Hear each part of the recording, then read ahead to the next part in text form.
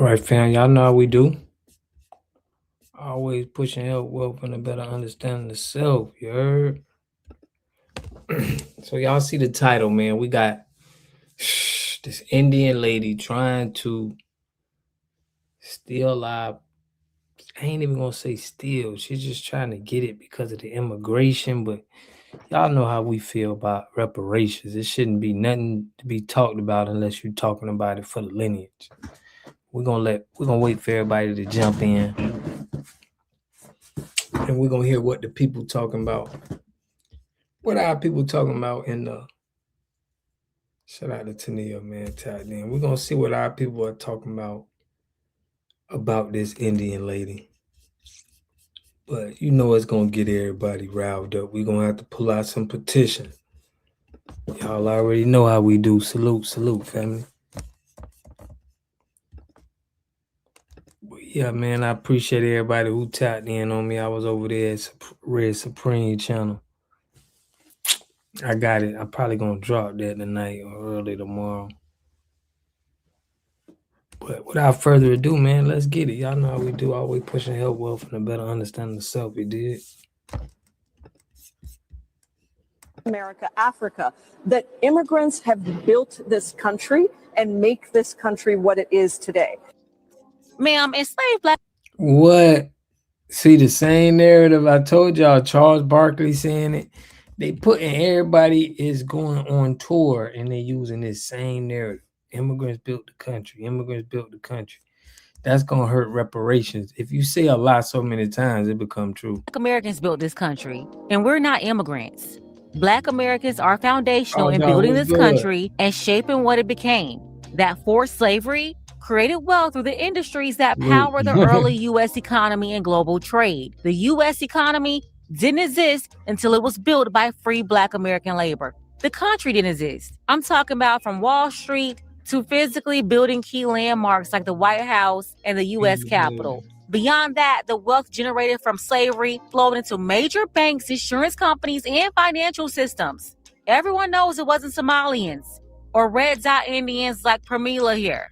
But this scammer is trying to tell us her people built the U.S. all the way from India. She's been running around saying this for some years now, including stomping for reparations. She's asking for the U.S. to pay reparations, not to the descendants of Black American slaves. She's saying this country should pay reparations to illegal immigrants that broke into this country. And we are going to have some form of reparation. Shay, what's good, family?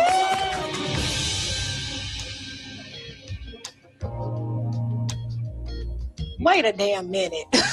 Wait a damn. Yeah, she said we need to pay them. And then we also need offensive actions around prosecutions. We need real accountability because at the end of the day, the people that have been inflicting this harm need to be prosecuted. They need to be brought before us and they need to be held account for the trauma that they have created. And we are going to have some form of reparation for the kids and the families that have been traumatized through all of this. You talked about how there's no supports for people even once they're released. We need to make sure that we are funding that kind of work to continue to provide relief. Yeah, this lentil bean head lady just said Democrats need to take over in the midterm election to pay reparations to illegal immigrants, not Black Americans that's been voting for them 92%. They want all the Blacks to line up and put them in office so they can give reparations to illegals. Look at them. They're not trying to do anything to help us. They're loyal bloc. Instead, they said, forget Blacks. We're going to help these other people. Listen here, Patel. My people went through slavery, Jim Crow, and all kinds of stuff, and you never once supported reparations for us. But now you think y'all deserve reparations? She said, listen here, Patel. I got a lot of Patel's water treatment systems, man. That's crazy. Patel's be having that check too, boy. For illegally coming into the country and facing the legal consequences? You really think y'all about to... Let me tell y'all something. Even the Chinese people that's in the politics, even the Indian people, this is all by design. These countries know that. They literally working for other countries. in all our business. Skip all over us and ignore us, you gotta be out of your mind. And we are going to have Like, some hold on, what's form good, family? of reparation. And listen, this Pramila Jayapal lady, this is not her first time saying this. She's been fighting for reparations for at least the last 7 years for illegals since she's been in office.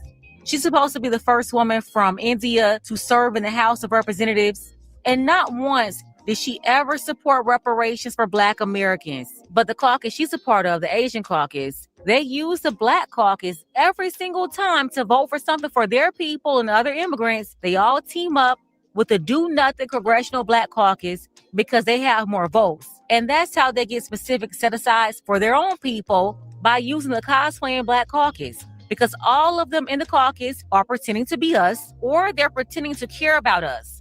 All of them. Everybody in the Congressional Black Caucus is pretending or they robbing. It's either one or the other. This isn't binding. Salute, Abria. Salute. In the building. Got everybody tapping in, man. Y'all know the late night show. The Black Americans and the Black immigrants. None of them care about Black people. But they're holding positions in the Black caucus, not to fight for Blacks, but to assist everybody else with their agenda. Look at her talking to another cosplayer, Joy Reid, telling her this all the way back in 2019. It's 2026 now. Everything about this family separation policy, this zero humanity policy, was so wrong. And I really don't know, first of all, how we fix what we have done, but then also how we make reparations. I mean, these kids are traumatized, and the parents are traumatized. And we know from psychologists that that is real trauma, lasting trauma. And you see how Joy Reid agreed with her. Funny how that same Joy Reid was against Black Americans getting reparations all them years and was calling Black people bots, making herself an enemy, but now she's cosplaying once again. Them people fired her from that network, then she came crawling on YouTube, now flipping the script. On the go, Miko, what's good, family?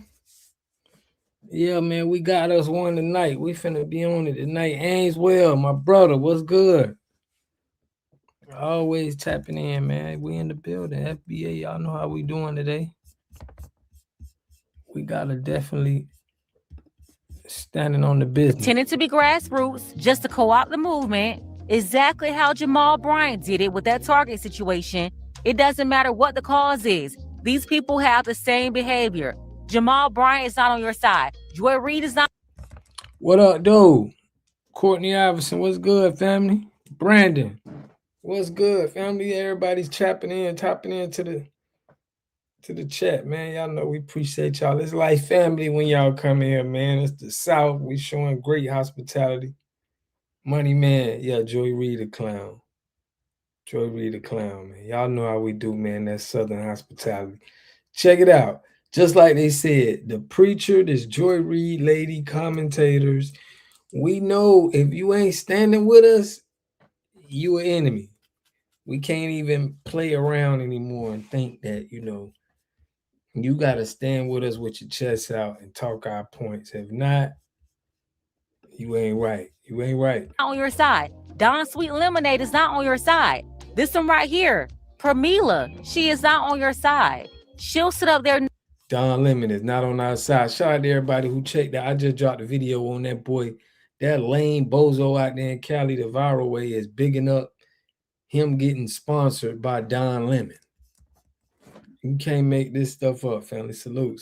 But yeah, weirdos out Next here. to the Somalian Omar lady and lies saying Somali people built this country and her people from India. Somalia, India, immigrants have built this country. She'll come lying saying they built this country.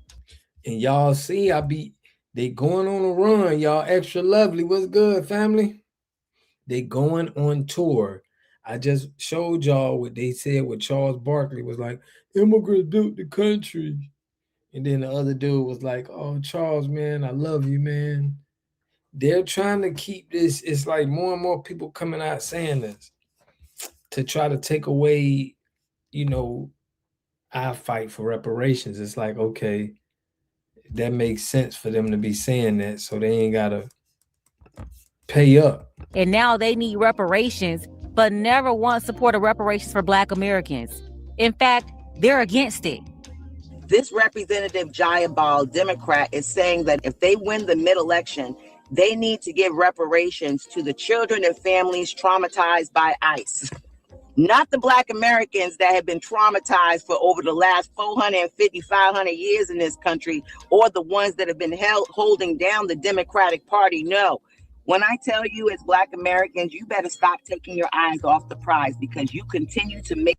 And just because she said that we should not be at no damn Pakistan corner store, any of them Indian corner store, because listen, we gonna hold all of them accountable. You feel me? There's no way we should be in their corner stores, family. They'll rather illegal immigrants to get money over us. That's why you're here like that, you know. Captain Private, what's good, family? KG in the building, man. KG was here with, man, it was what, 1,000, 2,000 subs. Salute to you, family.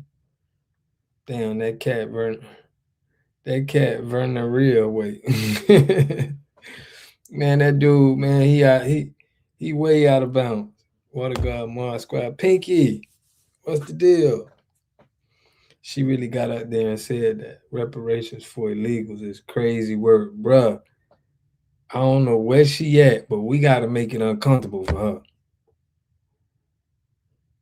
I got you, Captain, for real. I'm going to get your tools up. I'm going to have you with the toolbox soon, family. We have friends. FBA should not be riding with them Dems at this point. Big facts, man. At all, we shouldn't be riding with them. That's like a slap in the ancestors' face right now. Democrats and everyone else out here think that we good. Black Americans is good, y'all. We need to focus on a whole new group of people here that have not even bought into this, paid into the system like we have. This is so disrespectful. Number one, who's going to pay for them reparations? Because it damn sure wouldn't be Black Americans paying reparations to people who came here hundreds and hundreds and hundreds of years after us and ain't been a slave nowhere up in here. Nowhere. We're the ones that was picking cotton for free. We're the ones that built this country for 400 years for free. We are the women that were being legally in this country for centuries. No one else. How damn disrespectful of you to even talk about reparations for anyone other than us. This is what I'm saying about Black folks. We got to stop. We are letting people disrespect our ancestors. For this lady to even open up her mouth talking about reparations for anybody else in this damn country, she must be crazy. Where's Roland Martin? Where's Joyanne Reed? Where's Tamika Mallory? Where all y'all at? Y'all was so mad at Nicki Minaj, but you ain't got nothing to say about this woman saying immigrants deserves reparations before us. Good. That's why I say it's fake outrage. Everyone should be mad as hell about this right here. I wish y'all would. You would never get another damn vote from me ever again. And not just for slavery alone. There's been several Black American communities, successful Black American communities that been burned down, destroyed, and the land being distributed amongst white tea people that they enjoy until this day. Virginia, I want to say there's an island outside Virginia called White Man's Paradise. It's somewhere in that area where those white people ran Black people out of the island and took their property and redistributed amongst other white people.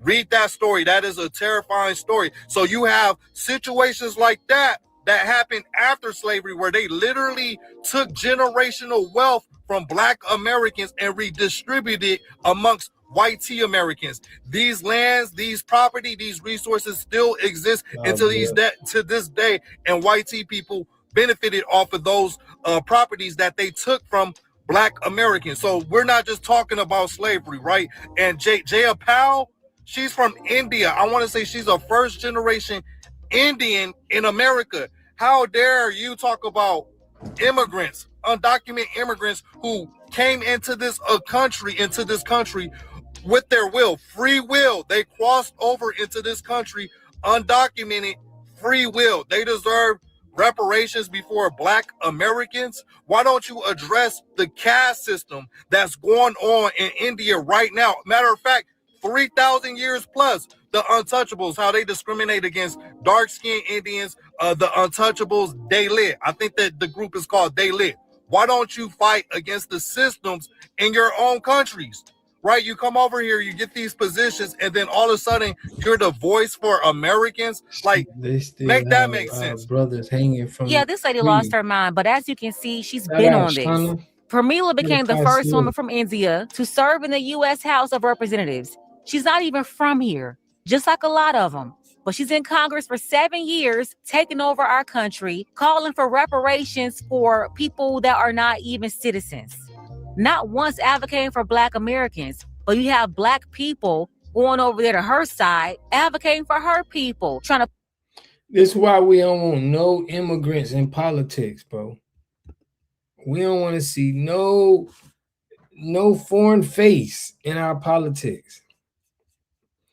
Shout out to Ursma, man. What the file? I appreciate that. Ursma. Chicago minority immigrants talking about our enslavement. Allegedly, they have slaves in India now. Allegedly. Man, appreciate it. Yeah, we can't we don't want no foreign looking faces here, period. Put their lives and telling other Black Americans to do it too, put their lives on the line for these people. So we have the Black caucus here. They're also not advocating for Black Americans. They're advocating for her people too. And at the end of the day, like I've been saying the whole time, Black people got to do something with this Black caucus. All of them need to be lined up and thrown out. They are useless. They are not doing anything for Black Americans, yet they're trying to represent Black Americans in the Black caucus, in the U.S. Right. And this woman here, her Caribbean caucus, we still pushing the petition. Yeah, we're gonna get them up out of here. I can't wait till the midterms because we really gonna be cooking and heating, but I'm steady dropping videos, but around that midterm time, I'm gonna be really going here on them people. The whole world against us, for real. They standing up there looking like agents. For real, man. These are the real house Negro. The definition of house Negro should be both of these two. They've been around the slave masters for the longest. They've had more lunches, dinners, sit downs with these YT higher up people, these people here, than anybody in history. Ain't nobody sat next to the higher ups like these two did. For real, fam. That's why they was sitting in there so long. They've been in that position since the 80s, fam. Put bullfrog. For real though, family, we got to get them up out of here.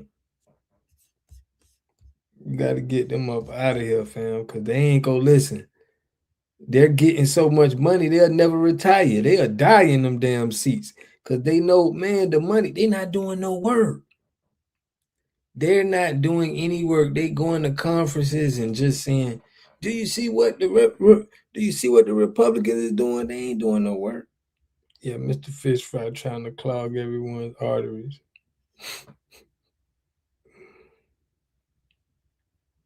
See why we see you on mute for hella long.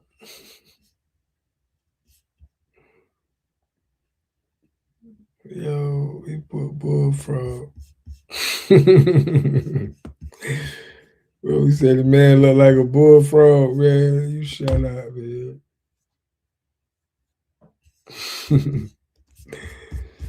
Yeah, Mr. Fish Fry trying to clog everyone's arteries. Yeah, man. Listen, we ain't going though. We are not going. Salute, Aaron. Them get in power, we are cooked. For real, them get in power, man. We might have to start stomping the White House. James Clyburn refused to bring HS 40 reparations to the congressional floor. Yeah, that's crazy. Money man, what it do? DC in the building. All right, y'all. So we got them. Check this out. Now we got this what the family and everybody talking about when it comes to this lady. Check this out. This is exactly why the Democrats are bleeding Black votes right now, and it's only getting worse by the day. Just this week, the United Nations passed a resolution declaring the transatlantic slave trade the gravest crime against humanity and calling for reparations. America voted no, along with Israel and Argentina. They said slavery does not deserve that recognition or reparations for the descendants of those who built this country. But here comes Congresswoman Pramila Jayapal, a prominent Democrat, holding a hearing today and openly demanding reparations. Openly demanding reparations. Shout out to Kamal. Salute, bro. Man, this is crazy. It's gonna be a lovely spring, y'all. Yeah, man, we gonna be we finna give them politicians hell. Clyburn said you're not getting no reparations. And had an attitude. Oh yeah, I can't wait to put that pressure on him. Not for the descendants of American slaves, but for illegal immigrants. She says they deserve reparation because ICE enforcing the law has caused them trauma. Let that sink in.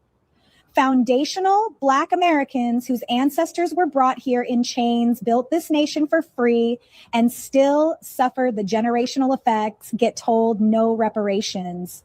But people who broke the law to come here illegally, they get prioritized for reparations. This is not just tone deaf. This is disgusting. This is disrespectful. This is a slap in the face to every Black American whose family paid the real price in blood, sweat, and tears. And Black voters are waking up. We see they actually don't value us, and who is willing to throw us under the bus for open borders and new voting blocks. I'm outraged. You should be too. This Representative Jayapal, Democrat, is saying that if they win the mid-election, they need to give reparations to the children and families traumatized by ICE. Check out this video of this representative who says that we need to have some type of reparations for the people who are traumatized by ICE. We also need offensive actions around prosecutions. We need real accountability because at the end of the day, the people that have been inflicting this harm need to be prosecuted. They need to be brought. She do look like Kamala Harris' mama, right? Look like she related to Kamala Harris, the Indian reparations lady. I don't want y'all to get caught. That woman lied. The representative reading the U.S. response said that who were distant relatives weren't getting reparations. I'm with you, as well you could. For us, and they need to be held account for the trauma that they have created, and we are going to have some form of reparation. Why is everybody all of a sudden now talking about reparations? Reparations this, reparations that, like just tossing the word around like it's nothing, just diluting the whole idea of reparations. And this is the reason why people are starting to see that the Democratic Party is not for Black Americans at all. The Democratic Party has never been in our favor. They will prioritize and give everything to everybody else, every other minority group, POC, that comes. I think them little hats is just having people do it. I don't even know. I don't think they even think about pissing us off. I just think they got to do it for business because we're going so hard. And who better to get an Indian lady a damn tether from India, to throw her out there. Let me throw her out there and see if, it'll stick. We just going to eat her up. Over here, whether if it's illegally or legally, they don't care. As long as they will do anything for them, but won't do nothing for us. Because when have you ever heard a Democrat talk about giving reparations to the descendants of chattel slavery in America? The only people who actually would deserve the reparations. Why are you talking about reparations for people who are traumatized by ICE, by immigration enforcement? Reparations for that? I really want y'all to really see these words. Y'all saw it for yourself. Those words actually came out of her mouth. She said there should be some type of reparations. That's basically what she's saying that they would go for if they win, I guess, whatever the next election. She's a representative. So she's talking about reparations for people traumatized by ICE. Ain't mentioned none of them ain't never mentioned reparations for Black Americans or doing anything. They know that they could not set a Black person up to say that. They couldn't put a Black person or a white person it probably would have been some real problems with them people doing that. You know, they tried to put somebody who got no skin in the game. You know what I'm saying? For them to say it. Substantial for our community. I really want y'all to really absorb this. So let's start with a quick question, because you know I'm way too mentally unstable to be dealing with this right now. Democrats, are you fucking dumb? Here we go. This is being reported by the HuffPost. House Democrats call for reparations for children and families traumatized by ICE. So Representative Premilia Jayapal, a Democrat from Washington, on Friday called for federal reparations for the children and families who have been traumatized by U.S. Immigration and Customs Enforcement officers amid the chaotic and lethal enforcement of President Donald Trump's immigration agenda. Jayapal made her case during a congressional hearing called Kidnapped and Disappeared, Trump's Attack on Children, which focused on the nationwide ICE deployments and the need for defensive reform to prevent federal agents from continuing to inflict emotional damage. That's what she said this shit is, emotional damage. And she says that, and then we also need offensive actions around prosecutions. We need real accountability, because at the end of the day, the people that have been inflicting this harm need to be prosecuted. That I actually do agree with. It says she continued to say they need to be brought before us and they need to be held to account for the trauma they have created. And we're going to have some form of reparation for the kids and families that have been traumatized. So they're actually saying that the number of children in immigration detention has skyrocketed. Federal immigration agents arrested more than 3,800 children between January and October 2025, per the Immigrants Rights Clinic at Columbia Law School. And that was another analysis they did by The Guardian. So that's where they're getting the numbers of the 3,800 children. So Jayapal on Friday called for these for-profit immigration detention centers to be abolished. And, you know, and I agree with that to a certain extent, but she is absolutely batshit crazy when we have Black people in this country who have not been awarded or given, I'm going to say, any kind of reparations. And we just saw the vote from Tania, what's good? What's good? All of the countries that happened overseas, and the United States was one of the countries that said no, slavery should not be categorized as one of the worst atrocities in history, and that no, you know, African Americans or those of African American descent should not be given reparations. So let's just go over a really quick list here, just to remind everybody who the United States did pay reparations to. So my screenshot is over here, so I'm gonna be looking over here. Here we go. So 1971, the U.S. paid $1 with a billion plus 44 million acres of land to Alaska natives for a land settlement. Here we go. 1980, the USA paid 81 million to a group of Native Americans in Oregon. I'm not pronouncing the names because I don't want to mispronounce the names of these tribes. 1985, the U.S. awarded 105 million to some Native Americans in South Dakota. 1985. At you, fam, man. I wish you better feeling days, man. Yeah, hopefully it's just something that'll just go by. You feel me? But yeah, not feeling well is never a good thing. For real.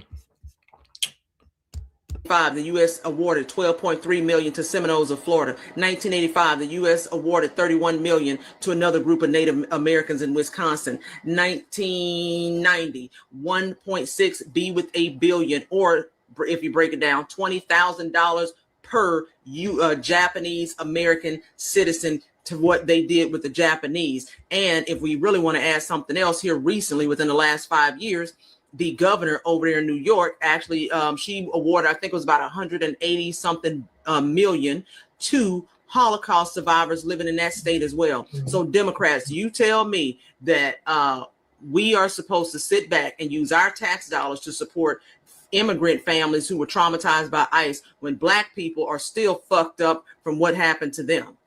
That's why we have this group of violent YNs that are out here just mad as shit and just crazy. I'm gonna just say it, because our atrocities were never recognized. And again, we are well aware that for some ungodly reason, every other demographic hates Black people.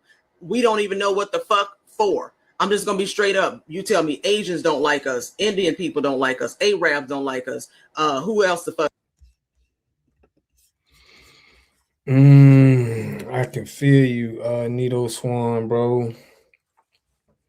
On the dialysis family.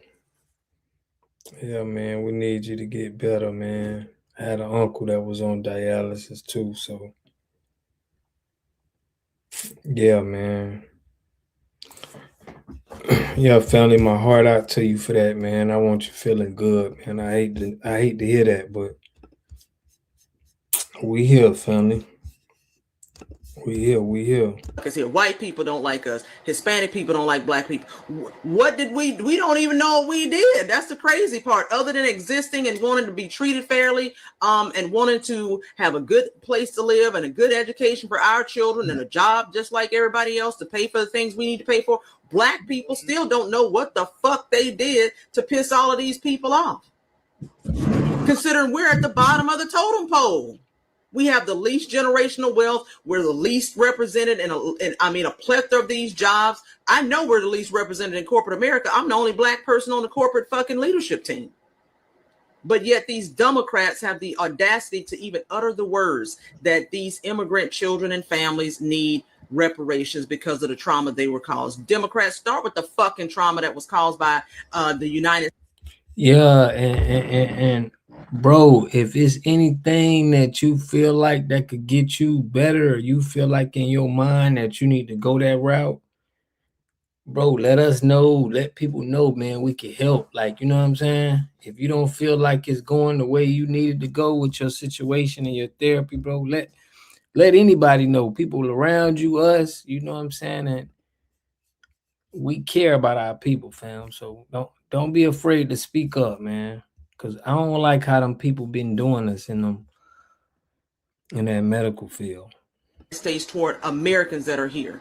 Because I trace my lineage. I know my family came in through North Carolina. So anywho, before I get further on a rant here, so this is, I'll put this link in the description for those that would like to read this article in its entirety. And let me show us really quickly this Democrat who suggested this. This is her. Just so we can put a face with a name. That's all. Queen G, you good? Queen G, you good? Long as you good. I appreciate you for tapping in. Yeah, Niso Swan, bro. We love y'all, man. We for real. We gotta stick together. I got Barack Drama in the building, man. Let's hear what Barack got to say. We ain't hear from Barack in a minute. Let's get it. Barack Drama, what's good, family? What's up? I don't know who this lady is, but she's dead on. I agree with her 200%.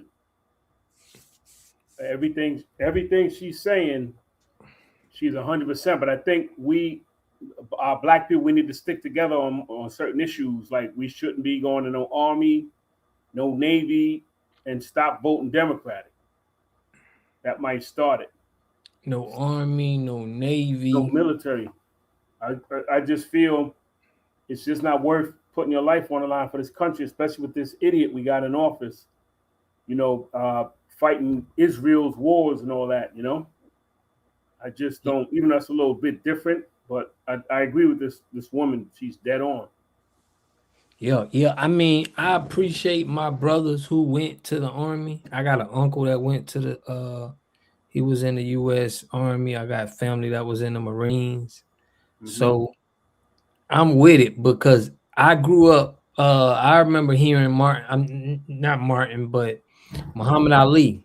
Muhammad Ali was the first one to make me feel like, yeah, why would I want my people going over there to fight? But I do respect our people that been over there doing it. You get what I mean?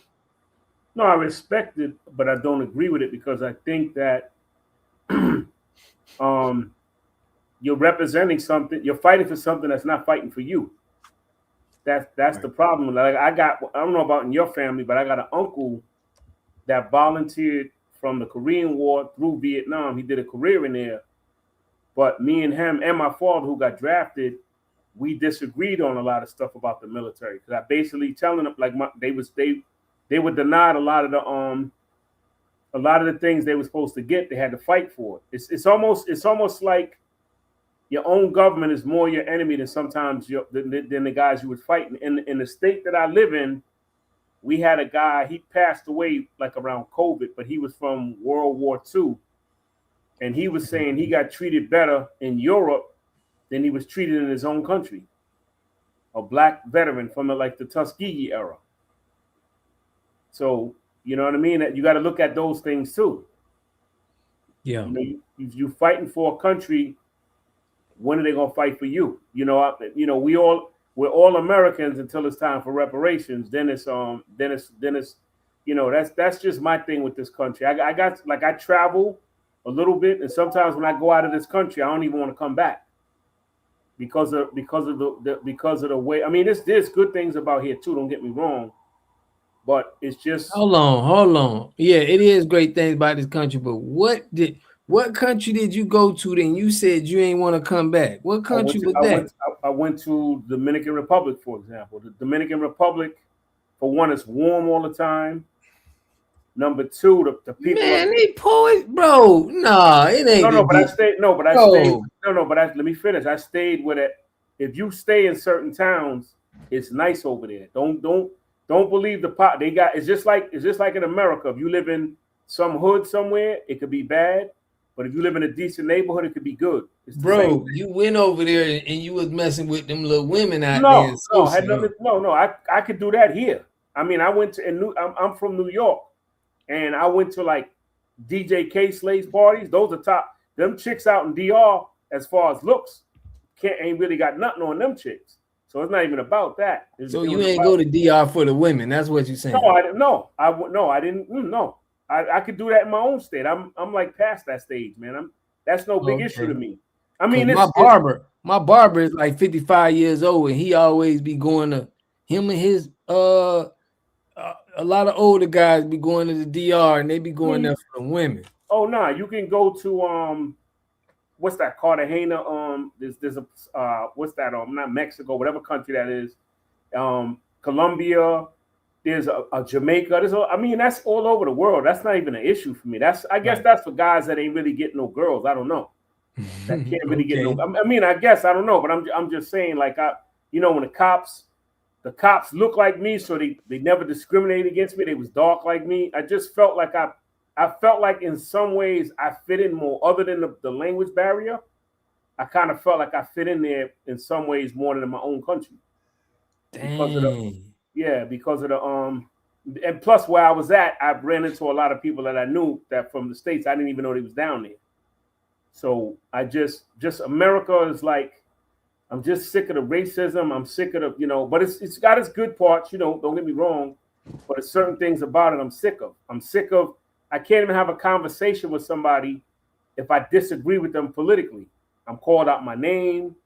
I'm called what do they call me? I'm called a leftist.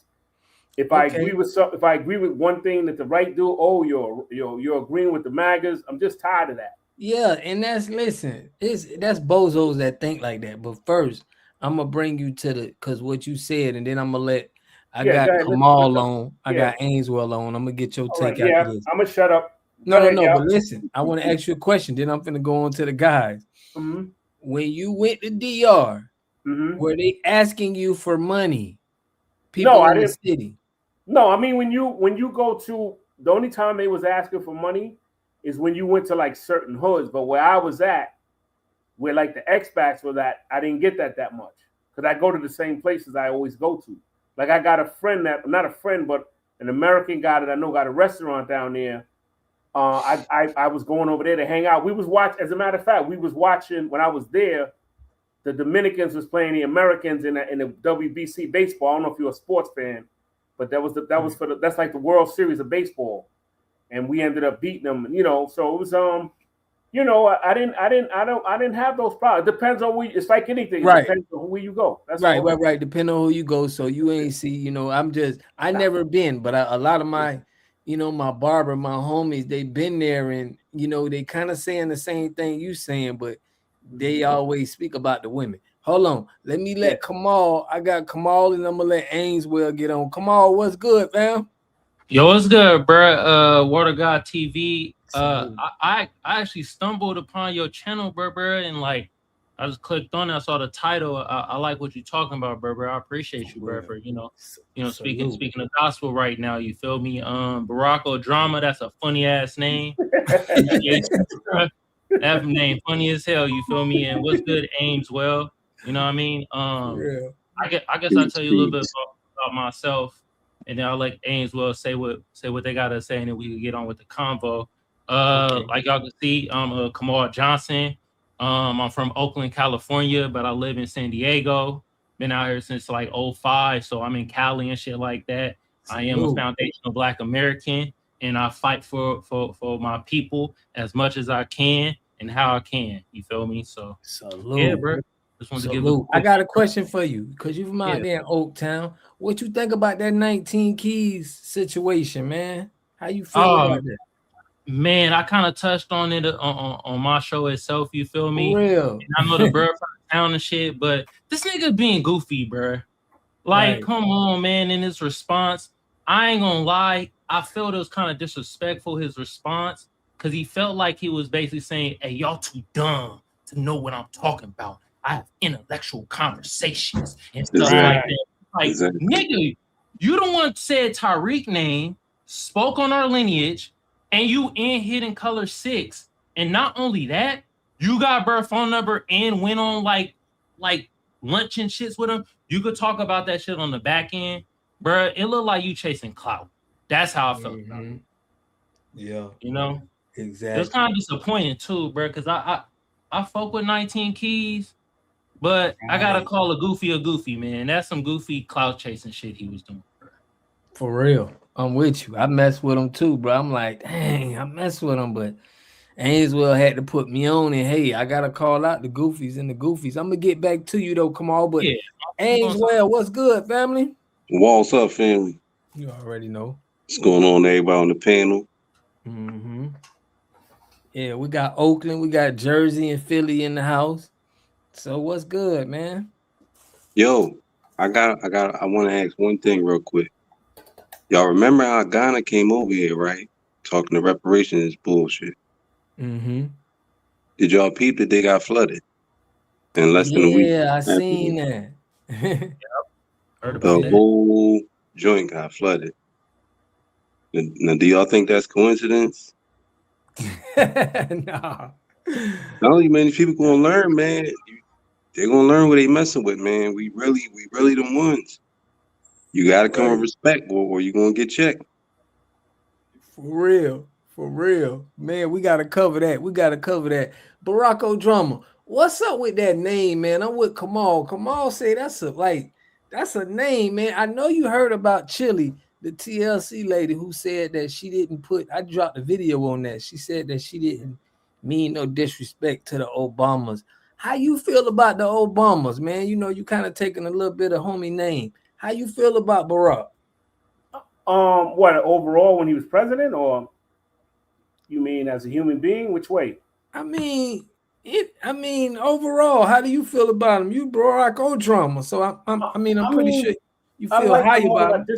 I liked him more than I disliked him. The only thing I'll say about him, I just feel that the gays benefited from him more than anybody else. That's the only thing I can say about him.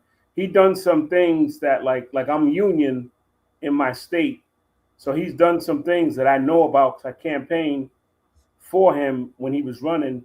He done some things that was pro-union, and he also done some things where the average American, black and white, benefited. So overall, he was all right. It was a little bit of a disappointment because I feel like we didn't get much out of him, but I got nothing bad to say about him. Okay, you got nothing bad to say about him. Let me hit with Kamal.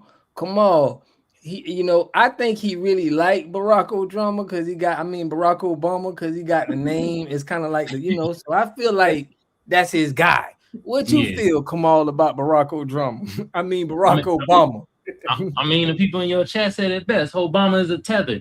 That motherfucking king. Oh, sorry, is this PC? What type of panel? Yeah, man.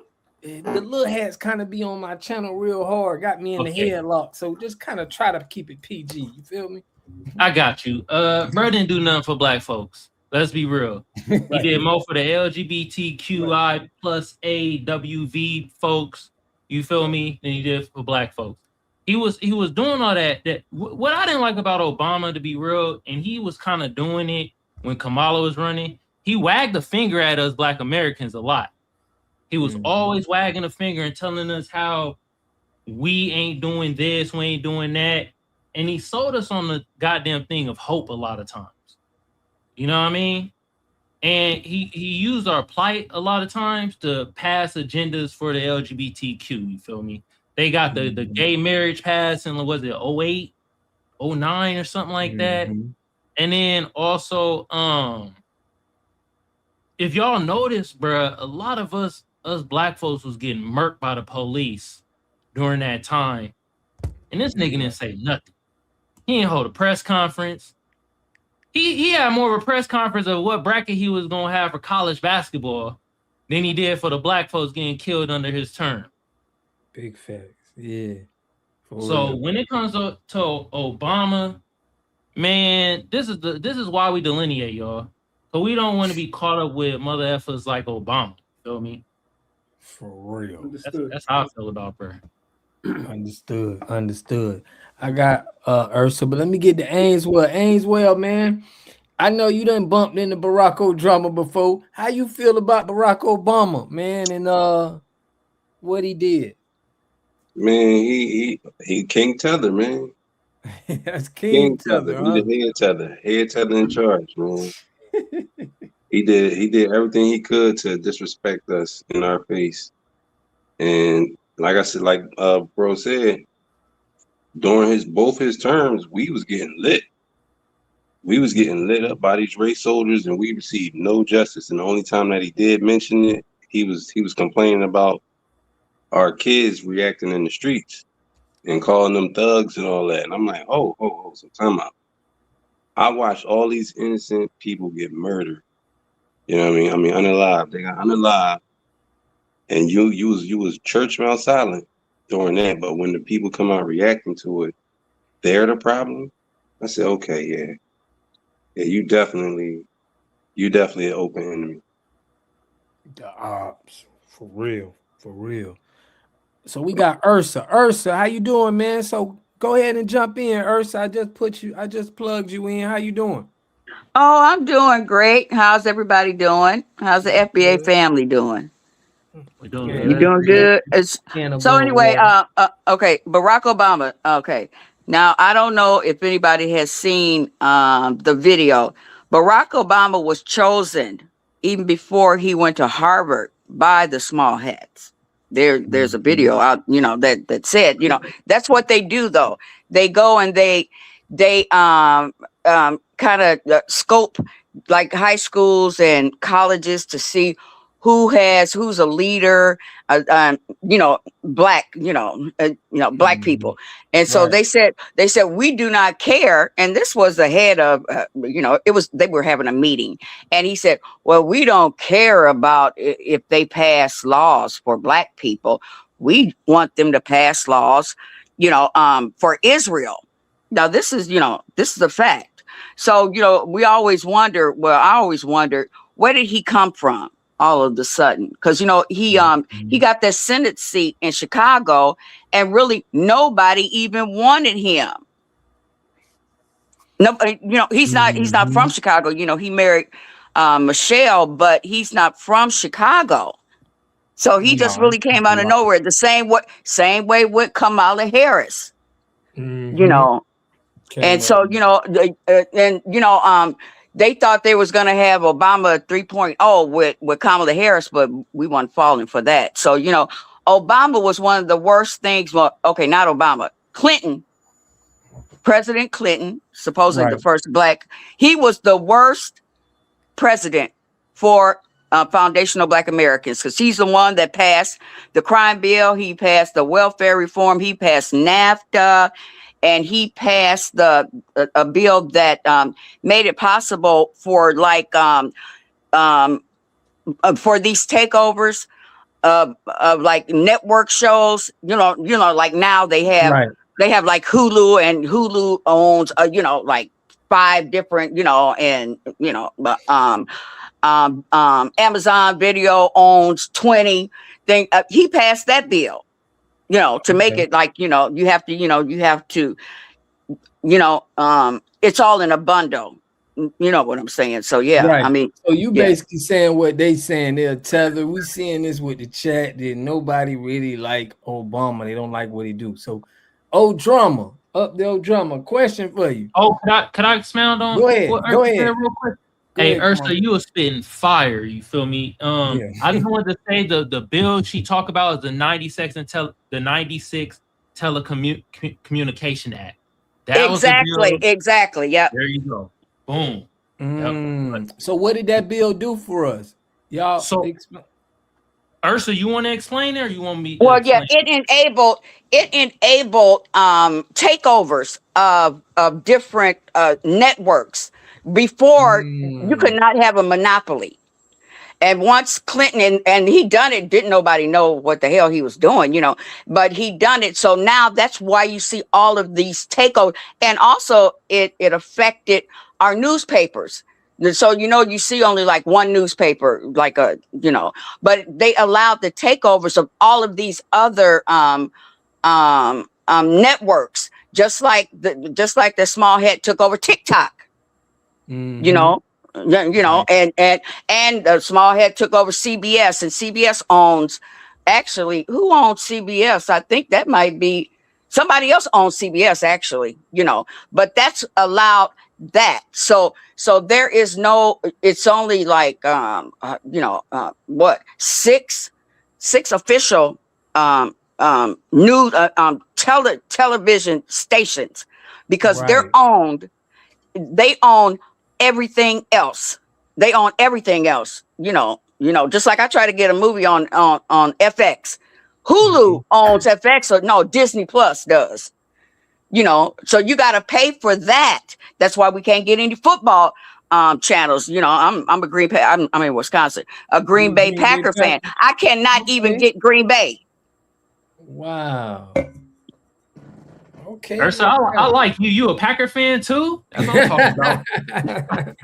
Hey, I like anybody. I like anybody that wins. I like the North Carolina, whatever. They got a good old uniform. I like the colors. No, anyway. Right. Yeah, I am a Packer fan. Yeah, I am. Yeah.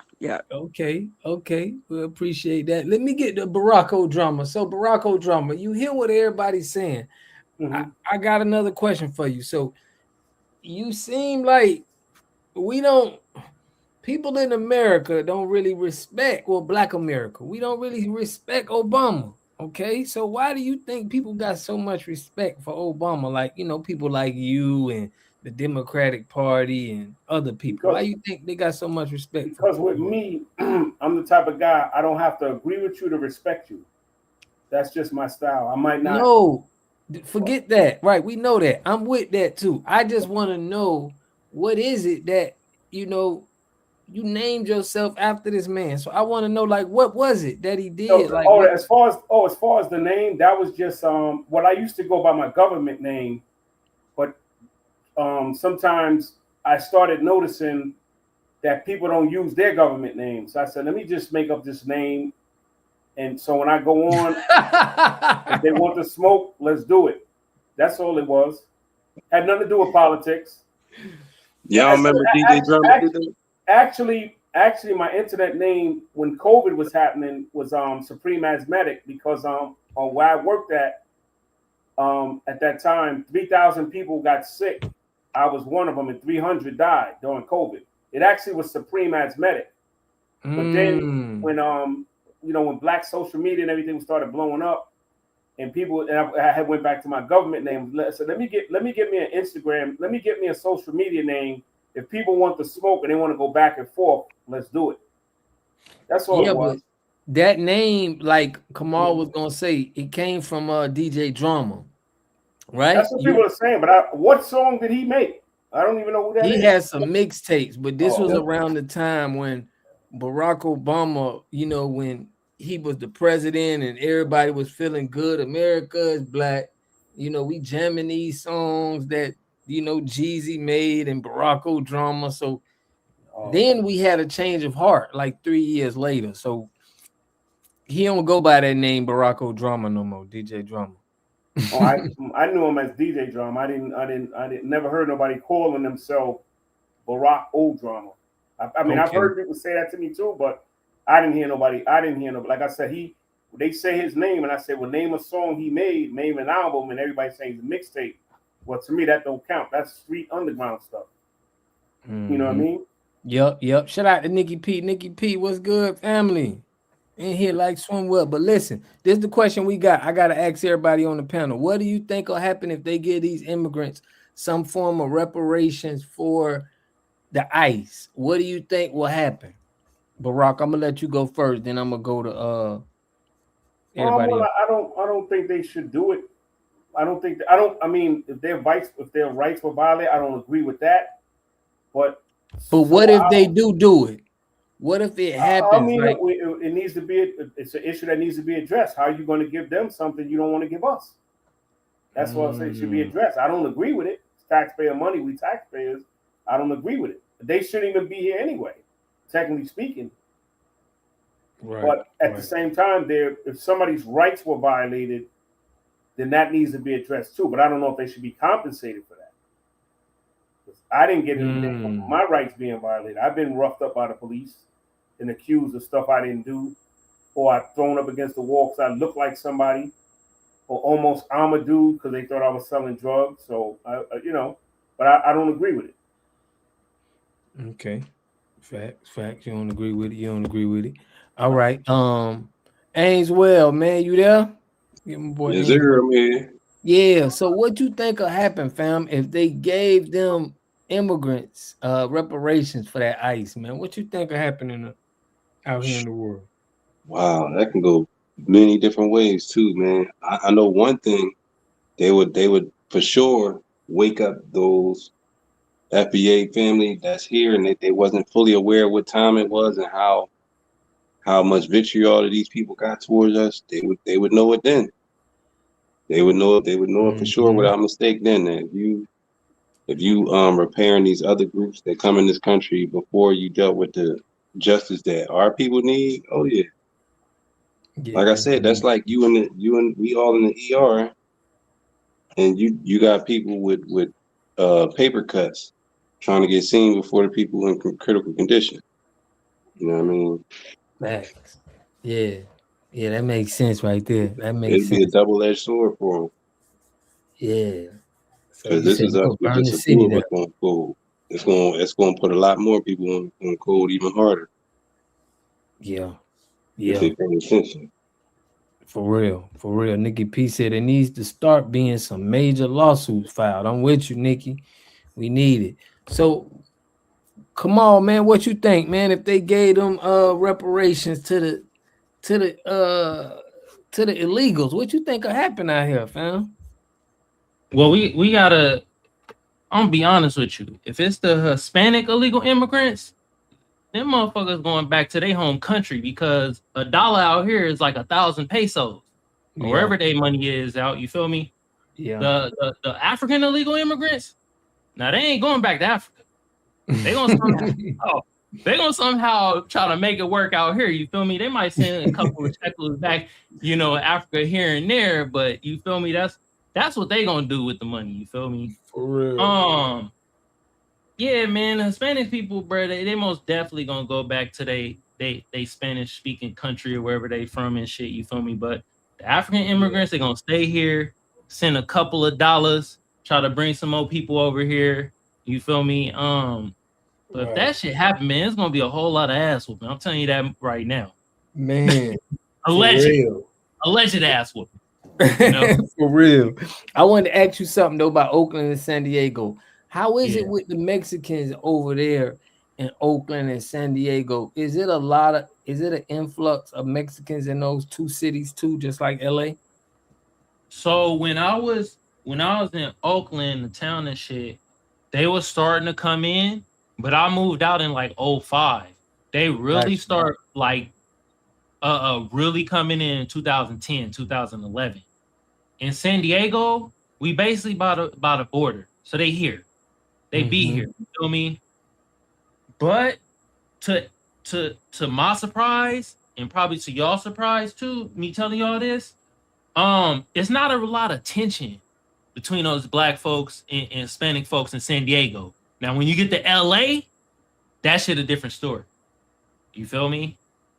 Mm-hmm. So that's just how it is. But I will tell you this: they did F us over with the whole job thing, and I got caught with it too, with the whole like you need to speak Spanish or prefer bilingual. Man, they got us out the paint with that shit. Yo. Damn. That's Man. crazy. So in SoCal, there was a lot like that. In NorCal, not so much. You feel me? Right. Damn, that's dope. Okay. So now I'm seeing somebody in the chat put Oakland like 40% Mexican right now. Yeah, I'm telling you, from I want to say 2010 to 2011, Hispanics, Mexican jumped up from like 20% to like 40%, like somebody said in the chat. The shit just ramped up like crazy. That's crazy. Yeah. So I want to get to Barack O'Drama, man. You've been out in Puerto Rico. You've been out in the Dominican Republic. How you feel, man? You feel comfortable with your Latino neighbors, man, and kicking your feet up with the Latino women? What's good? No, I feel like I'm the original man. I feel like everything comes from me.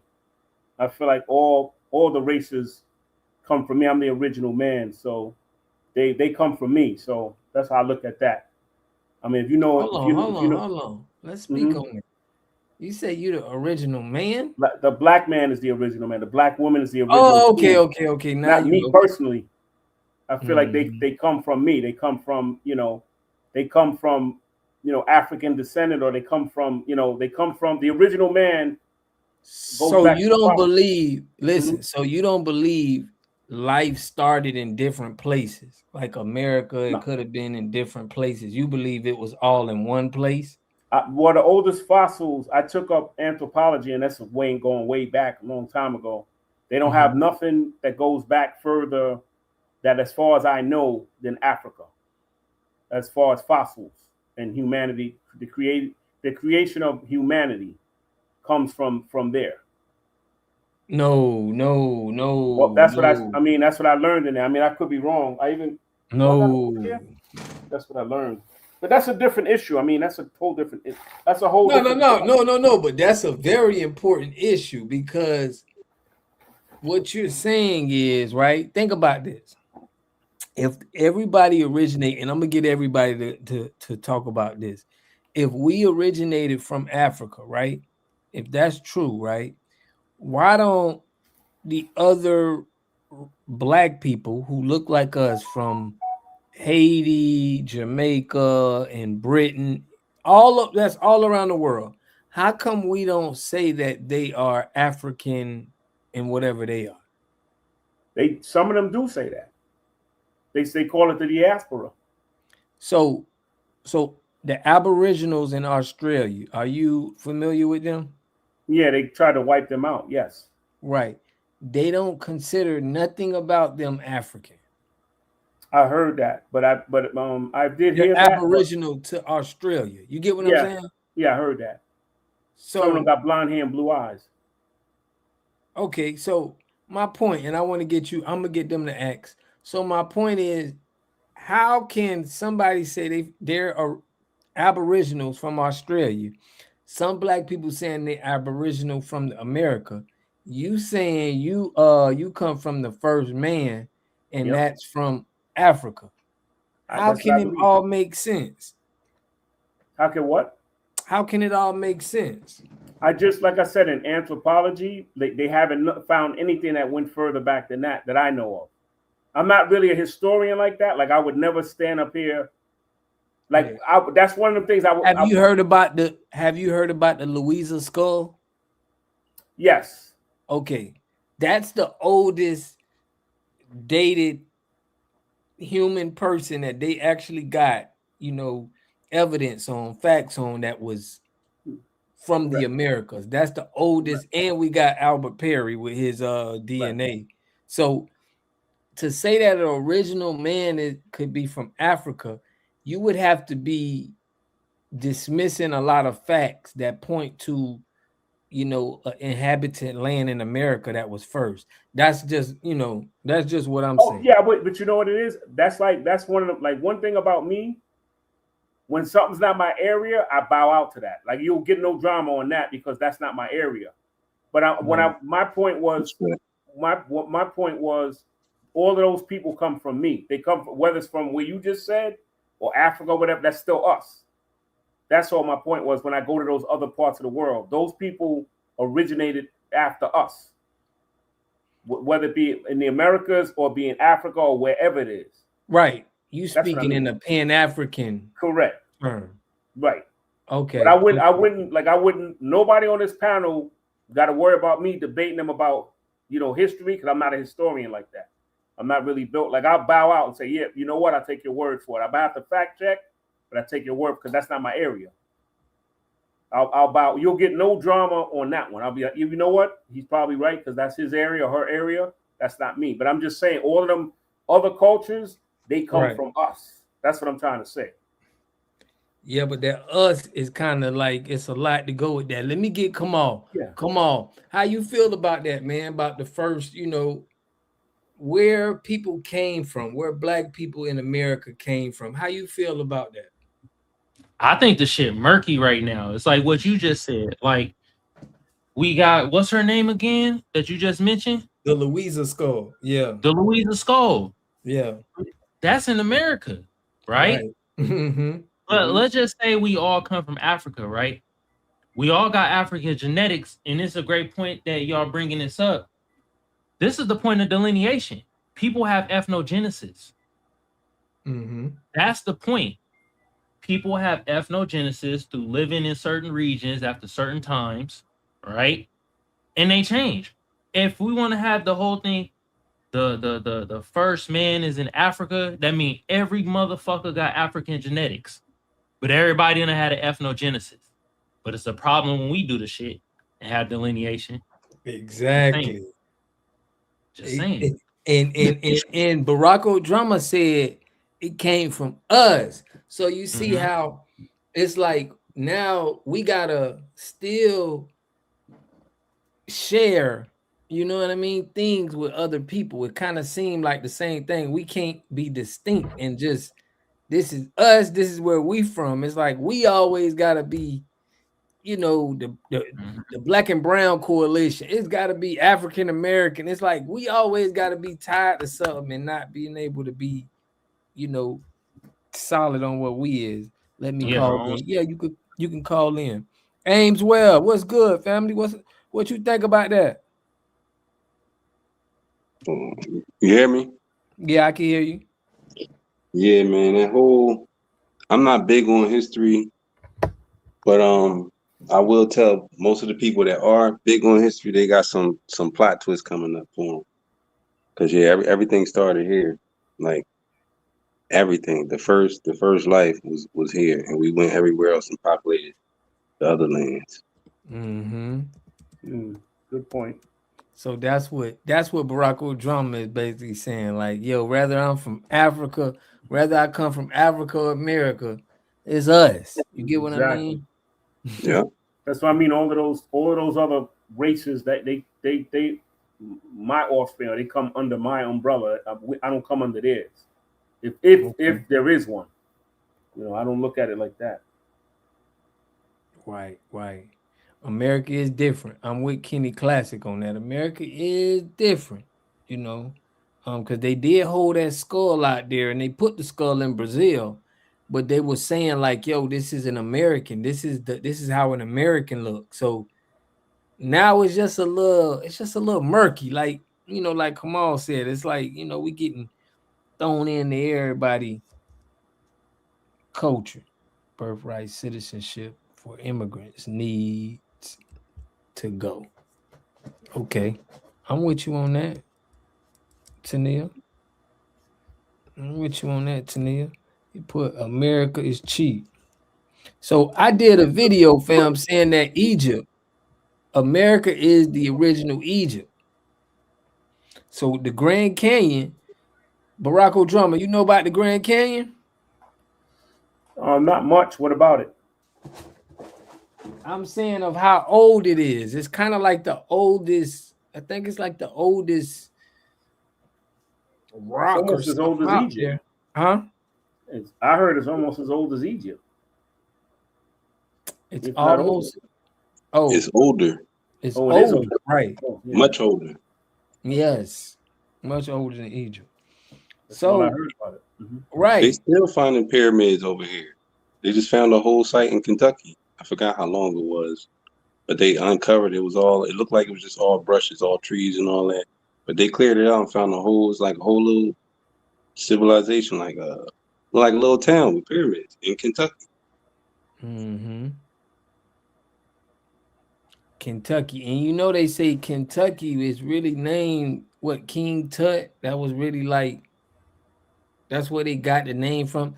My point is, Barack Obama, have you ever experienced and learned something now that you like, dang, they've been teaching this the whole time? Because I'm running across that a lot. A lot of the stuff they was teaching like in school that, you know, now that I'm doing my own research, I'm like, this can't be true. What have you found out that you're like, dang, you know, this ain't even true and this is true? Just to paint the whole thing with one brush, that the whole school system was a lie. The whole thing is a lie and twisted and whitewashed. Right. So it's whitewash, is twisted. So how can you be so confident and believe that we came from Africa then? Like, if you know that, don't you question everything, or do you still, it's stuff you still believed in that they taught you? No, they taught us that in school. I still question it. But like I said, no matter how you look at it, no matter where it is, I still came first. No matter what part of the world it is, whether it be the Africa, the Americas, or wherever, Europe, we are the original man. That's my way of looking at it. You saying a melanated man is the original man? Is the original man. That's whether it be Africa, Europe, wherever, we are the original. Okay. Caucasoids and all the other races and cultures come after us. Okay. That's what the school system didn't teach me that, but that's what it's saying. Okay. The school system ain't teach you that. All right, Kamal, I wanted to ask you that question, man. Was it something that you thought that was true before, and then you found something out and you like, man, this ain't even true, and I believe this? Have you ever felt like that? Hell yeah. I mean, I just watched the panel talked about it right now, that we all came from the goddamn slave ships. That don't make no goddamn sense. Like, I'm trying to wrap my head around the number from 1790, it was like 400,000 to 1865, jumped to 4 million. Nah, that don't make no goddamn sense, y'all.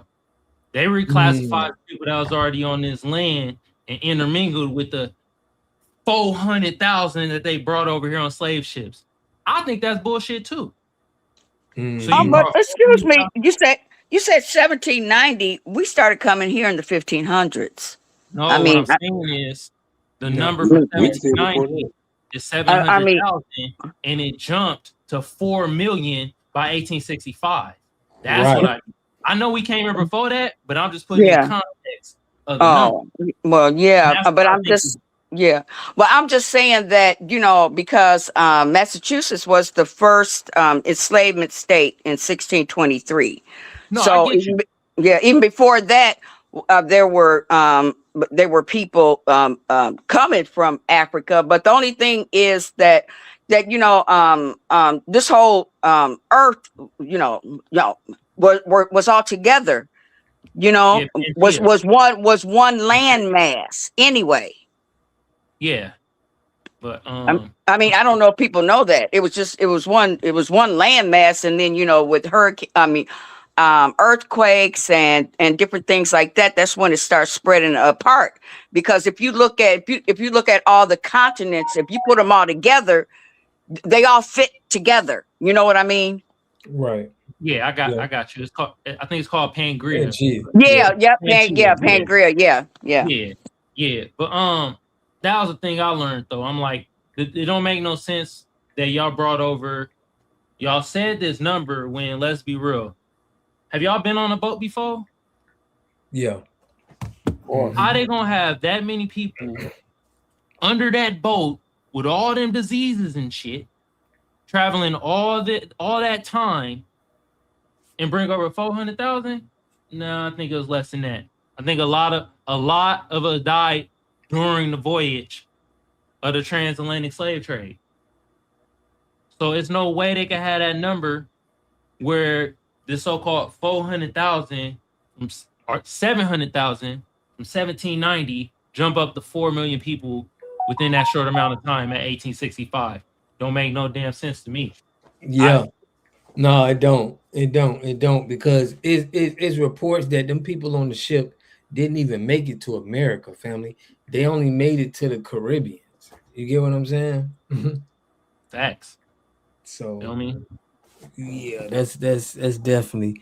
But let me get Ursa on this. Ursa, so what was it that you learned, Ursa, that you found out that you thought was true, but then later you found something out and you realized that it wasn't true anymore? Well, okay. Now, I traced one of my ancestors to New Amsterdam, which is turned into New York in 1698.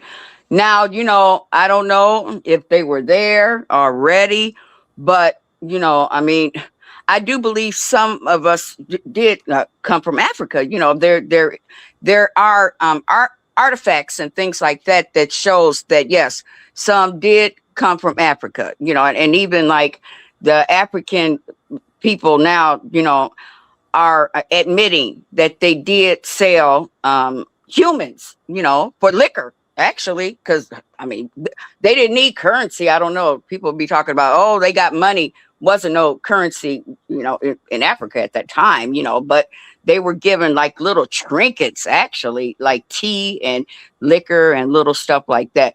But I believe that we have been lied to.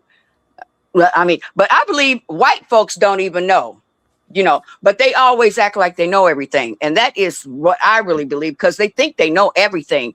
And we've been conditioned to believe whatever it is that they say. I don't think they know, because some of them think the earth is flat, like you can fall off the face of the earth. You know what I mean? Right, right. Let me interject with this, because you said that you think that some of us came from Africa, right? Where do you think? I believe that, because there are artifacts that show that, but I do believe that white people do not know. They don't know. They don't know. Right. They might not know. Okay, but where do you think white people came from? Well, okay, now this white and black thing. Now, I mean, the earth. Well, I believe in the Big Bang theory, because everything that's in the universe, all of our minerals is in our body, and we're like 90% water, and we did come from the water. So anyway, white people are just just a product of the environment. If you're in the northern hemisphere for like millions of years, you're gonna be light, and your hair's got to grow. But we've made it into this whole, this whole white supremacy thing. And if you're in that type of environment, you have to use your brain to, like stay warm and make different tools and things like that to survive. Now people in Africa, hey, they're in 90-degree weather. They free as a bird. They didn't really have to. They didn't have to make things like in the cold, like the northern, people that are in the northern hemisphere. I mean, it's all, who's that? Charles Darwin. Evolution. It's evolution. Okay. It's evolution, right? Okay, so you saying is white people got white from evolution. So what I'm saying is, did white people still come from Africa, like you saying? Are they still? I think people came from all over. I think people came from here. We have one landmass. I don't know if they're still teaching that. All of the earth land was one for like millions of years. And then over time, with hurricanes and weather type things, all of the continents just came apart. Like I said, if you look at right, yeah, but listen to this. So yeah. You agree that black people was before white people, right? Well, you know, I don't know. I really don't know about that because I don't, you know, for me, just studying, I believe in evolution.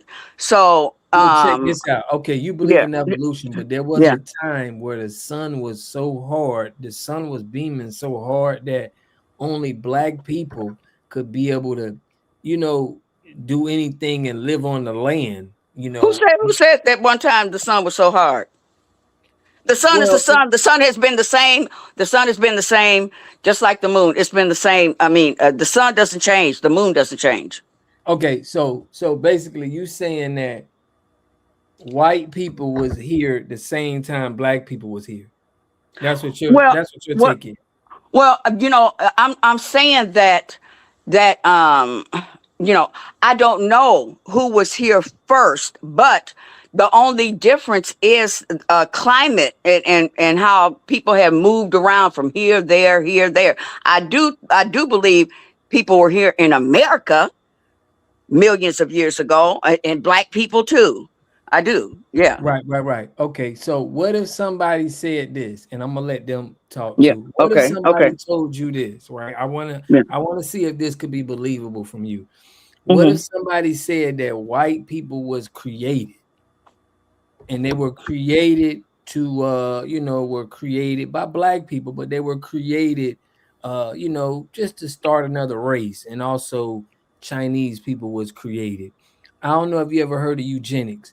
Do you think eugenics wasn't even around when people were, you know, and eugenics is not really you know, I mean, that's, but I mean, do you know how old the earth is though? It's like billions of years old. Right. So what I'm saying is you wouldn't believe that you can't, but you wouldn't believe that white people was created. No, I would not believe that. No. Yeah. Got you. Let me ask the panel. Barack Obama. Yeah. How do you feel, man? Could you believe that white people was created genetically modified? Yeah, they genetically modified. Yep. They in the Caucasus Mountains. Okay. Genetically modified, yes. Right. Okay. Let me get Kamal, man. Then I'm gonna go to Ainswell. Kamal, how you feel about that, man? Do you feel like, could you believe that white people was created, was like genetically modified? Yeah, but not no damn lab.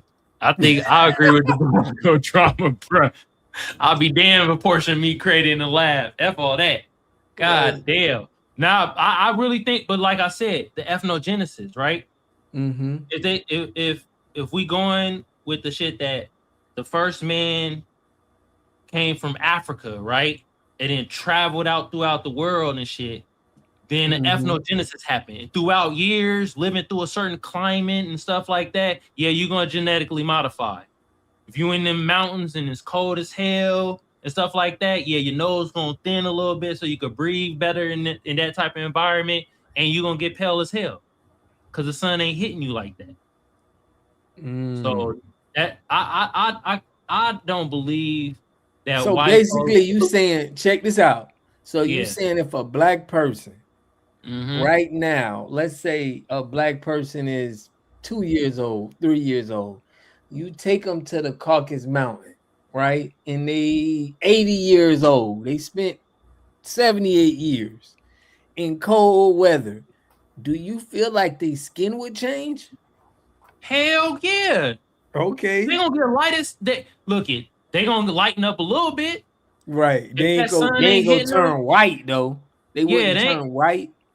Nah, they want to turn white. I mean, it depends. How dark we going? You feel me? If they hella dark skinned, then they ain't gonna turn white, but the skin gonna lighten up for sure. You feel what I'm saying? Right. I got one quick question. Yeah, what's up? Go ahead, Angela. Do we still got Eskimos today? Yeah, I think we still got Eskimos in like Alaska. Yeah, I can say yeah. Why they ain't give all like What you say? I didn't hear you. They skin, it don't look like they skin getting paler. Oh, the Eskimos? Yeah, Right. So you they look saying like like they did when animals they and started. stuff too. I mean, it is a polar bear, I think, does get white, right? They fur is clear, I think, and it just Yeah. reflects the snow.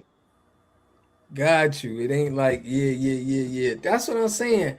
That's where I'm at with it. You know, a lot of people, I mean, it's factual that black people came first. We've been here for millions of years. They said the white people been here for like 5,000 to 10,000 years. This is from what, you know. So my point is, two things had to happen. Either black people had birth to a white baby, and then somebody had to say, hey, we're going to separate white people from everybody else so we can build this race up. You get what I'm saying? Because if a white person is around a bunch of black people, we not gonna have a big gathering of white people. You get what I'm saying? Yeah. So it had to be some type of strategy. Like, okay, we have a white, we got some white, you know, people, you know, from black people, but now let's make sure that we breed them and we can come up with a whole nother race. Like, I think this had to happen because if it wouldn't have, we wouldn't have a lot of white people. You get what I'm saying? So you think they created from labs and shit? I don't think they created from labs, but I think it had to be a separation. Like, because two black people can have a white baby, right? Yeah. We know that. But we would have to have a lot of white babies for us to be equal to, you know, to at least to have the population of white people. And that had to take staying away from black people or not, you know, not reproducing with black people, in my opinion. It couldn't have been like, yeah, I see y'all say albino, similar to that. So I feel like to create a white race, you got to separate them from black people and you got to let them reproduce at some point in time with all white people. You get what I'm saying? Yeah. Do you think, let me ask you this though, do you think over thousands and thousands of years, if you in a certain environment, would your genetics change from then? Because if they in the caves and shit, say for instance, right? African man, right? First man from Africa, then moved to the caves and shit like that, right? And reproduced, and throughout thousands of years of reproducing in that environment, would it change their genetics to be kind of had a white phenotype and shit? I don't think so, you know. To go up there, you mean they was already black and they went up there. That's what you're saying? Yeah, because that, if you think about it, that's what our theory is. The first man came from Africa, no matter if it's Pangea, whatever, it don't matter. Came from Africa and then spread it out throughout the world, right? And so a black African man had to go to the caves and stuff, and throughout thousands of years reproducing in that environment. Would that change the genetics to more like the white phenotype, or is that too far-fetched? I don't think you can get that. Because listen, how I understand it is having a white skin it is really a defect because you don't have the protection on the sun. So you get what I mean? Once you have a little bit of melanin in you, you know, you can work out in the sun without getting burnt and stuff like that. So it's something to that, you know, it's something to that. We can't, you know, I can't really call it, but it's something to that skin protection that is important, in my opinion. But I know. Ameswell, though, what you think, Ameswell? My bad, I got pulled away for a second. Oh, you good? Yeah. As far as the melanin and all of that, like even if you take us into the Arctic climates and all that, we might lighten up a little bit if we're not in the sun, but we're not going to turn white. I don't think it would take. I'm with you on that. I don't know how you can turn our skin white. I don't think. Listen, to be white, listen, I could be wrong, but to be white, they're saying that it's a skin defect. It's an issue. You get what I mean? It is a recessive gene. Yeah, it's a recessive gene. So what I'm saying is, I don't think you can have melanin in your skin and then you go somewhere. I don't care how long you are there, and the melanin is just gonna go away. You get what I'm saying? Right. Yeah, that's not how it works. Yeah, it ain't gonna work like that. But even back in ancient times, man, like it might seem like, oh, they didn't have the technology back then. These were some extremely intelligent people with what seems like super advanced technology compared to what we got now. Like we've been slow drip. This phone that you hold in your hand, this ain't the first time this planet seen those. Right, I heard about that. Yeah, even PlayStation. Because you finding Wi-Fi signals inside pyramids, the Bluetooth signal, like all these symbols that we look as normal today, been here before we realized what here was. You know what I mean?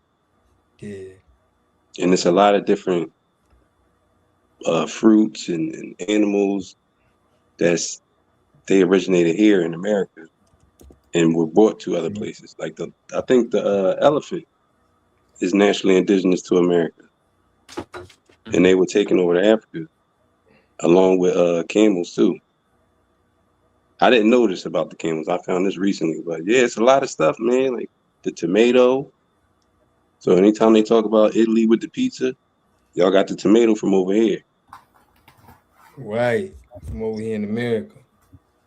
I'm with you on that. Damn, that's crazy. Can I ask you something real quick? Go ahead. So we believe the white folks came from the caves, right? So if they in the caves, would them not the lack of sun hitting them create the deficiency in the gene of the skin and stuff? Do y'all believe that or? Nah, because it's black people that's they got the deficient skin and they are, I guess they call that albino. Like the dude posted in the chat. Kevin posted in the chat. He posted albino inbred leprosy. Okay, he right here. Let me get what he said. But I don't feel like it could be created. I think that you're born with it or not. You get what I'm saying? You can't gain it or get it taken away. It's like it's something you got. But Isa Al Azakara, what's good, fam? What's going on, brother? It's Isa Al Askari. Okay, my bad. Isa Al You good? Okay. What's good though, family? You was talking about was that you, Kenny Classics? No. Okay. I was about to type in the chat section, but then I noticed you had dropped the link, so I said I'll just go ahead and come up. It's my my first time on your show, my first time looking at your channel. I always try to come up and engage, brothers and sisters on their channel at any cost, whether I'm a Muslim, but whether they the same belief as me or not, I always support the brothers and sisters, as long as they not Uncle Ruckuses. Right. I appreciate that, fam. Yeah, man. We all, we need it too, man. We definitely appreciate it. But since all right, what you think about, where white people came from, family? I always thought that whole line of people spreading from Africa and going to the Caucasus and the colder climates, and because they were in the colder climates, they lighten up. I always thought that was supreme BS, because I got family members who have stayed in the northern part of the states since the 1700s. And ain't none of them lighting up. I got some black as tar family members. My shout out to them. Right. But you know what I'm saying? And they ain't never lighting up. You know what I mean? So I always thought that was bull. White folks came around this planet.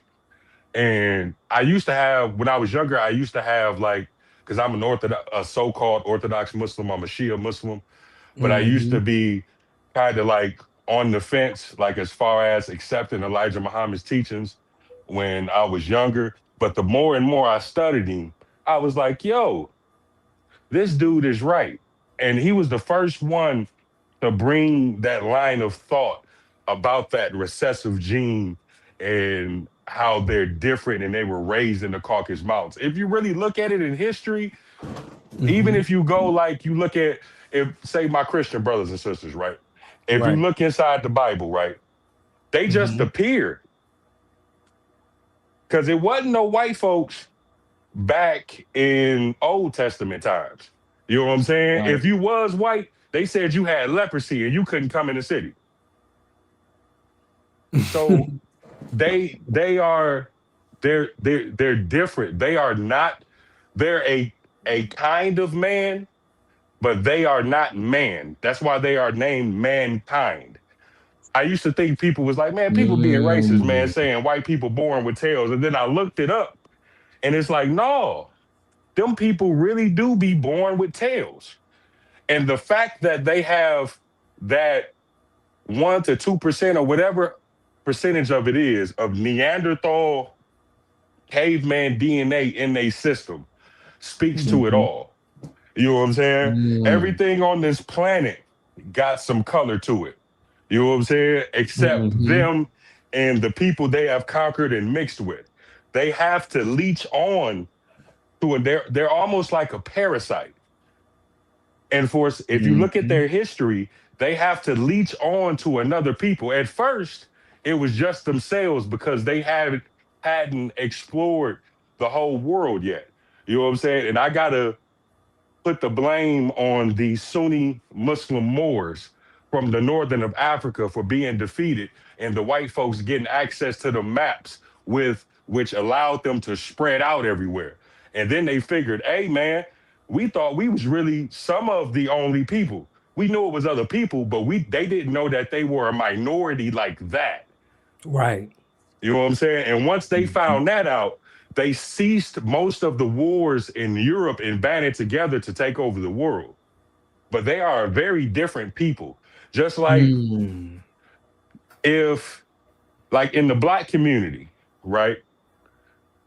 You might have in the underground, you know, you got your gangsters, your killers, your pimps, your hustlers, and all of that. But the kind of stuff that go on in they underground is just different. Because if we had some upstream stuff going on in our community, once we found that out, you ain't gonna last long. Right. You know what I'm saying? We gonna get you up out of there. Everybody gonna get you up out of there. Nobody gonna say nothing. Man, we don't know how he got up there on the pole line. Right. But Facts.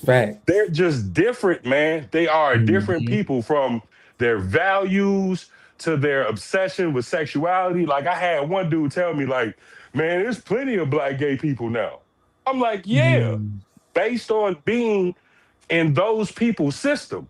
They are the only people with statues and pictures and paintings of man on boy relationships and celebrated. Dang.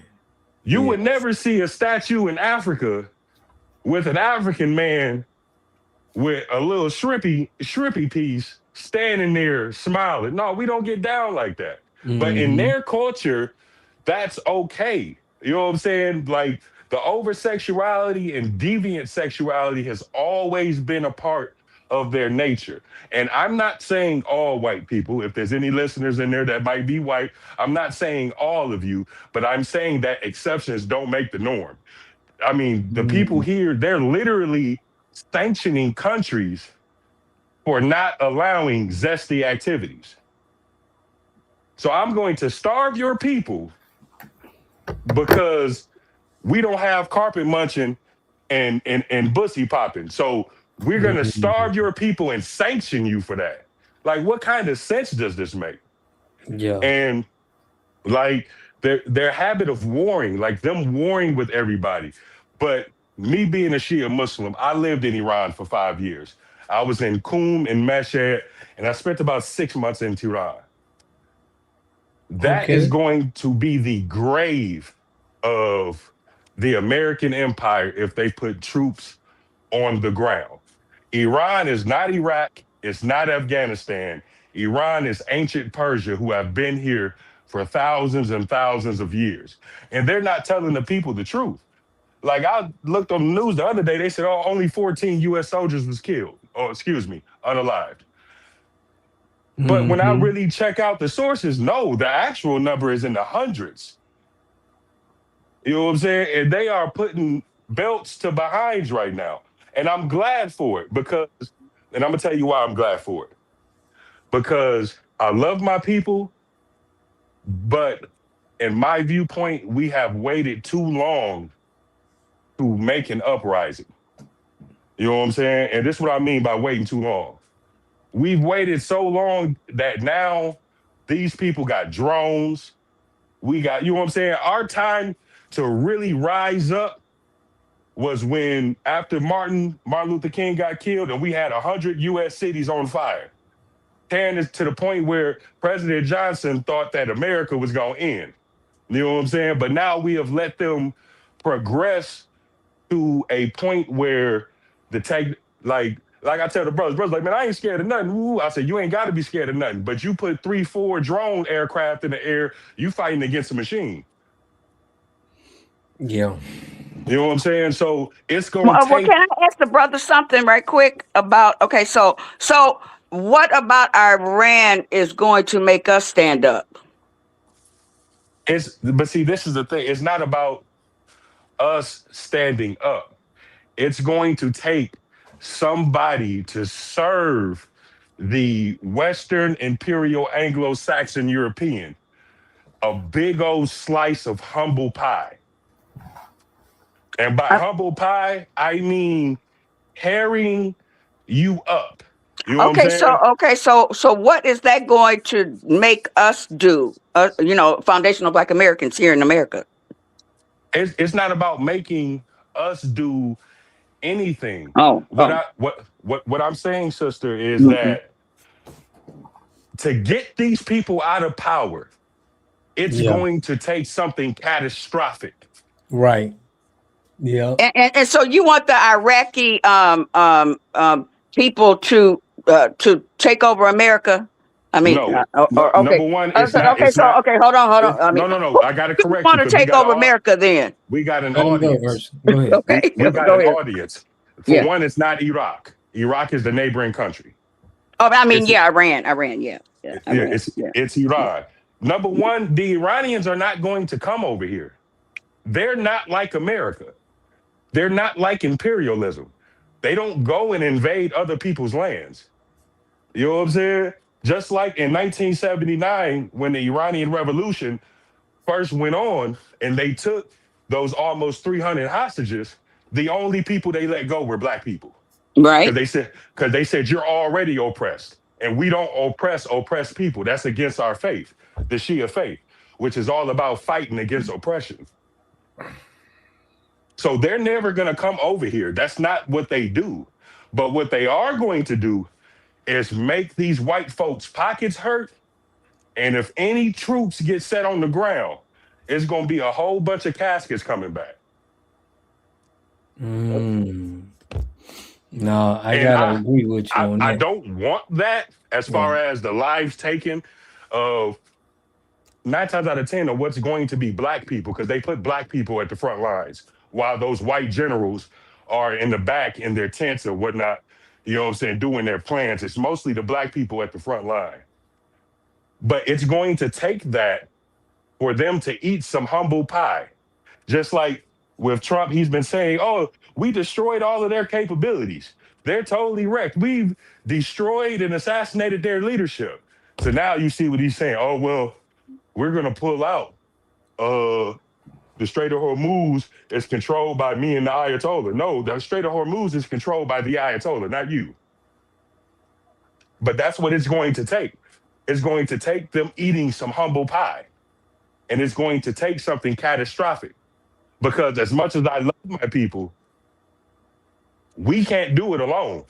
Like, say, if we wanted to, hey, listen, get these pedos, these sick people up out of power, we finna knock them all off. We can't do it on our own. Right. Unless you got a way for us to do it on our own. Okay. But it's going to take somebody more powerful than us to really give them a slice of humble pie to initiate the takeover of the righteous. Well, I agree with that, but then if they're taking over, who is going to be in charge? That's what I'm asking. Who's going to be in charge? We is. Well, no, I hear people say that all the time, and I think it's kind of silent. I don't hear anybody. Oh yeah, I mean, I'm asking, because I hear people say that all the time. I love America, and I'm not a Muslim. I'm not going to be wearing no burqa or a burqa thing over my face and all that.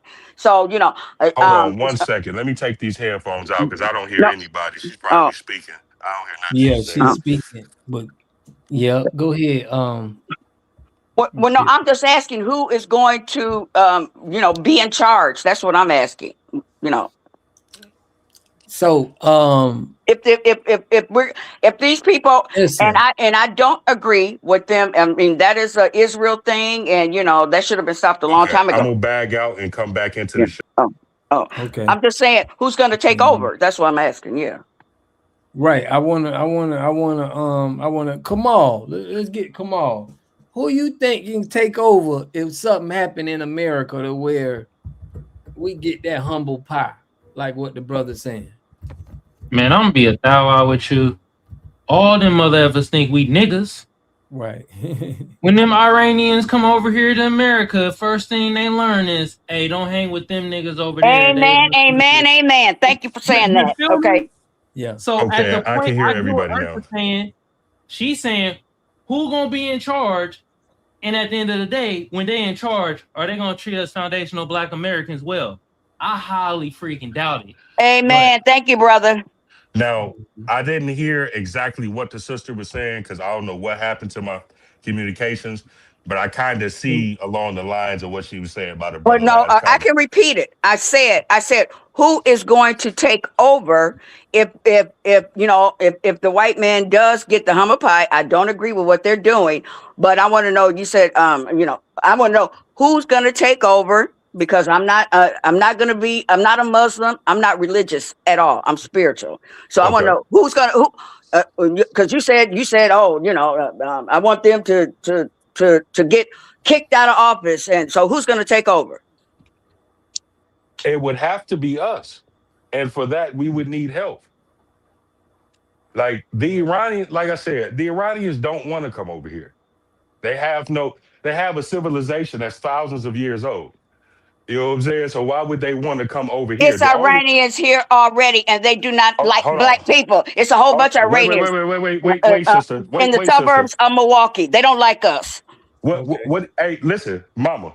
I'm in Milwaukee right now on 39th and Village. So you just they are in New Berlin. They are in Brookfield, and I go there all the time. Okay, so let me express this to you, because what you are, this is something that I have very good knowledge of because I've been a Shia Muslim since I was 12 years old. Just like the tethers, you know how you got most of the people that's over here, their tethers and their turncoats on their own culture, including FBA. Same thing with the Iranians. Most of the Iranians are either descendants or direct family members themselves of the people that got kicked out when the Shah was overthrown.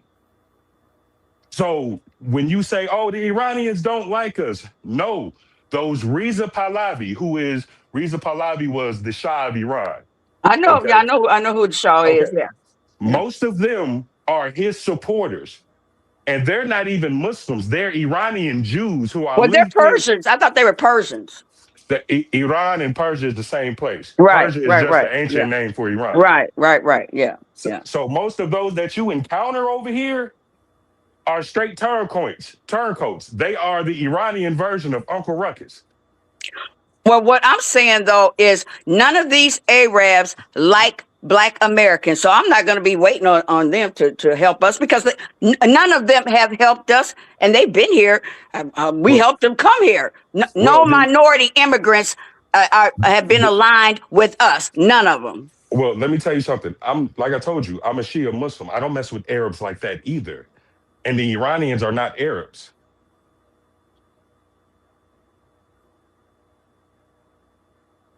They're not Arabs. They're not part of us. We don't mess with them at all. You know what I'm saying? So I do understand where you're coming from, sister. And you're totally right. I'm not disparaging your point. I'm agreeing with you. But the caveat that I'm putting in there is that please know that most of the Iranians that you see here are Reza Pahlavi turncoats. Just like Trump is trying to big up Reza Pahlavi and is like, yeah, we're going to put in the Shah's son and take over Iran. And the Iranians like, what? Like, yeah, okay, come over here and try it. Well, the only thing I'm saying is, I don't really think that foundational Black Americans should even get involved with that Middle Eastern stuff because they have been fighting for thousands of years, and I wouldn't look to them to come over here and help us because I'm not looking for them to come over here and help us. They're going to do their thing over there. Well, that's what I was asking. Who's going to take over? Who's going to be in charge? The responsibility for taking over is on us. That's not on them.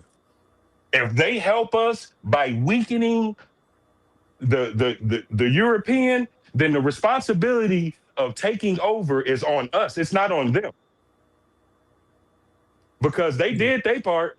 Okay, so we would be the ones taking over. That's the answer. Yeah. Yes, ma'am. Only the righteous can take over. Okay, only the oppressed can take over. Yes, ma'am.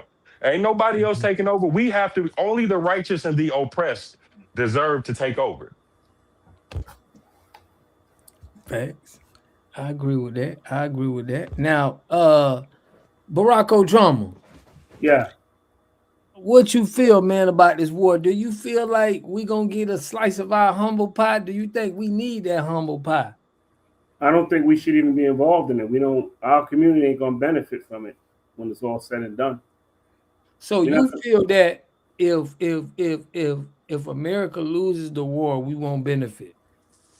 No, I don't see how. If America wins the war, we won't benefit. I don't really see how either way. I don't think it's. I think it's Israel. It's really Israel's fight. They the ones that want that. They don't. But what I don't like about it is they don't even want to put their own people on the ground. They want Americans to be over there. What are we going over there for? I ask anybody, what is the average American, let alone black FBA person, going to gain from that? We're not going to gain anything. Whatever issues you got now, they probably going to be worse or the same, no matter what the outcome is with that. I don't see no gains for us with that. What's your name again, brother? Barack Obama. I like that. But Barack Obama, let me tell you this right here though, right? And this is why I say if America were to win the war, that it will be even worse on us. Because check the geopolitics out. Iran is the only thing that's stopping the GIP, the Greater Israel Project, the project that Israel wants to do and take over the whole Middle East to make the Greater Israel. Now, if they succeed in that, I know, you brothers and sisters be online. Did you see the Israeli representative saying the number one threat to them was foundational Black American youth? Well, it was black youth. Yeah. So if they win that war and they are able to take over that whole region, now it's time to sew up loose ends. You know what I'm saying? And then they gonna come back over here and get back on us. Okay, so now we got the Middle East out the way. We got an ironclad grip on that because all the Sunni Arab countries like Bahrain, Saudi Arabia, and all of that, they all in league with America. So once they get that out the way, now they can focus on getting a grip here, which they're losing here because a lot of people, and it's not just Black people, but it's a lot of people that's just waking up to the BS. So now they can get a greater grip over here, and they're going to turn their attention back to over here. And I always tell the white folks, when I be talking to white folks, I said, man, you thought you was bad and racist. Them Zionists, it's bloodthirsty. Man, they on a whole different level. They don't care if you Christian. But you know what, brother? Hold on, because we are the only ones that will stand between it because we have our ancestors. This is the age of Aquarius, and they are scared of us. You know, we are the only ones that are the real Americans. So I'm not scared of Israel myself. You know, we should never be scared of them, but you have to I, understand them. but I have I've tried to tell these people about these Jews though, and they ain't listening.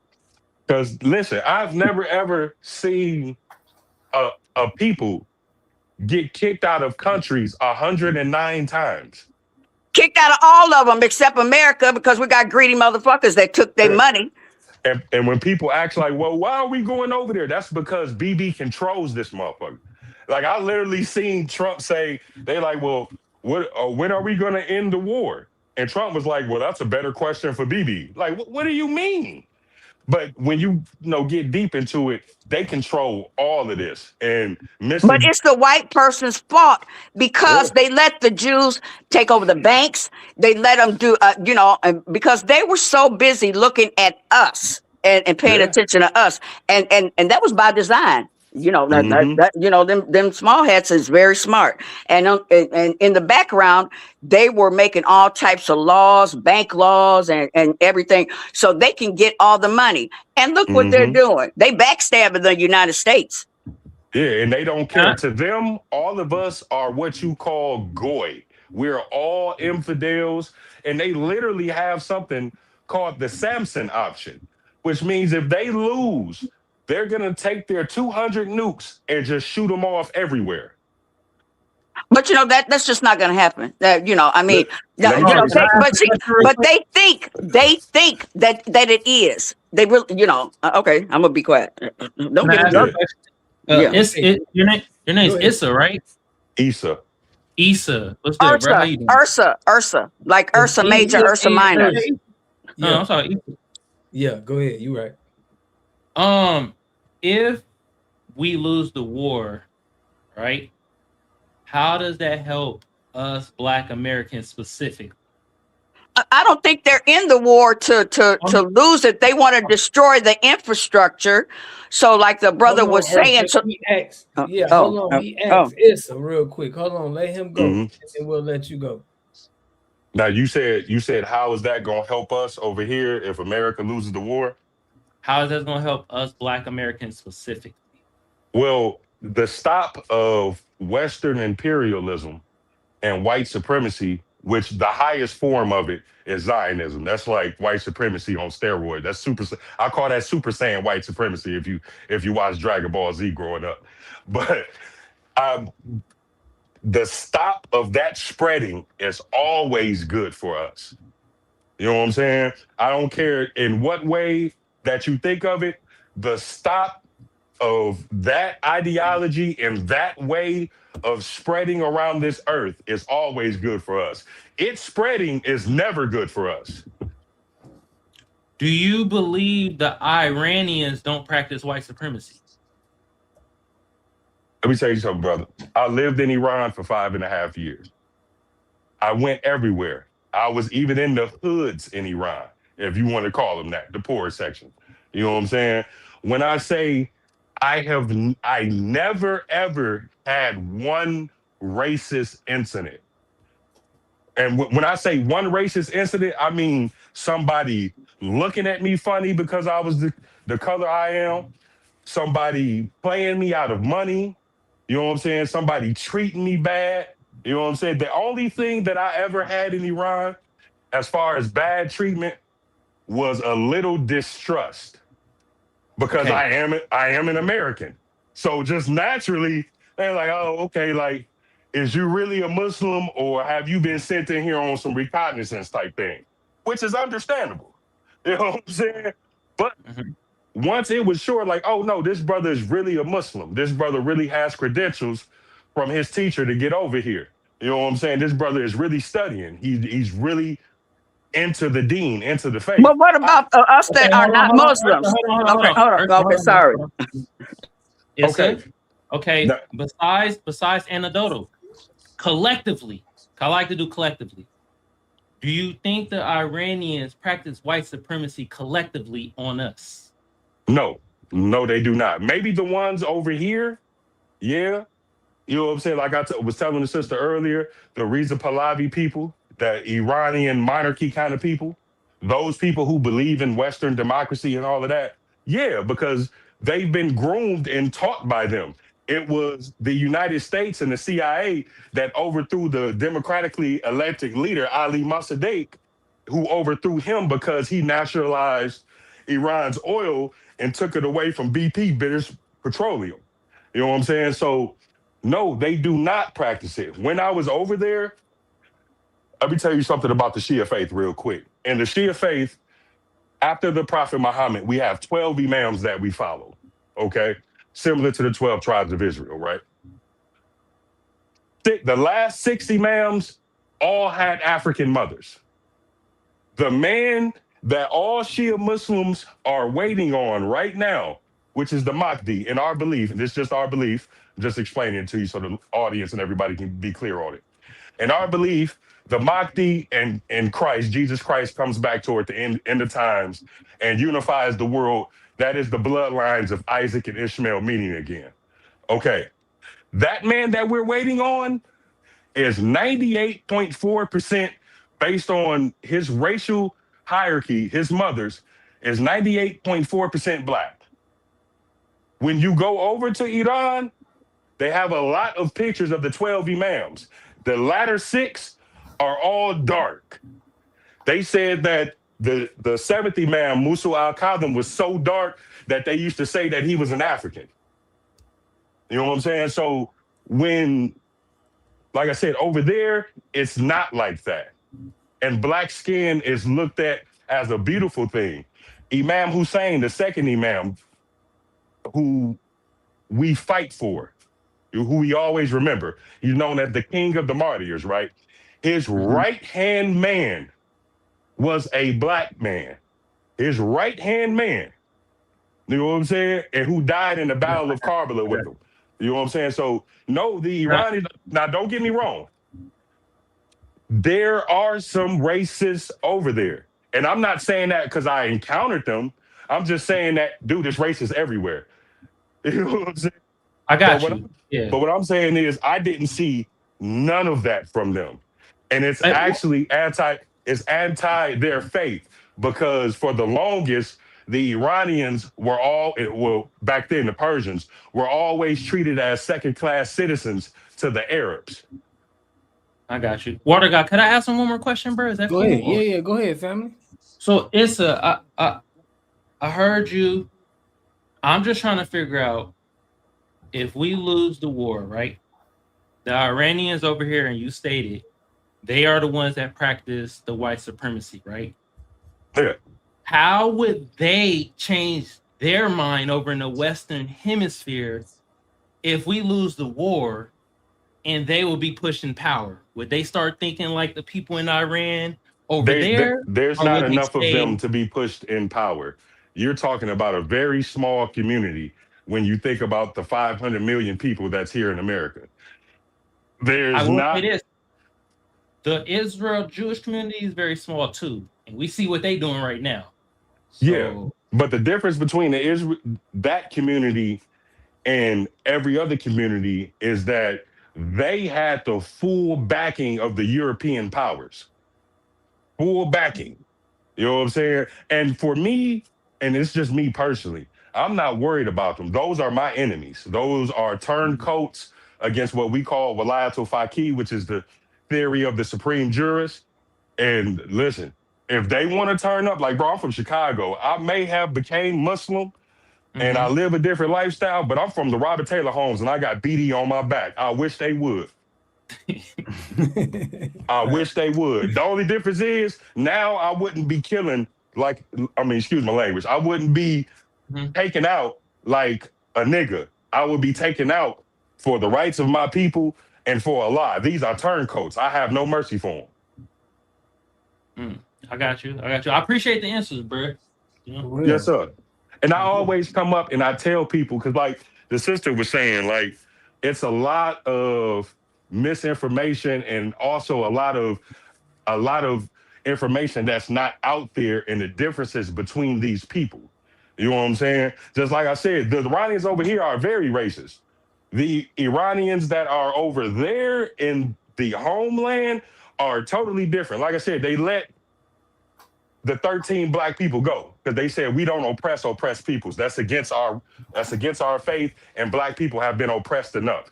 They have a Malcolm X Day, not to try to take away from foundational black Americans, but because in the Shia faith, we honor the Shaheed, the martyrs, the people who lay their life down for righteousness. And Malcolm X is seen as the prime example of a righteous foundational black American. So they honor him as a martyr. Big fan.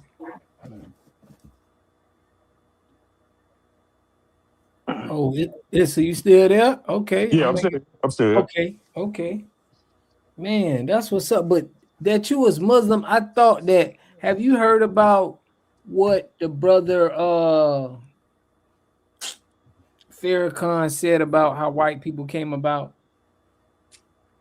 I've heard something, like I study the nation intrinsically. Matter of fact, hold on one second. I'm gonna go get some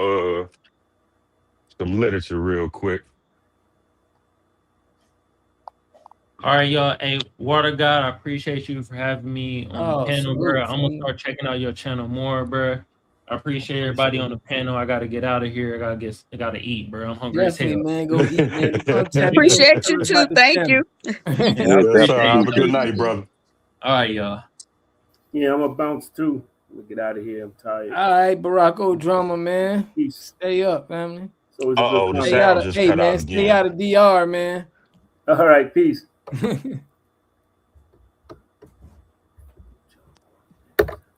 Well, I'm just going to say this because I'm really not into the Muslim thing. So, I'm going to be quiet. I don't know why it's doing it. I'm going to back out and come back in again. Yeah.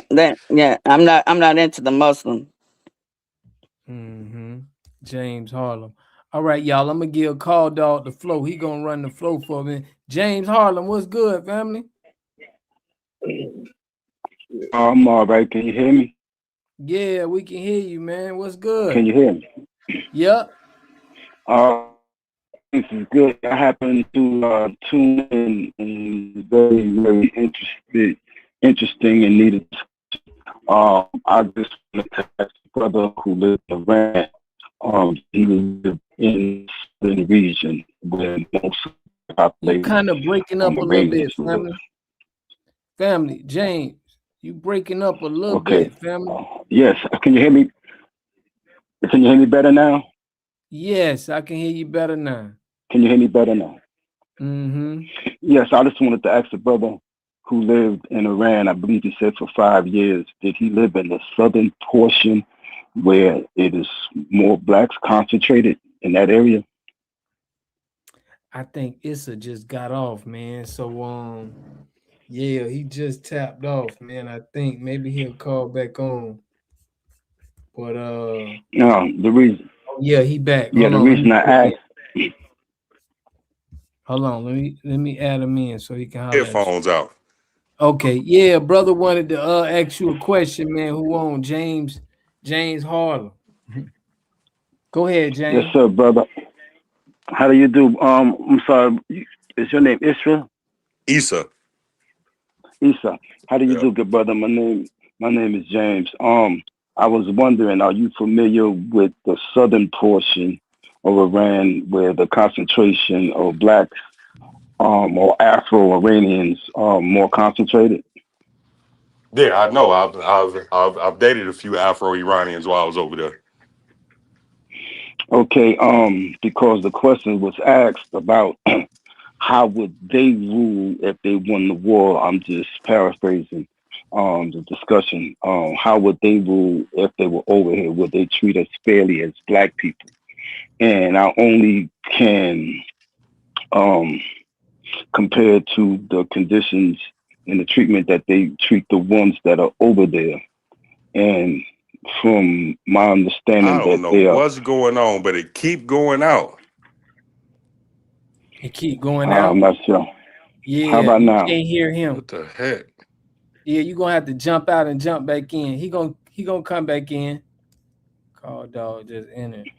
Okay, Call Dog, you in here? Okay, Call Dog in here. Okay, he gonna jump back in. There go Issa right there. Hold on 1 second. Okay. Yeah, All right, you I back. turned my Wi-Fi off. I don't know if it's my Wi-Fi that keep dropping, but it's like every so Right. often everything goes silent. Now go ahead, brother. What you was talking about? The Afro-Iranians in the southern part. Yeah. From my my research, I've learned, and I've never been there, and I want you to correct me if I'm wrong, that they are underrepresented as far as governmentally. They are not that they basically get the black treatment.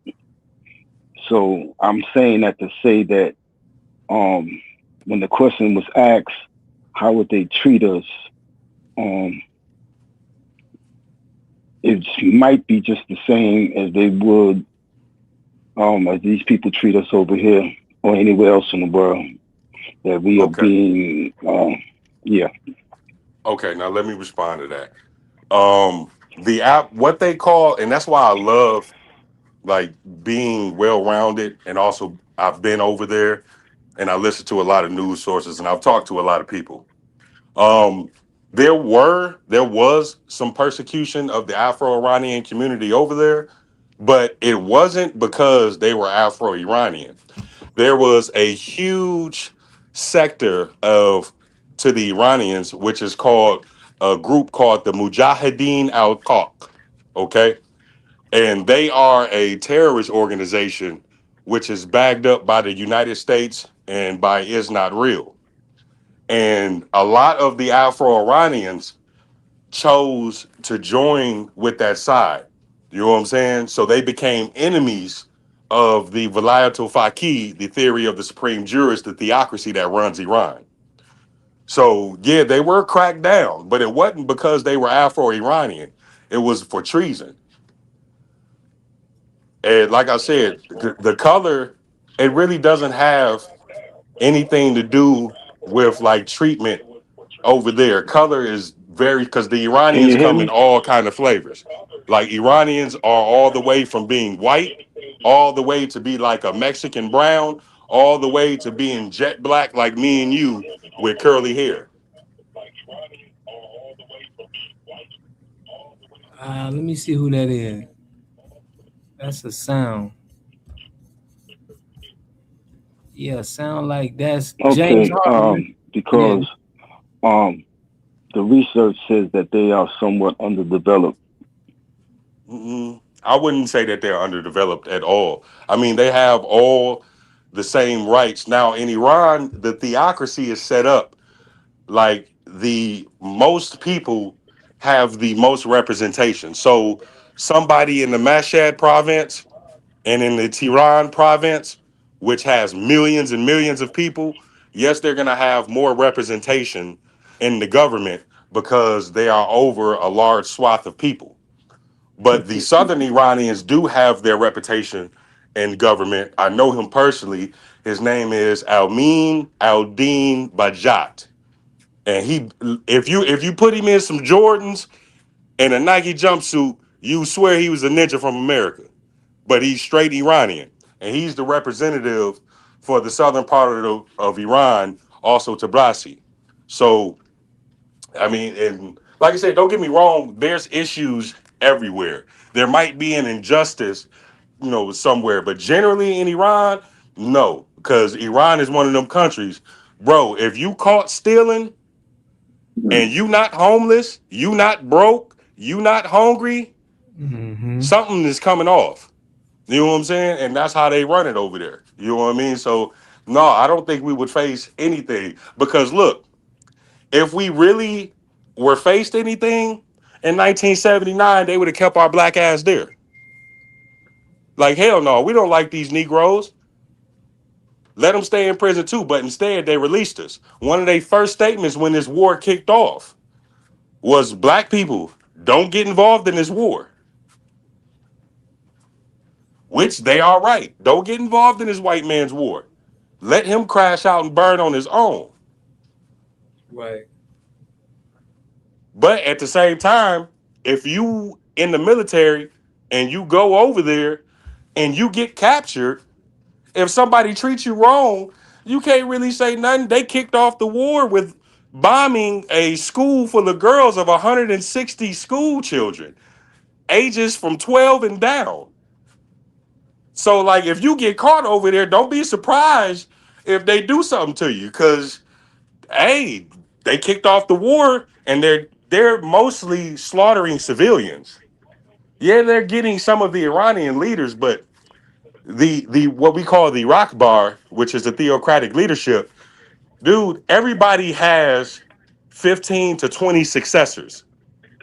So if you take out one person, the next person just fills the void quickly. And the thing that they're not telling the American people is the person that prevented Iran from getting nuclear weapons was the Ayatollah Khamenei that they killed. I mean, that they unalived. He said that nuclear weapons are not Islamic because they destroy everything. Plant life, water, soil, air. You know what I'm saying? But now you have his son in. And I think he's going to pursue nuclear weapons. And it's his right too. He came in, they done slaughtered his father and his daughter, because Ayatollah Khamenei wasn't the only person that was slaughtered when they bombed his home. They killed his 14-month-old grandchild, which is the daughter of the current supreme leader. You know what I'm saying? And one thing that he recognizes is that, yo, if you get nuclear weapons, don't nobody mess with you. Because Pakistan is a Muslim country, but United States ain't talking about invading Pakistan because they know. Russia, nuclear country. Yeah, the United States might support some proxy wars through Ukraine and stuff like that. But they're not going to go invade Russia because they know. Same thing with North Korea. Before, in the early 2000s, late 90s, they were talking about one of two options: invading North Korea or invading Iraq. They chose Iraq. Kim Jong-un's father hurried up and got nuclear weapons.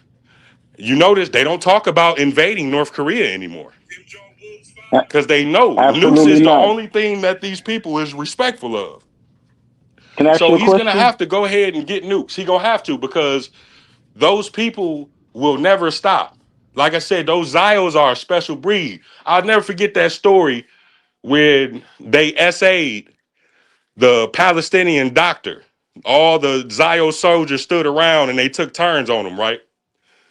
Then when those dudes got locked up, the population showed up to protest, not because those dudes was taking boy butt, but because they had got locked up. Can I ask a We question? are dealing with a special breed of sick. You know what I'm saying? And I be seeing some content creators like, right, Can I you ain't hear gonna name me? no Can y'all names, hear me? but he like, well, you know, we on the side of America and da da da da da da. And I don't want the Muslims had slaves and I'm a Christian and da da da da da. So I said, hey man, listen, I can get into the Muslim and slavery part if you want to, but that's a conversation for another time. But I said, listen, you a Christian, right? He like, yeah. So I said, bro, if you lived in the time of Christ and you were a Roman citizen, the stuff that Rome was doing, you would side with Rome because you were a Roman citizen against Christ. That's basically what you're saying. I'm gonna side with the country that I'm in, even though I know we doing some sick stuff. I sat down and rolled up a couple L's, and read through the DJ Jazzy Jeff files. And I was like, like, okay, if you getting some side money, you making some backward stock Mike, deals. I'm Mike, from the hood, even if you was into gangsterism, but bro, eating children, bro, assaulting You breaking children. up.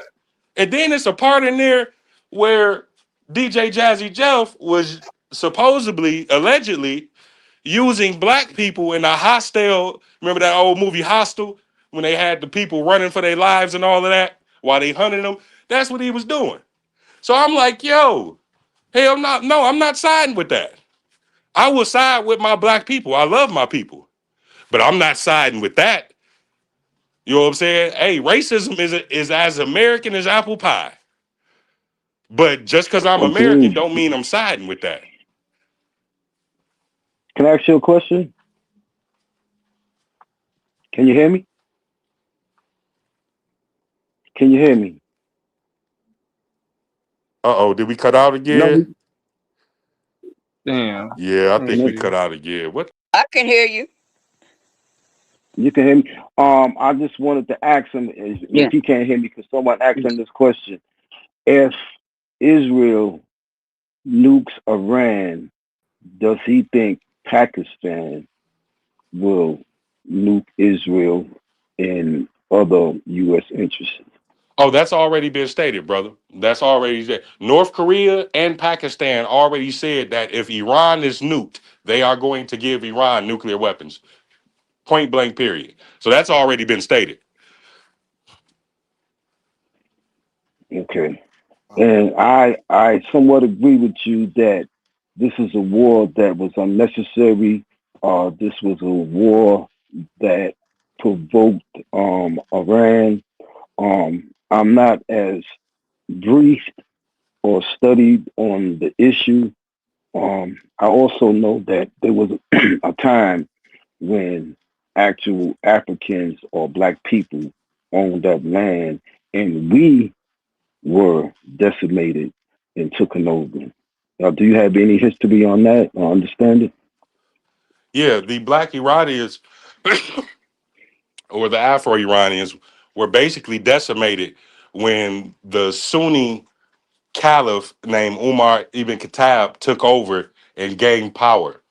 And that's what started the lightening up. Well, I wouldn't say started. I would say the acceleration of the lightening up of the Persian race. The first, start of the lightening up came when Alexander, beat the Persian Empire and his generals. You know what I'm saying? So that's what really started it.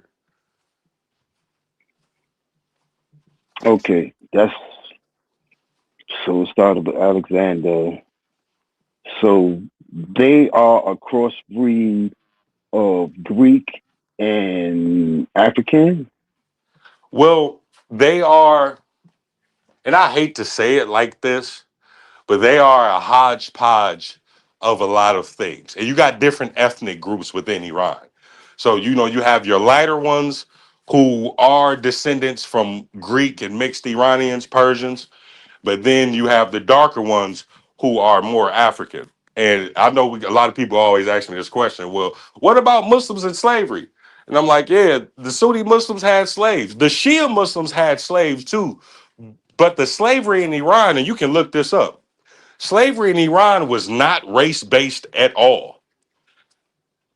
It was based on you losing a war or you committing a crime.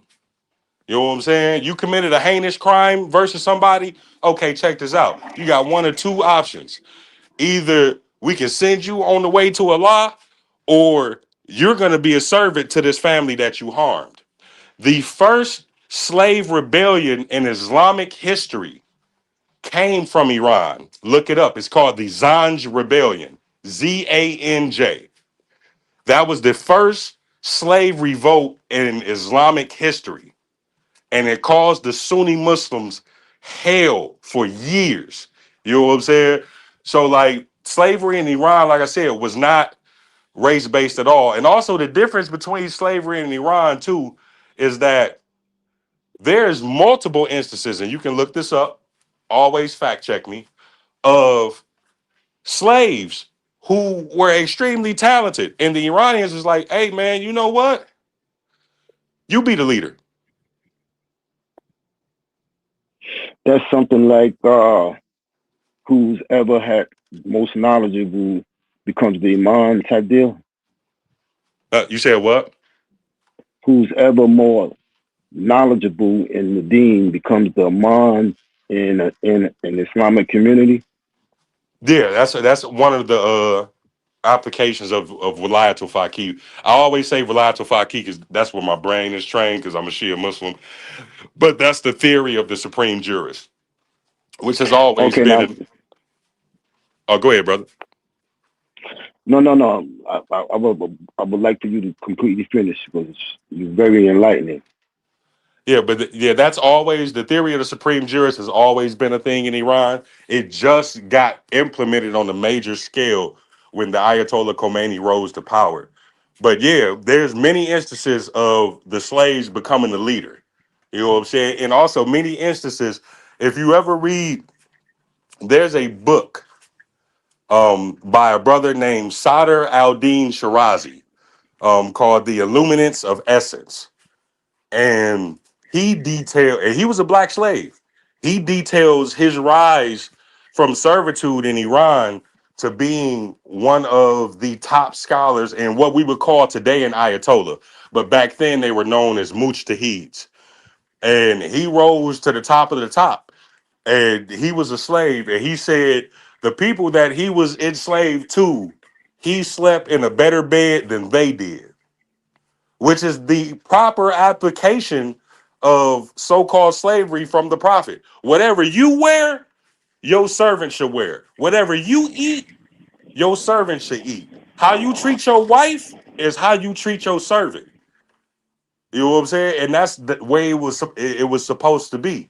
But power hungry man used it and abused it and turned it into basically a catastrophe. You know what I'm saying? Because the Sunni Arabs and also the Ottoman Turks, which are also another Sunni brand, they were the ones who perfected castration. That, you know what I'm saying? The second caliph of Sunni Islam was stabbed in his gut by a Persian eunuch who they had chopped off his reproductive value, and he came back for his revenge. So, like, the Sunni Arabs are, and I'm not all of them, and I'm talking about like the lay people, you know what I'm saying? But the Sunni Arabs have been horrendous with their slavery track, horrendous with their track versus darker races. You know what I'm saying? And I know some people be like, well, they're all the same. No, because like I said, the 12 men who we believe hold the most spiritual power in the world, in world history, 6 of them was dark as a black bite. So we don't do that. You know what I'm saying? And that's never been our thing. The Shia Islamic expression has always been fight against oppression. You know what I'm saying? The Quran tells you that oppression is worse than death.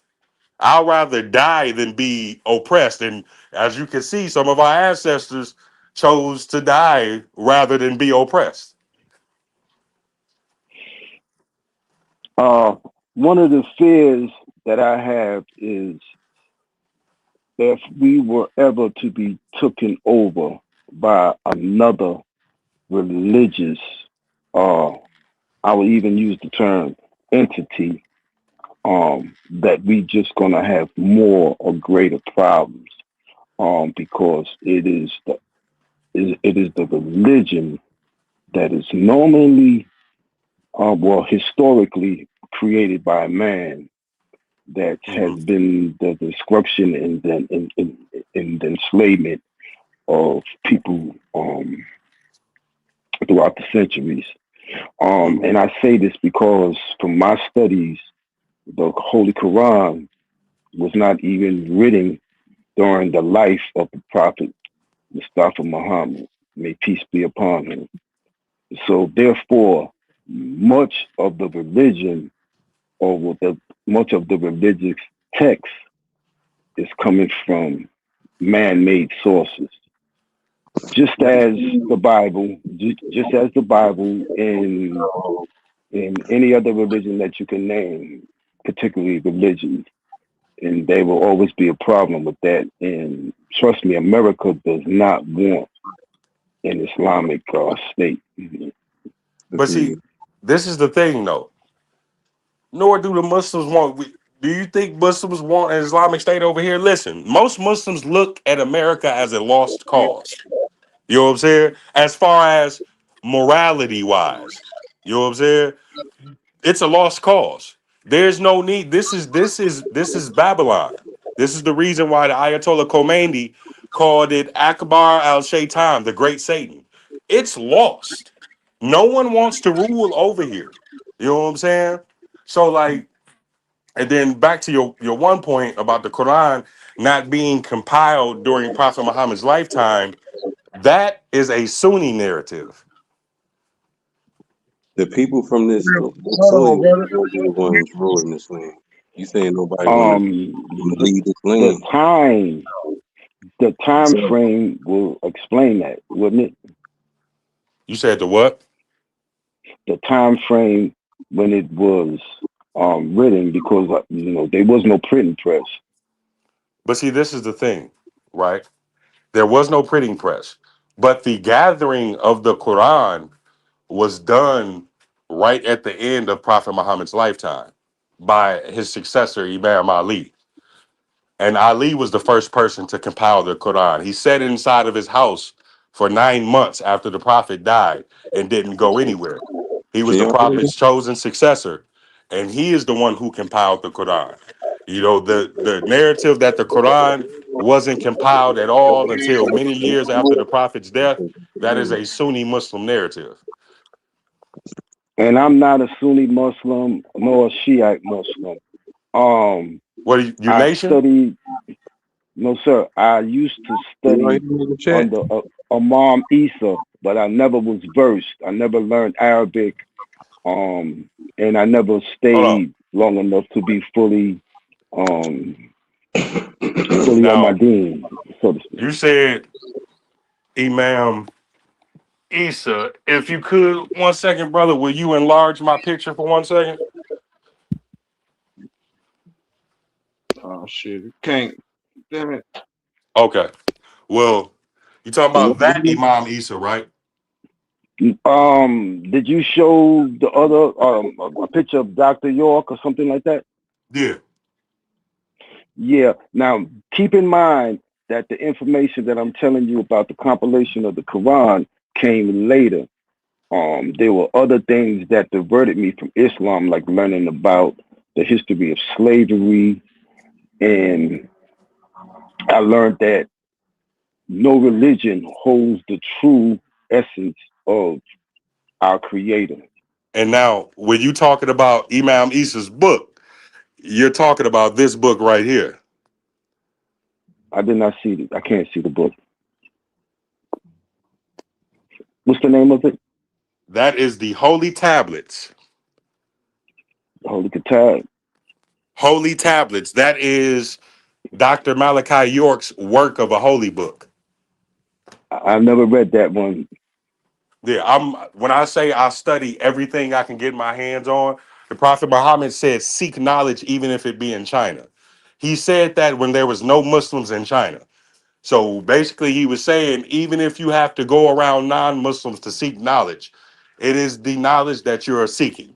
You know what I'm saying? So I study everything. Now, I've read a lot of Malachi York, you know what I'm saying, books. I have a lot of his works. I have a couple of his works right here, Void in Darkness. Do you have some of his earlier publications? Is There a God? Yeah, I have a lot of his publications. The Sacred Earlier Record of Nawabian Moors. Like Leviathan 666? I have all 4 parts of Leviathan 666. I have Great Balls of Fire. I have both Millennium books. I have a lot of his works. You know what I'm saying? Now, But can I ask you this question? If Mhm. we as Black people who were indigenous to this planet were here for eons, let's just say we were here for 100 million, no, let's just say 100,000 years. Okay. The spiritual system that was innate in us then, wouldn't that be the spiritual system that we seek today? Because we know it wasn't Islam, we know it wasn't Christianity, we know it wasn't Judaism or anything else that we can name. What the But heck? shouldn't we go further?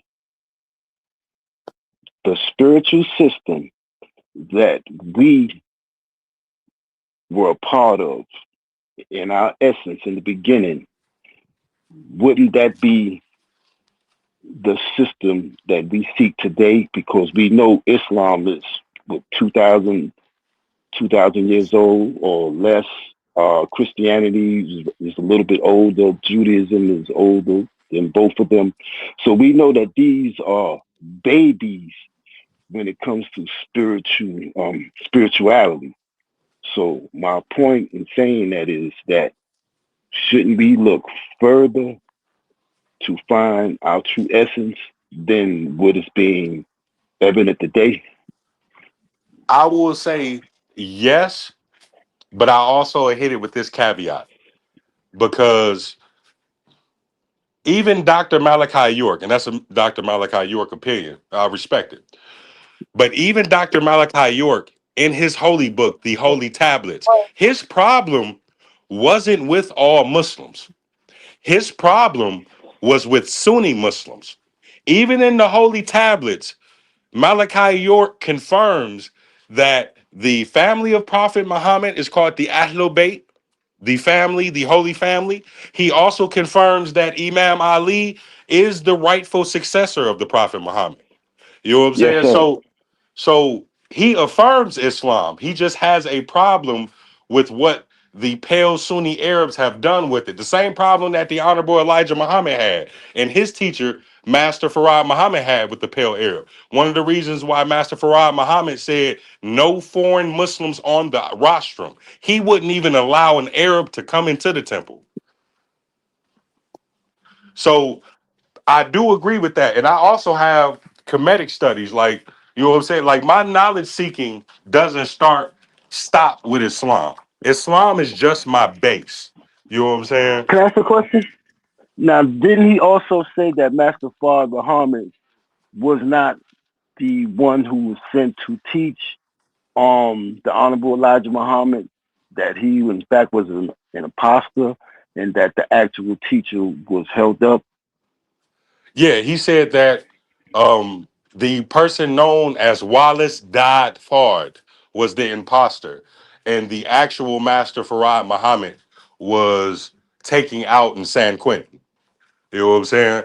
So like I said, I'm familiar. Like I said, I study everything, including the Madu Netter. You know what I'm saying? The Madu Netter is one of my favorite philosophies to study. You know what I'm saying? Because it allows you to mix any form, any faith with it. You know what I'm saying? It's not a faith all unto himself. It's a philosophical way of life. And Islam in itself is Kemetic. The Prophet Muhammad, the first people that he sought refuge with was a person named Najasi, who was the Ethiopian king. You know what I'm saying? And he is the only person that the Prophet Muhammad held funeral prayers, even though he wasn't there. As soon as he heard he died, he ordered all the Muslims to begin the funeral rites. You know what I'm saying? For him. The Prophet Muhammad was taught by the Sabians. You know what I'm saying? Those are who he hung around. It was called the Justice Society. That's the transliteration of it from the Arabic. But those were the righteous men that he hung around and studied from, and they were Sabians, also known as Magi. You know what I'm saying? From Yemen. You know what I mean? So those are the people who enlightened him. You know what I mean? Same thing with Moses. Moses just broke off. Moses was a great student in the halls of the hoteps. It even says that in the Bible. It says that he learned all the ways of the Egyptian priests. You know what I'm saying? So I don't like my Islam is not what I call a brain dead Islam, where I say only my way is the right way.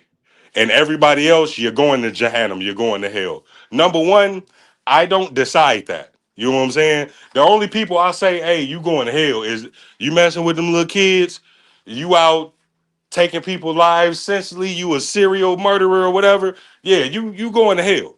But besides that, the Quran says that when you die, Allah will let you know where everybody disputed at.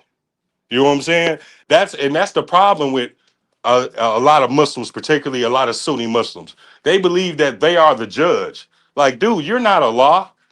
That's not your call. You know what I'm saying? And so judging people and throwing them Hey, to the hey, hey, side. wait. What'd you say? Can you hear me? Yeah, I can hear you now. Yeah, go and land your plane, brother. Yeah. Oh, go ahead. Angel Go might ahead. want to say something. Oh, go Got ahead. it, brother Angel. Hello, Angel.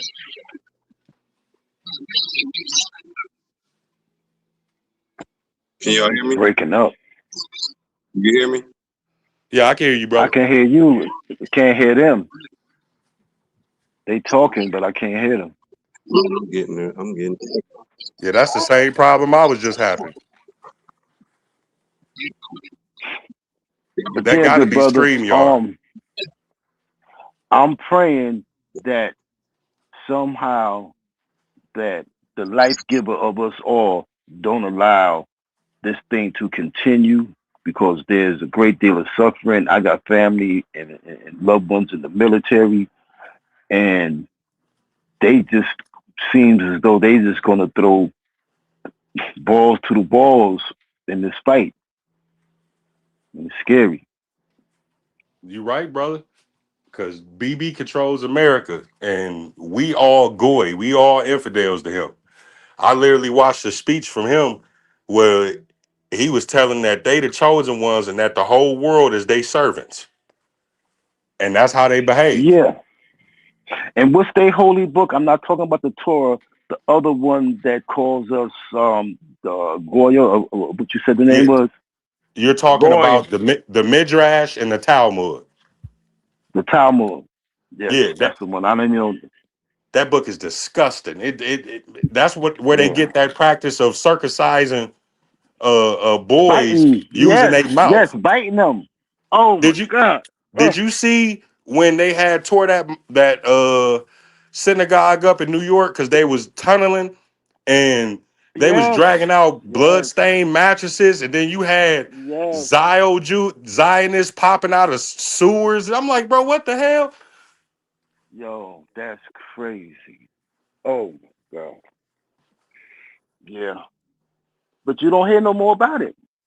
Nah, because them people, I'm gonna tell you, and this is from just the Islamic religion, but in the Quran, there's a part where Suleiman looked into the future, because we all know that the story is that God asked him what he wanted, and he wanted all hikmah, all knowledge and wisdom, right? So he was able to look into the future of a pretender sitting on his throne.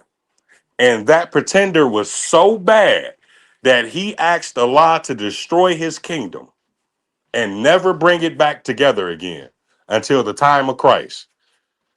And that's what we're dealing with now. You know what I'm saying? Y'all hear me? Yeah, I can hear you, Yeah, brother. I can hear something. Yeah, I've been fighting. I can hear y'all now. I've been fighting with this, trying to jump in. I don't even know where the conversation is at. We were just talking about how evil rules, and there isn't much that we can do about it, and we can forget that evil rules.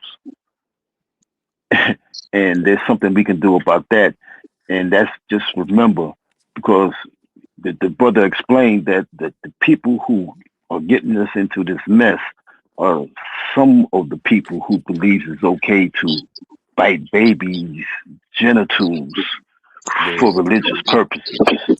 Yeah, sick stuff. And somebody in the comment section said that the Prophet Muhammad couldn't read or write. And that's what I tell people. Like, when you study something, you must study it all so you can know exactly where everyone's coming from. That's a Sunni Islamic narrative that the Prophet Muhammad couldn't read or write. So when you say that, you're promoting Sunnism, and that's just not the truth. You know what I'm saying? To the point where when the Prophet Muhammad was on his deathbed, he said, "Bring me a pen and paper so I may write something for you." All right, let me cut in real quick.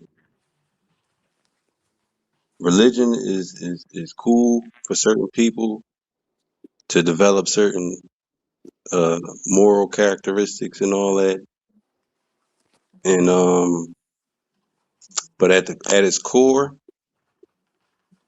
religion is war strategy. At its core, it's a tool. It's a tool used to conduct warfare on a group of people. That's the way to soft sell. They way to end, to take advantage of the people without them realizing that they need to defend themselves. Mm-hmm. You feel me? I can agree upon that. I could agree with that. But there's also a caveat in that. I use that brother's name. I would rather be with someone who has a faith, a moral belief, than people who don't have it. Because people who don't have it, they make their own rules, and one of their rules can be it's okay to do things that we know are decadent, or just okay. It's okay to kill somebody every Thanksgiving. So yes, it's good. I do appreciate the three major religions because I only can see anarchy without them, but I do understand that they are not straight from our life giver, our creator. They man-made. They have rules to them, but they are structured, saying to at least maintain an existence. I came up here because of what you're talking about right now. I don't have any faith. I don't believe in any religion, and I am very moral. Religion, in all of its forms, all of them were started for the simple fact of control and rule. They were not started for morality. That did not happen until after the control came, and then the people that was under their control was told how to behave in adverse behaviors to what the people who got them into that religion initially did. I have no faith to believe in. I don't believe in any of it. I am a pure atheist, and I am very moral. I am very empathetic, and I'm very I want people to I want people to get ahead. I want to see people do well. I don't care of the nationality or the creed. Well, I don't know about the YT, but anyway, I don't have all of that. So to say or to think that people of faith is the people that have morals and all that is a fallacy, and it is false. Yeah, I don't believe that I have to agree with people that. of faith are the only people with morals, because morals really don't have anything to do with a religion. Like when you were born and before you discovered any faith, nobody had to tell you that it was wrong to do something to your mama. You innately knew that. You know what I'm saying? So like I definitely agree with the sister. You know what I'm saying? I I don't do the you're an atheist and you're going ahead and I don't do that. You know what I'm saying? Like I said, that's not my call. I didn't create you, and I don't decide what happens in the afterlife. I'm not that high up. That's out of my league right there. You know what I'm saying? So my thing is more of the moral compass, having a moral compass versus somebody who just follows their whims and emotions, because that's dangerous. Well, I mean, so honestly speaking, a lot of religious people follow their whims and emotions, and then they Yes, ma'am. rationalize it, off of whatever book it is that they're following. A Yes, lot of ma'am. religious people do that, and then I mean, as far as whether you're going to talk Muslim and all the whatever different denominations it is in that, Christianity and all the thousands upon thousands of denominations it is in that. People follow their whims and their emotions, and then they rationalize those whims and those emotions with whatever book that they felt that they follow. I don't need a book to tell me not to kill somebody. I don't need a book to tell me that. I don't need a book to tell me not to molest a child. I don't need a book to tell me that. And in all actuality, most of those books were into molesting children. So this is why I vehemently am against religious conversations and these type of panels because first of all, like I said in the chat, it is traumatizing. Religion is traumatizing. People have been traumatized by all different sects of religion. It's traumatizing. And while I genuinely can respect the people who are following the faith that they are following. They believe in them. And I know that they believe in them wholeheartedly. I used to be one of them. However, I think that it is absolutely dangerous. And I do think that it is crossing people's boundaries to be almost pushing this on people. And I know that's not what you're intending to do. So let me make sure I say that. But whether it's intended to do that or not, this extended conversation is doing just that. Okay, I Can I can ask you a question, I sister? can understand that, but like at the same time, it was a conversation on a faith because the particular faith that I belong to is the majority faith in Iran, and it tied into the conversation. You know what I'm saying? So I just it's a lot of things that's traumatizing. I'm from Chicago. I've had a lot of traumatizing things happen to me that didn't have anything to do with religion. You know what I'm saying? And I got a lot of triggers. But it's called self-control and understanding and reading the room. I understand that everybody ain't do something to me. Just like all religions ain't do something to somebody. I'm sorry if it offended you or if it brought something up, but that's why the religious conversation came up. Because I lived in Iran for 5.5 years. I am a Shia Muslim. I speak fluent Farsi, and I still have contacts in Iran to this day. So I was speaking of it to let the brothers know of the true viewpoints of this whole situation from somebody on the inside. So I understand how the conversation came about. I was here for the entirety of the from the beginning until present. I understand how it came about, and while I understand how you got to the point of explaining some parts of the religion and to give some type of characteristics of the people over there, I think that it would have been a bit more genuine to say, so based on my experience, which I did hear you say at some point, but based on my experience, blah, blah, blah, blah.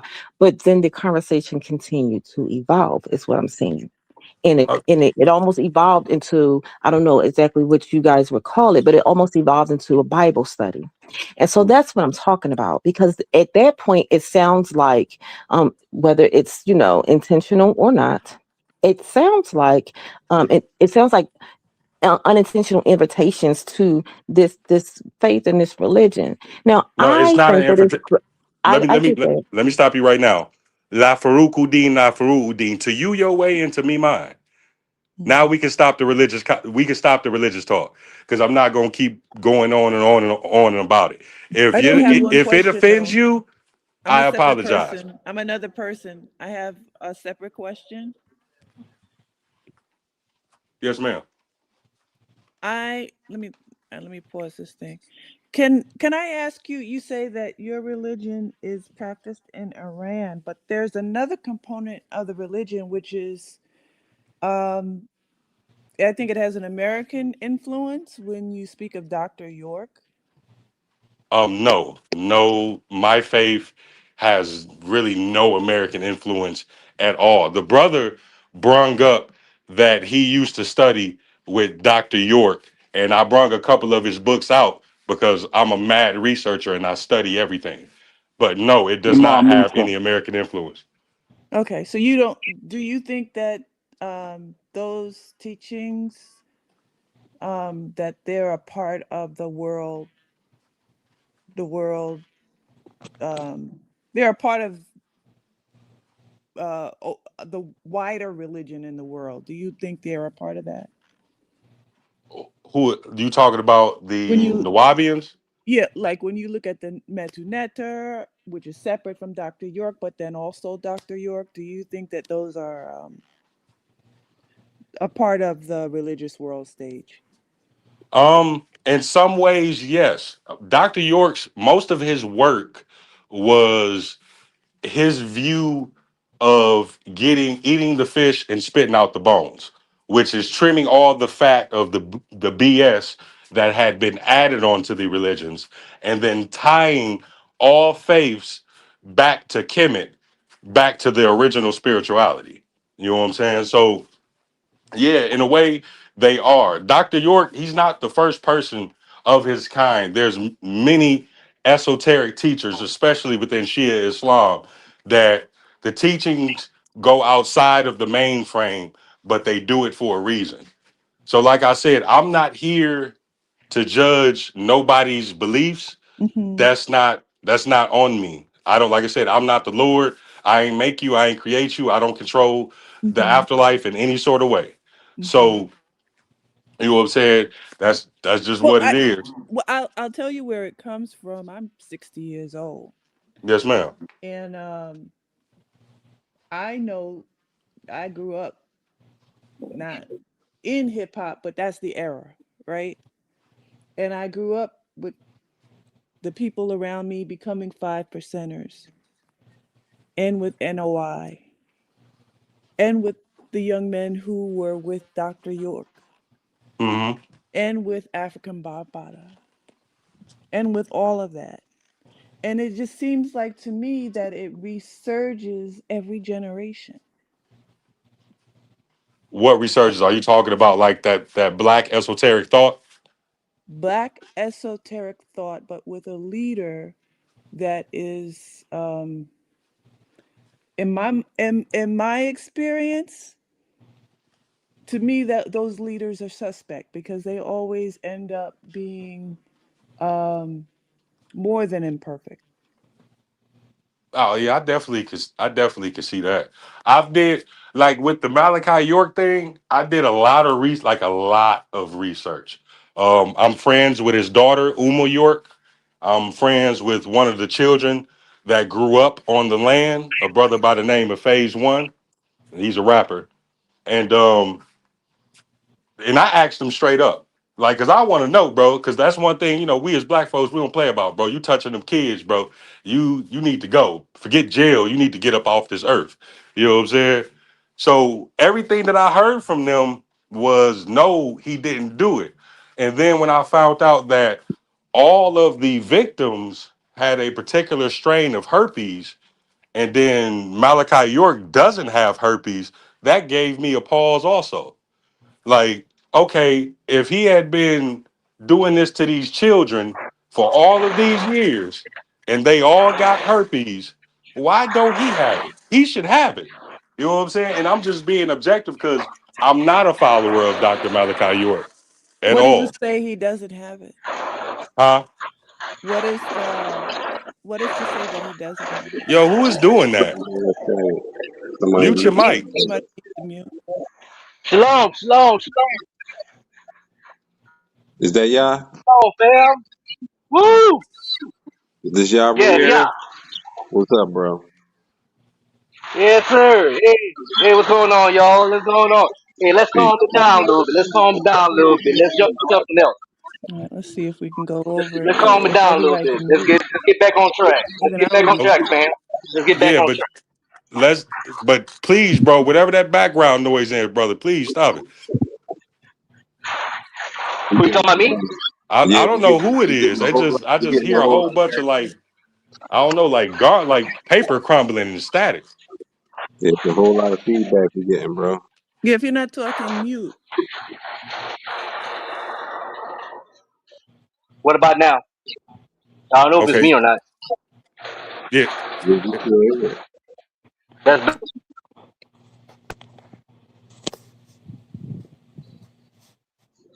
It's those headphones. okay, because I kept muting my mic to try to see if it was me. Try to say something now, bro. Can everybody hear everybody? shalom, fam. It's not my mic. How about now? Yeah, it's a little better. Is it? It's better. Yeah, it's better. It just sounds like wind noise. You know how the wind hit your phone and be Yeah, I making that think it's whispering from noise? Oh well. I think it's Yeah, from yeah. I'm outside. Yeah, I know I'm sitting outside. I'm by that the AC unit. Oh, okay, yeah, that's Let me go. exactly what it is there. Yeah. Okay, let me go inside. Hold on. but yeah, to answer the sister, that was he gets annual checkups in prison since Okay. he's been there and According to what I've seen, he hasn't had it. Okay, I understand that. Now, I grew up when I was a kid. That was a time of I watched my great grandmother grab me and made me watch the news when Jim Jones had killed all those people, and she made me understand what that was about. She made me understand what was happening with him as a leader and what was happening with his congregation and who he was. And so I was positioned to understand that every time or think about that in ongoing. You know what I'm saying? And Yes, ma'am. and with that, I know, having grown up in school with people who transitioned off into these different religions, there's a big difference between who we are in the South and who we are in the North. Because in the North, everyone has a different religion in my family. Okay. And my neighbors were, like I said, 5%ers and others religions. So it just has me to think about that being fractioned in that way, split in that way. Yes, And ma'am. I don't think it's by our own choosing fully. Now, I will say this: like, some people don't obey the teachings like they are supposed to be obeyed. Like for me, and I can only speak on myself, right? When I'm looking at my religious teachings, I ally with anybody on righteousness. I don't care what your philosophy is, what your religion is, even if I don't believe in it. Hey, we can have a civil discussion and we can go back and forth and bring our proofs of why we think each way is superior to the other. But as far as uniting with people, I don't care what you is, as long as you righteous or you're striving to be righteous, because not everybody is perfect. But there's a difference between somebody BSing and somebody actually trying to live a good life. You know what I'm saying? So as long as you righteous, I don't care. The sister that was on here, that's an atheist, that's her business. There's my religion tells me in our holy book that there's no compulsion in religion. You cannot make anybody believe what you want to believe by force. It has to be voluntary. You know what I'm saying? So I don't care what you is. As long as you striving to be a righteous person, I can unite with you. The only people that I refuse to unite with for religious reasons is the ultra white conservative Christian and them small hats for obvious reasons. Okay. So that takes me to my third and last thought. Okay. I see Yeah. that in you. I see that you are open, and while your scope and your mind and anyone who is devoted to their religion is this way, your context is through the laws and through um, the ways of your religion, right? Yes, ma'am. And then that brings me to the politicalization of religion Okay. and the context of the reality of religion in the world, how it plays out in politics. Okay. So now I have Muslims in my family. My family has a Muslim past here in America. Okay. I have traveled to three continents, right? And I have met people and worked for over 20 years in global organizations and nonprofits and NGOs. So I have been at the center of where people come into institutions with their religion and deal with politics. And I can see the line where um, your thought about activism, involvement, your thought about the way the world works politically is you try to hold on to your religion, you try to include your religion in it, but that is a world of leaders and their decisions. I'll put it.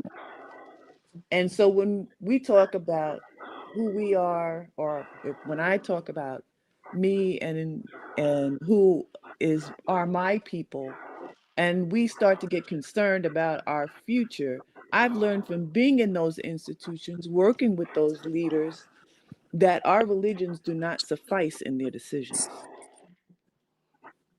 That we Right. can't assume that because what we understand when we go to the mosque or to our church or pray in our closet or not at all, that the people we know will be the influence on what we will see in the future.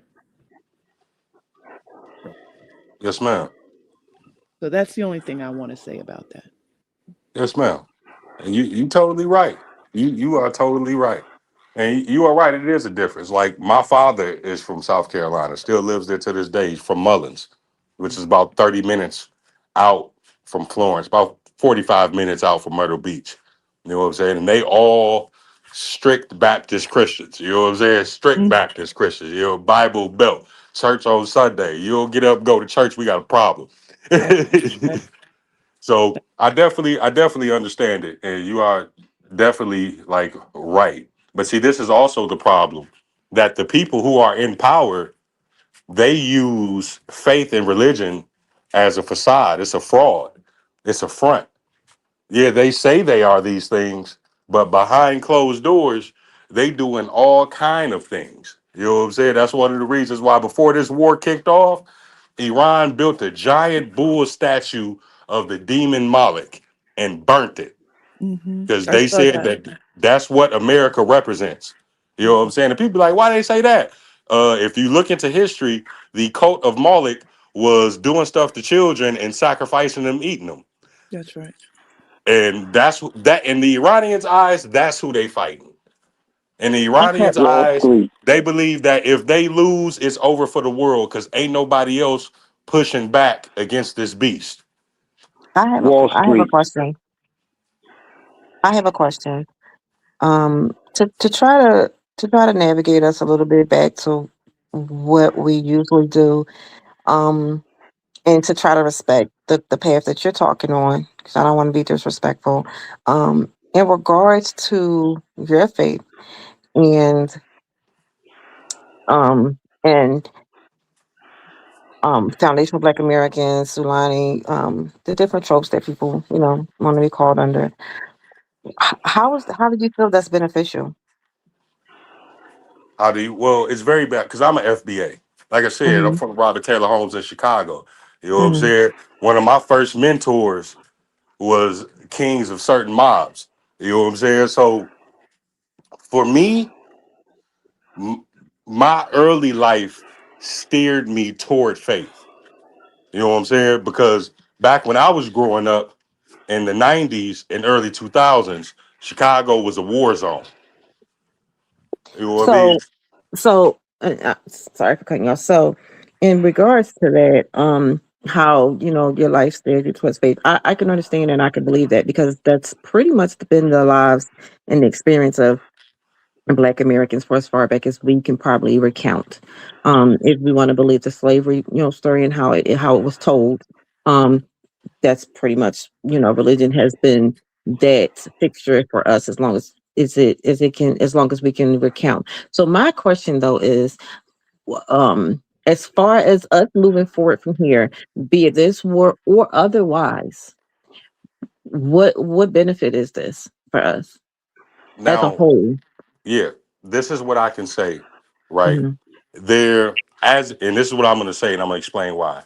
As a whole, there is no benefit because everybody is not going to be a Muslim. Everybody got Mhm. their own minds and their own Mhm. beliefs and their own faiths. You know what I'm saying? Only thing I can speak of how it's a benefit to me. You know what I'm saying? Okay. The way that I'm speaking to 6 other people on this panel from varying degrees of faith to no faith at all to comedic teachers, whatever everybody on the panel follow. You know what I'm saying? How I can speak to everybody and understand everybody's viewpoint and not get offended, not disrespect anybody. It comes from me following my religious teachings. You know what I'm saying? So it's on me to be the best example of how my faith would be good for Black people. Okay, so I get that. And so I wanted to respect your I wanted to continue to respect your faith, because whether I have a faith or not, it's no need for me to be disrespectful to you or your faith. Now, having said that, I asked that because I wanted to transition back to talking about, as far as us as a group, as an FBA group, again, whatever topic you want to fall under, what should our next steps be? Now, I understand that, as you know, with your faith, how you, Barbie, feel like your faith will have you move forward.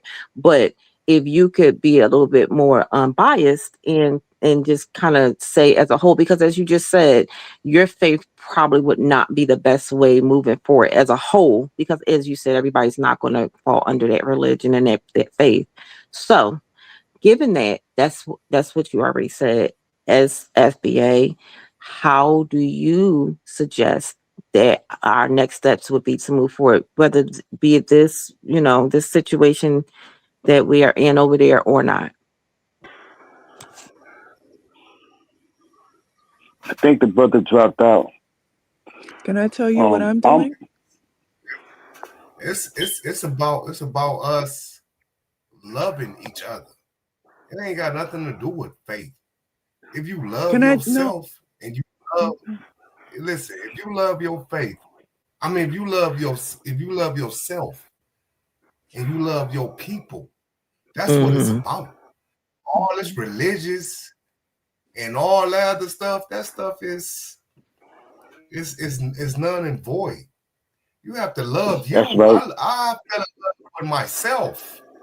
I fell in love with myself, my wife, my children, my family, and my people.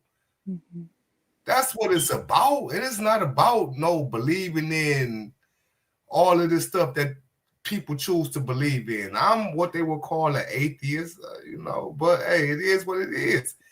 But you have to love who you are. You have to love who your people are, and you have to stump and fight for us. You have to stump and fight for FBA.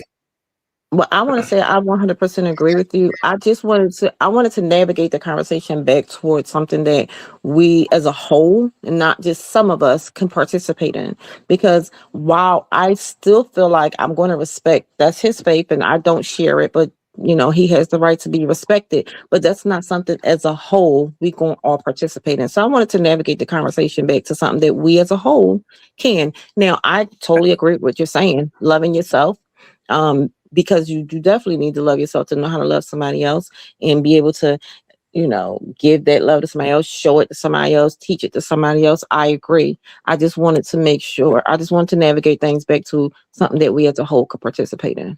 Can I tell you what I'm doing? Is everyone here FBA?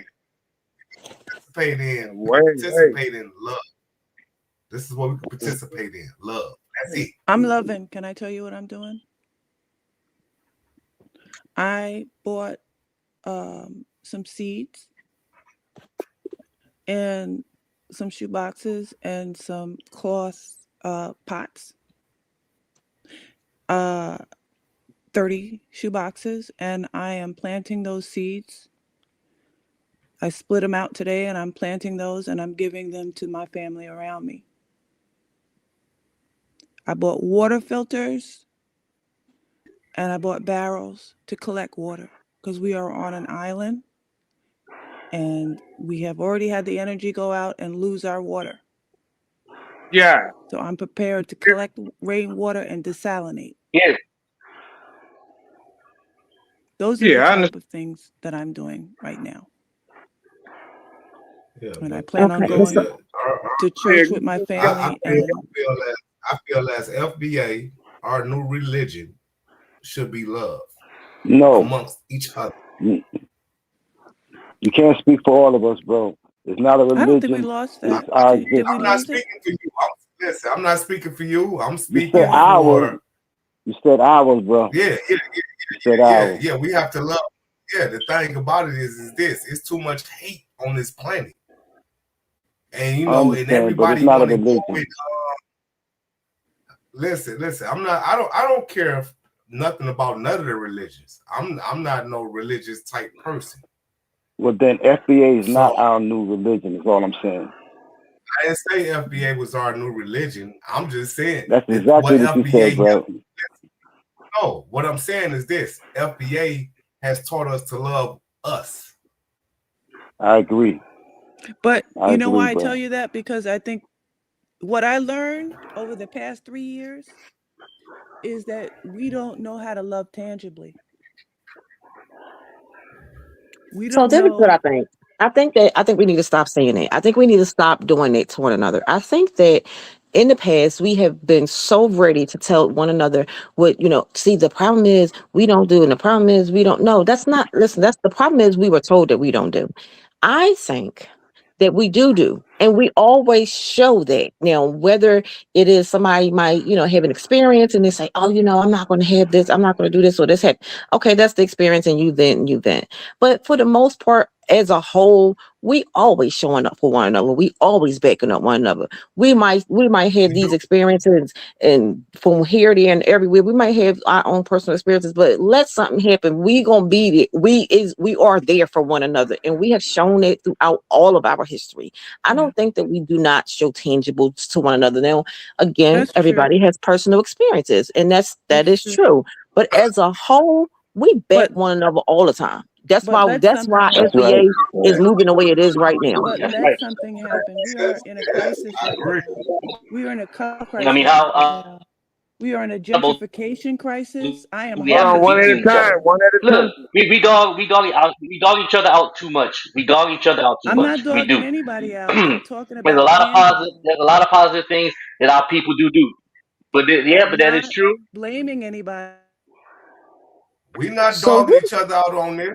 We talking about love. So we're not dogging each other out. Only people that's All right. This is the warm and fuzzy room. I'm that sorry I got the dogging rebel out room. is I'm talking tethers about and doing the others. work. I mean, No, if I we're understand what you're talking loving, about, sister. I'm talking about he's saying that we always dog each other out. That's a lie. I live in I'm not Detroit, dogging and anybody. it ain't No, nothing but love yeah, we do. everywhere I No. Every time, no. I'm speaking generally. go. I'm not talking about each and every We don't individual need, but in the a thing general about sense. it is Because this, look, my y'all was brother. y'all. No, hold on now, brother. Hold on now, brother. Thing is, Go we was ahead. just doing it just like 5 seconds ago, talking about like, well, we Brother, don't can you this turn your and we don't headphones that. down? That's not all the way true. Now we all have, huh? You turn your All I headphones know down is a I'm little in a bit. place where nobody is thinking about what could happen when things have already happened and are happening. And I'm And the trying thing to about get it to is this, man. We not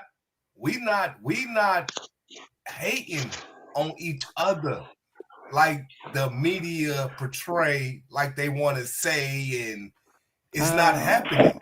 I'm not even thinking about We hate. not I'm hating thinking on one about, another. you said you wanted to do things, and I'm thinking about what we do. Okay, so what's the next step for us? What's the next step for us as a whole, as far as making sure that we get ourselves out there, making sure that we get policies that we need to get pushed forward to get pushed forward? What's the next suggestions for that? Because it feels like that the conversation keeps swaying to a point or to a place that it makes it feel personal, and when it sways to this personal place, for some people, obviously everybody has their own different opinions, and those different opinions is seeming like it's causing confusion. So how about we talk about FBA business? How about we do that? That's what we have to do, I'm and with that's that. what we have to do to other people. That's what we have to do with other people in our community, because I would What's say first on the at agenda? least 85% of black, or 85% of What's FBAs priority? don't know that they're FBAs. So our priority is to become stronger. Spaces like this help us to generate the energy that we're going to need to take to people who just don't know, and we can give them greater understanding, because Priority for me lately is reparations. Yes, ma'am. Yes, ma'am. That's my main sticking point myself. reparation or nothing else. Any politician come, I want to be elected. That's my first question. What you think about reparations? Another race, like, yeah, I've always supported black people. Okay, what you think about reparations? That's my talking. That's my first sticking talking point. I don't want to hear nothing else besides support for reparations. You know what I'm saying? And that's my sticking point. That's what I ask everybody. If you like, no, I'm against reparations. Oh, well, you can kick rocks. So do y'all think that because obviously I'm for reparations as well, do y'all think that a stronger argument for us in reparations would be because obviously we're doing lineage-based we want lineage-based reparations. So y'all think a stronger to make that stronger that we should start trying to do more of our genealogy so we can, have documentation of, obviously we know who we are, but for the legal framework of it all, do you think we should start doing that? We got That's going to documentation take us already. off course. Everybody is documented. If we focus on that now, that's going to. I think you can organize the people who do have their lineage. And I just want to say to the host real quick, because I got to go. So I just wanted to come back up because I didn't want to drop off like that. That was my boss calling me to put in the payroll. But I thank everybody. I love talking with everybody. I will definitely subscribe, and I will be back, God willing. And I'm finna log on to Tyreek show real quick because I told him I'd come up. Thank you, good brother. Salutes. All right, everybody have a good night, man. Love and peace to all y'all. Good night. Good night. Yeah, tell Tyreek we said what's up. And see, that's what it's about. It's about love. We don't have to go all into our genealogy and none of that. We know who we are. Once we start talking about, okay, we think we this and we think we that, then they gonna say, okay, well, I really don't know who you are. So no, we got to step first foot forward. We know who we are. We don't care about whether we know who we are or not. So listen, whether we know who we are or not, right? The legal framework of what we're trying to do, we need to make sure that they understand that we know who we are too, documentally and legally. Framework that we listen, let me tell you something. The legal framework is knowing. No, that's not the legal framework. That's not legal.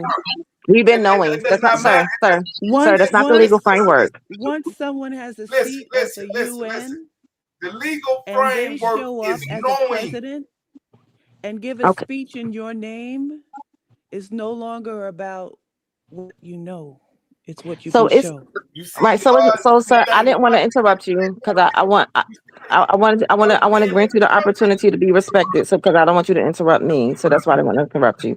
But it's not really just about knowing, because we've been known, to be quite honest, and I agree with you that we know who we are. I'm not saying that. We've been known as African Americans. We've been known as colored. We've been known as minority. We've been known as a lot of different things. So the thing about it is, stop being knowing as something that they try to make us knowing about. We have to say, look here, it is what it is. We have to turn back black. The thing is, we've been everything but black. No, we've been black. We've been black before. No, we have not. We've been minority. We've been black. We've legally been black before. Listen. We've been everything but black. We have legally been black before. Listen, when you black, you step out and you let them know what it is. Okay, so listen. So we have legally been black before, and furthermore, we cannot be legally black to get reparations because that's against the Constitution. So no, we cannot just be that. Do you mean acting black? We don't act black. We don't act our black. No, acting black. We are who we are. We are the original Americans. We are the foundation of this nation. Yeah, I can hear you. And that's how we can hear you. Let me say okay, so if you're called in front of the UN, how are you going to argue that? Or you're not if I'm called in front of the UN, I'm gonna tell them.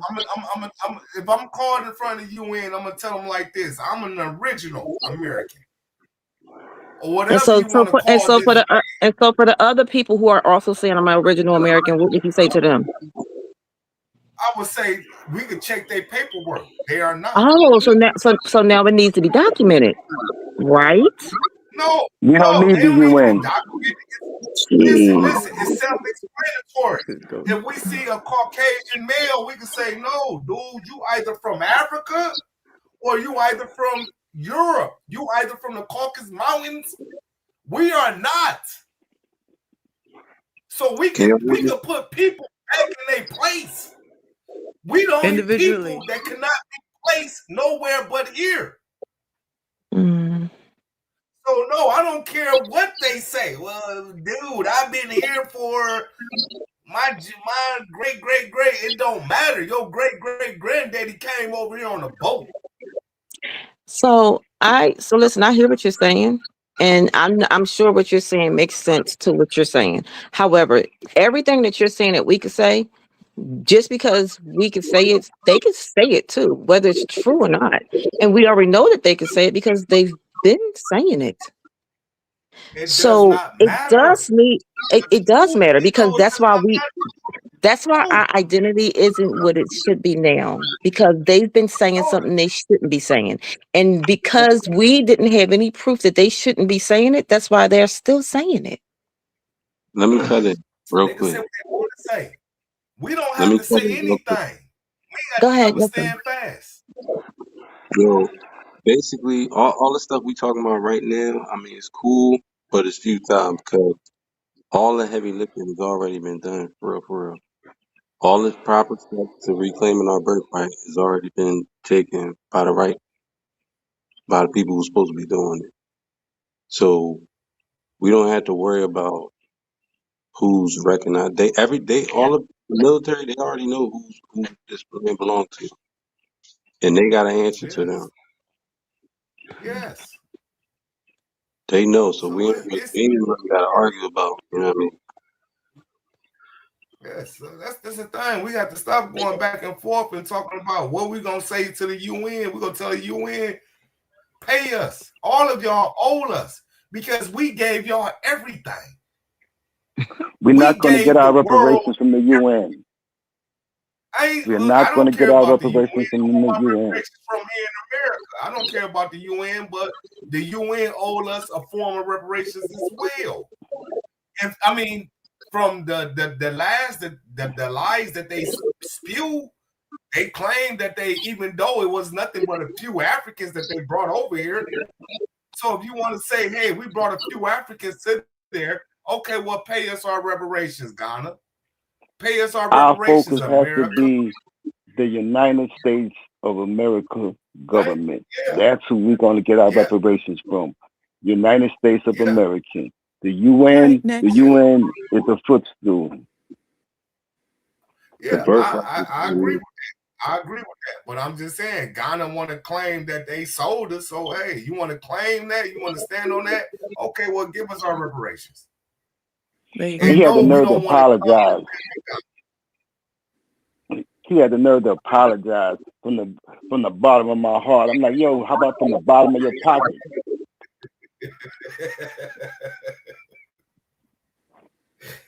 Yeah, man. But the thing about the first start, man, and this is why they hate Tariq Nasheed, they hate a lot of these brothers, is because that these brothers is they standing on love. You know what I'm saying? This is why they probably like Diddy. Diddy talk that love shit. Let me tell you, people that hate love. That's and the wrong kind of love, ain't it? Yeah, but think about it is this. They don't like love at all. You know, I remember somebody told me, and like I said, I'm not no religious person, but I remember an elder told me a long time ago. He said the only way we're gonna get out of this is to love. And I didn't understand what I didn't understand what he was talking about back then, but now I do understand. Because that's real. Once we love, because I'm from the west side. I live on the east side of Detroit. And then it's nothing but love. Everywhere I go, you know, all through the east side, they try to crack jokes. Oh, west side dudes come on the east side, they pumping their gas out their car. And you know what I'm saying? It ain't nothing but love. And I see this everywhere I go. A lot of people want to say that, oh man, we can't get along. We getting along. A lot of people rocks with God, with what's my man name? Water God, Tariq. They rocks with this. That's just what they trying to figure out. Where's the people at? Because if you ride through Detroit right now, you won't see, unless they downtown, you ain't about to see nobody in the hood standing out there. They in the house listening to this. They in the house listening to Tariq Nasheed. And they know this. This is why they're constantly trying to come after Tariq. You know. Tariq, Jason Black, Black Alpha. Yes. Yeah. And don't let them tell y'all that it's just because I'm pushing 50. So don't let them allow them to tell y'all that it's the old niggas that's listening to these people. No, it's the young. My daughter 15 years old. She been rocking with Tariq for a minute, because I've been rocking with him for a minute. So she listened to him. Get on Afro Elite too, man. Oh man, I'm on Afro Elite. I'm on all that, man. Listen, I wouldn't even be on this if I wasn't on all of them. You know, I'm on a lot of people. I listen to a lot of people that's even, you know, some of the writers that's in that's African. If they How about speaking the Vicky truth, Dillon? I rock. Vicky, man, you know I rock with Vicky Dillon. I rock with Vicky Dillon. I rock with I rock with all of them. I rock with them all, man. I rock with them all. How about And the Michi thing X? about it is, Michi X, I don't know. I'm not gonna lie. She has information. She has information. She's not FBA, but she is FBA, but she has information that can be pertinent to someone's life. Yeah. I rock with truth tellers, man. For real. You know what I'm saying? I was once a African. I was once, you know, with Cyrus Sumseti. I look at him now, man. He just looked. I met Cyrus Sumseti one day. He was like over a good on the brother. east side. No, man. When I met him, that's when I was coming into the consciousness and all that. When I met him, I had said, "What up, Sir?" He was at my daughter's school. I said, "What up, Cyrus Sumseti?" And he gave me a look like, "Nigga, you don't get the fuck away from me." And from that point on, the school, from that point on, he fell off. Him, the whole entire conscious community. And this is the reason why they are upset, because they not getting no motion. It is shows like this that's getting all of the motion, the everything. That and because like I tell people, my ancestors, they show up and they show out for me. And I mean, I can tell you all type of stories, man. I done been shot close range, man. I done seen bullets fly over my head. I done been in places, man, where I knew that I was in danger. And the guys, for whatever reason, they didn't see me. You know, and it always make me think of Tupac. You know what I'm saying? You can't see me. But I done been in situations to where I'm like, oh my goodness. And they couldn't see me. They didn't see me. So I know our ancestors are real. And I know they show up and show out. I was always a type of person. Yeah, I never could find religion. I was never a religious type person, even though my family was. Me, I was not. Oh, there's a message that Tariq is looking for you. Oh yeah, you know, and the thing about it is I didn't rock with Tariq. I didn't because I was Pan-African. So I didn't rock with Tariq. You know, Tariq is divisive. He's divisive. He's trying to separate us. I was the same way. In my mind, but I would never ever confront Tariq about it. I just never listened to him. I would listen to Sinat and everybody else. Check this out. Man, I messed around and was on a Pan-African show, and I said that God had blessed that brother with the term foundational Black American. Man, they had me praying to the brother before it was finished. I was lighting candles and incense and walking around. To read. No, I just said that the brother was God blessed that brother with that term to give to us, and they took it to a whole nother level. I mean, now I'm making salat to him, and now I'm making sacrifices to him, and I'm like, yo, the brother came up with something good for us, and we hear me. The brother was real, and the thing about it is that brother come from out of Detroit. You know what I'm saying? So shit. Hey, I salute Tariq. And if you go, I just watched Cyrus Seti his live. I even though I hate to do it, but dog, he had in 2 days, he had I think 125 likes and 1,000 viewers. And when I watched Black Alpha, because I checked on Black Alpha, and like 15 minutes, he had over 1,000 likes and probably about 3,000 or 4,000 views. You know, and that was like the same thing with everybody, and they keep talking about this FBA is only. It's only on YouTube. It's in the streets. I'm in the streets. I'm a carpenter. So I'm everywhere. Everybody is speaking about this. I'm talking about people from I'm painting this couple house that knows nothing about Tariq, that knows nothing about none of this stuff, and they speaking on it. They don't even know nothing about Tariq. And these Christians, this is a black couple, black beautiful family, Christians. And I say, man, y'all need to check out Tariq Nasheed. And this is what they upset about. They upset about that we are delineating, and it's not just coming from Tariq Nasheed, it's coming from something that's within us. And this is what they upset about. They forced us to, man.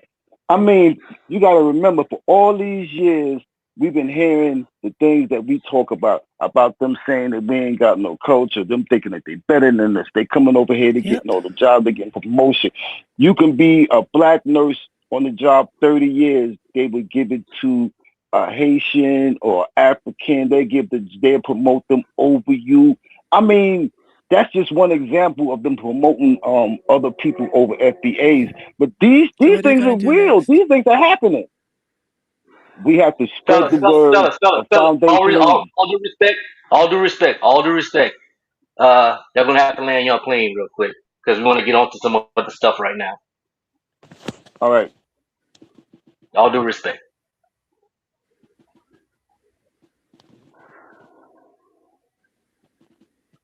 Who the host? You the host, my brother? I didn't know. Mm-hmm. Oh, how you doing, my brother? What's up, brothers? It's cool, but like right now, we need to talk about more FBA business right now. Except going back and forth about Tariq and all that stuff like that. We on the Water Guys channel right now, so we gotta show respect for that. You know what I'm saying?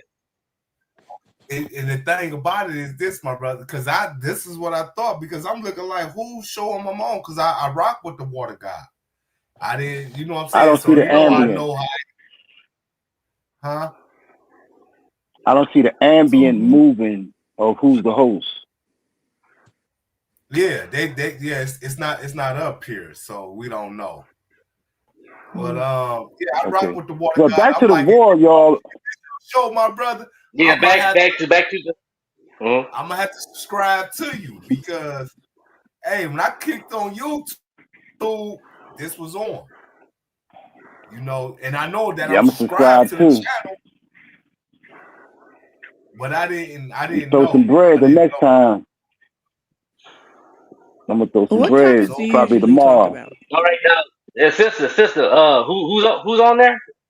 Talk to me, sis. A Hill, Alicia. Hey, oh yeah. What you was on now? No, we were talking about FBA business, and then it was true. There's not much to do. I mean, I think that things are pretty well known, and as far as legally and as far as just what everything is, reparations wise, that's not a topic to worry about. Yeah. Unfortunately, I mean, yeah. I mean, people have their paperwork and stuff like that, but you know how this system is. They're gonna just find another way. You know what I'm saying? Try to get around that. You know what I mean? Well, every time an event pops up, and even before the event, the event drives me to look at exactly what is behind the event, right? And I was around for the 2001 UN conference on racism, and I know what happened then. But what we can do and what we are doing right now, I mean, it's not broken, so let's not fix it. Let's keep delineating, keep supporting each other, Yeah. be with our families, and do that. No, but I know in my family there's parts of the family that are really tied into family business, and there are other parts of the family that say, "Oh, they're taking care of that," you know. But the word of And when I FBA, look at, I'm sorry. well, and Tariq has Well, talked about I mean, this. unfortunately, I hate to say that. Sorry, We can't I hear can't hear you. Kind of cutting in and out a little bit. Is he frozen? You look No, frozen. he might be cutting in and out a little bit. Repeat that, A Hill. I didn't catch all that. You was kind of breaking up a little bit. Couldn't hear you before when you were talking.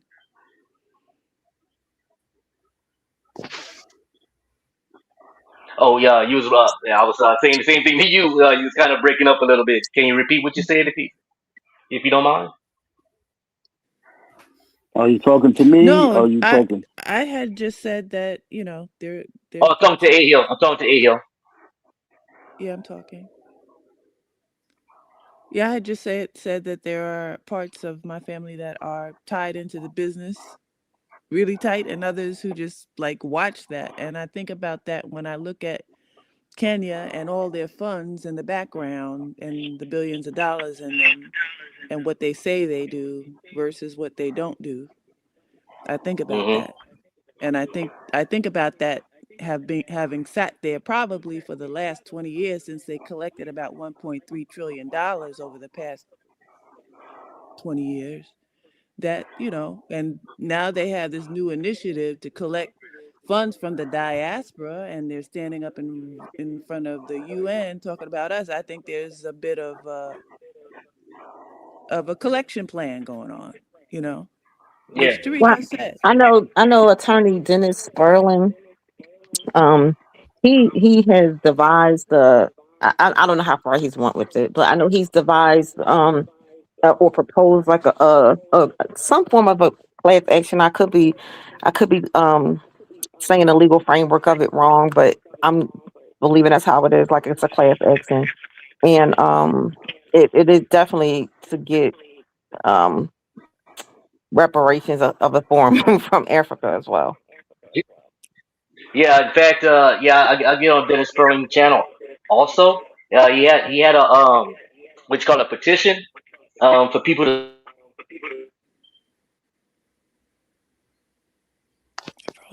not. Froze up. And so in fact, he was on Afro Elite last night. He was on Afro Elite last night. Yeah. So yeah, so he's trying Okay, to but get you the ball said rolling with that to counter sue Africa. What they try to do. yeah. So you said we need to switch the conversation. I'm trying to figure out what is we switching it to. What we talking about now? And what are we It's talking different about? topic. What's the Hello. different topic? Can y'all hear me? Hello. Who is Yes, this? we did. This is Audra. I just came up. How y'all doing? Shit. Hey, How you Audra. doing, Audra? Hey. So I was just wanting to chime in about the part where you guys were saying we don't get along or whatever it is. So I always tell people I can go to any hood, right?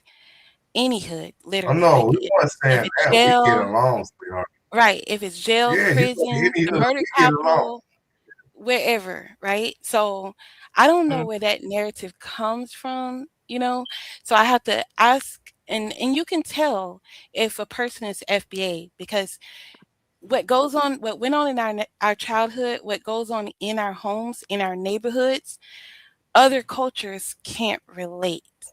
So they don't Yeah. understand when we say family, we family. You know what I'm saying? Like we get on code without it's like it's second nature, right? Like we could be Yes. battling, fighting, we could really be fist fighting, and if an outsider, someone wants to come, we're going to, and I'm just using that as an example, right? And it's just what Black Alpha said tonight. He said, I can say these things to my family or with them, but other people can't. So as Black Americans, we've always moved as a unit, no matter where you are in the country. And most of us have other family members in other parts of the country, right? We live in our hoods. Like that's why you have a Black side of town and you have a Caucasian side of town. We saw the KKK march. We saw crosses burning. I'm talking about in the 80s. Not, so I have to ask you, if you're thinking that we don't get along, yes, we do. We actually have lots of get-togethers. I'm talking about from county to county to county can come together in Florida, especially like for the Father's Day get-together. I Yeah. don't know if you are aware of it, Water God or anyone, but FBAs come together. Other Well, people that look like us, that have the same complexion as us, and I can't say they look like us, they can cause issues. If you look at the shootings, like the club shootings, the drive-bys, those people are not us. And if there was some They not. battling, it's opposites. Like yeah, it's not, or they're killing each other. yeah. So this lady that's on this panel that said those things, I have to ask you, look into your lineage Nobody because said those what things goes though. on in your home Nobody that said that. reflects in your talking points. Nobody said that. FBA, we know each other because of our talking points, and we also know each other because of how we look. So in person, But yes, nobody I said can that. tell you Are if you you're listening to FBA or me? not. Nobody said that. No, no one said that. Yeah, It's but been there was a question of it's how been are you going love to. on this channel. So we never said that. We never said that's what we do. Right, but there's a question That's the of reason how why can they you killed. prove. Listen, let me tell you something. That's the reason why they killed Biggie. See, when Biggie, a lot of people don't understand because see, I'm a street dude. A lot of people don't understand when Biggie said, fuck that beef shit, that shit is played out. That was real. And that hit us hard. That hit street dudes hard. And that's why they killed off Biggie. Because he said, fuck that beef shit. That shit is played out. That hit us so hard that the dudes we was beefing with, we couldn't do nothing about it. We couldn't do, it was like, you know what, this is played out. We didn't have beef in here in Florida. I don't know where you at, but I'm in first of all, Detroit. I think Y'all that was had fake. hella beef. You talk about my the beef Well, between let's the stop West over beefing right East Coast, now. that was fake. Right. I was about to say, listen, we are going left again. And it seemed like we getting Yeah, off topic. And yeah. I Let understand, yes, I yes, understand that No, you came up and, yes. we're not. and you cannot keep talking over everyone who's talking, sir. Yeah, I just See, want to add one little that's piece that someone said, to listen how to can we what you got to prove say. how can we prove that we're FBA? That was a question. How would you go No, before the United I asked what you Nations? would say in front of the UN. Okay, Okay, so so what I was saying in ask front of the yourself. UN is that No, I no, can no, tell you no. what We're my not. I hate to do We're this not to you, doing sis, that but again. you're breaking up a lot. Is there any way you can repeat what you just said? We're not doing that again. I mean I don't So because here's what we need to That do. UN Listen, stuff here's what we need to is do. redundant. We all adults, and we are respectful adults.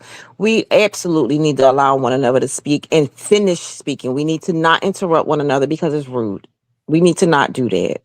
Seriously, right. because it's changing the vibe of everything, and that's not what we Okay. try and do. Can So I we just need to just No, say? that's keep Can giving I not. each other just say respect.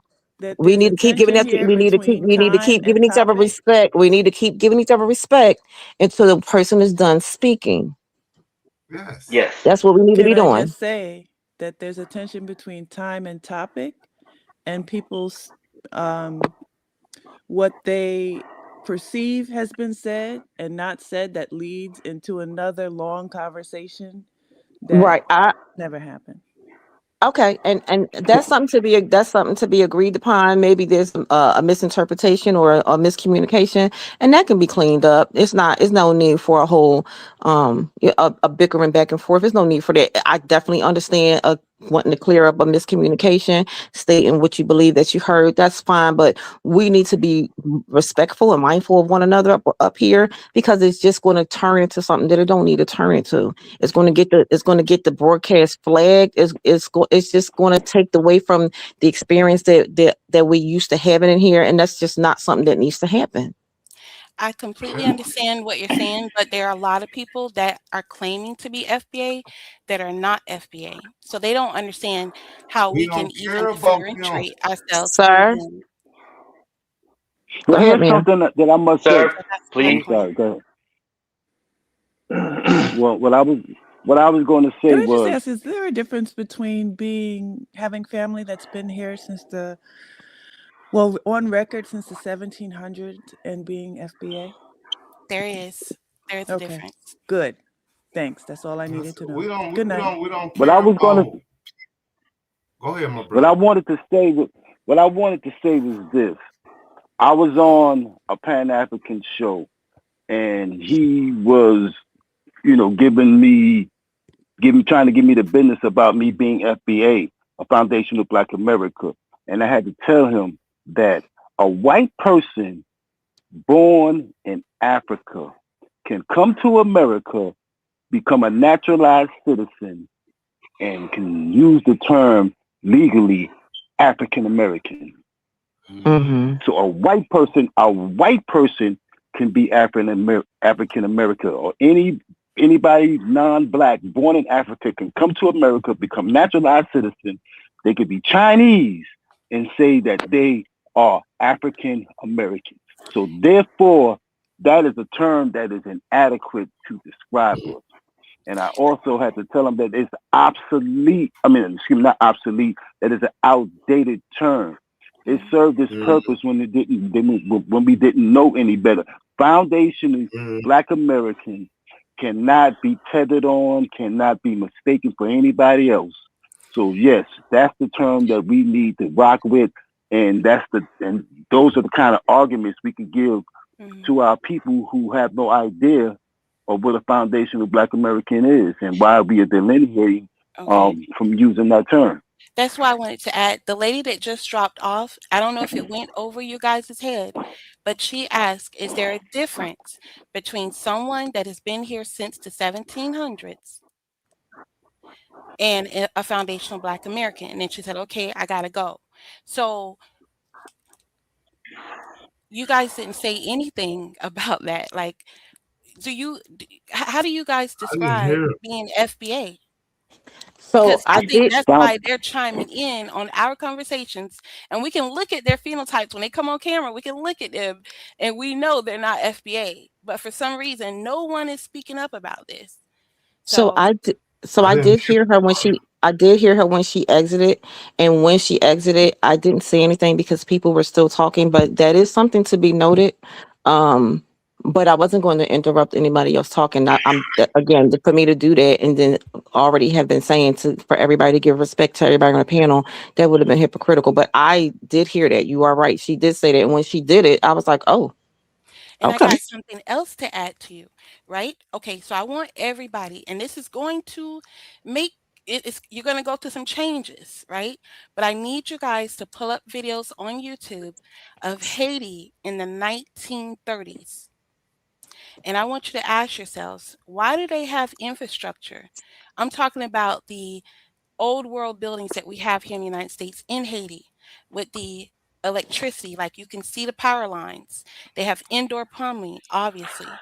So now, and these immigrants, they come over here, they don't go to school for plumbing, electrical, mechanical engineering, things that can build their nations, literally grassroots, right? To even make a toilet or to manufacture a door or to make soap, right?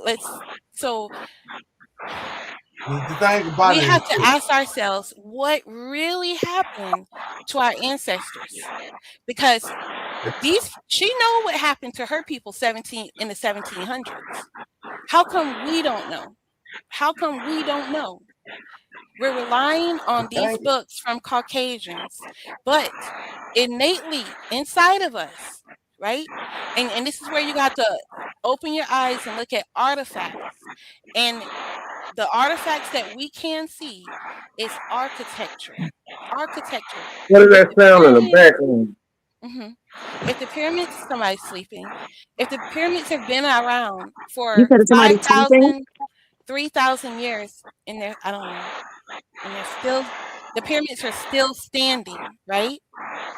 Look at Mm-hmm. these buildings that they're putting out on the news where these people are marching, Antifa, Washington, D.C., San Francisco, Chicago, New York, We can't. Cincinnati. We Look we at these we national can't monuments. hear. Is Yeah, that somebody in your background, ma'am? no, What in the world? I'm on Oh, mute. it's not me. okay, okay. I just want to make sure because I'm like I can barely hear you. Okay. Okay. So I want us to, number one, look at those videos from Haiti. Look at the people in those videos. Look at how they're dressed, how they wear their hair, everything. And look at the Congo. Look at Africa. Even look at them today, 2026, 2025. Okay. Their markets outdoors is identical to what you see in Africa, Nigeria, Lagos, even, right? Mhm. They're very primitive, and I'm using that word, okay, loosely. But here in the United States, we have refrigeration. Just the technology behind that, and I'm an HVAC technician certified, okay? So I'm not a licensed, with the state or anything yet, but with that, just the technology of compressed gas alone, right? And they had air conditioning in Haiti in the 1930s, however far you can go back. Those videos, they had all of that. So We had it ask too. yourself, we invented it. We invented it. Yes. It wasn't invented in the last 250 years. This been around.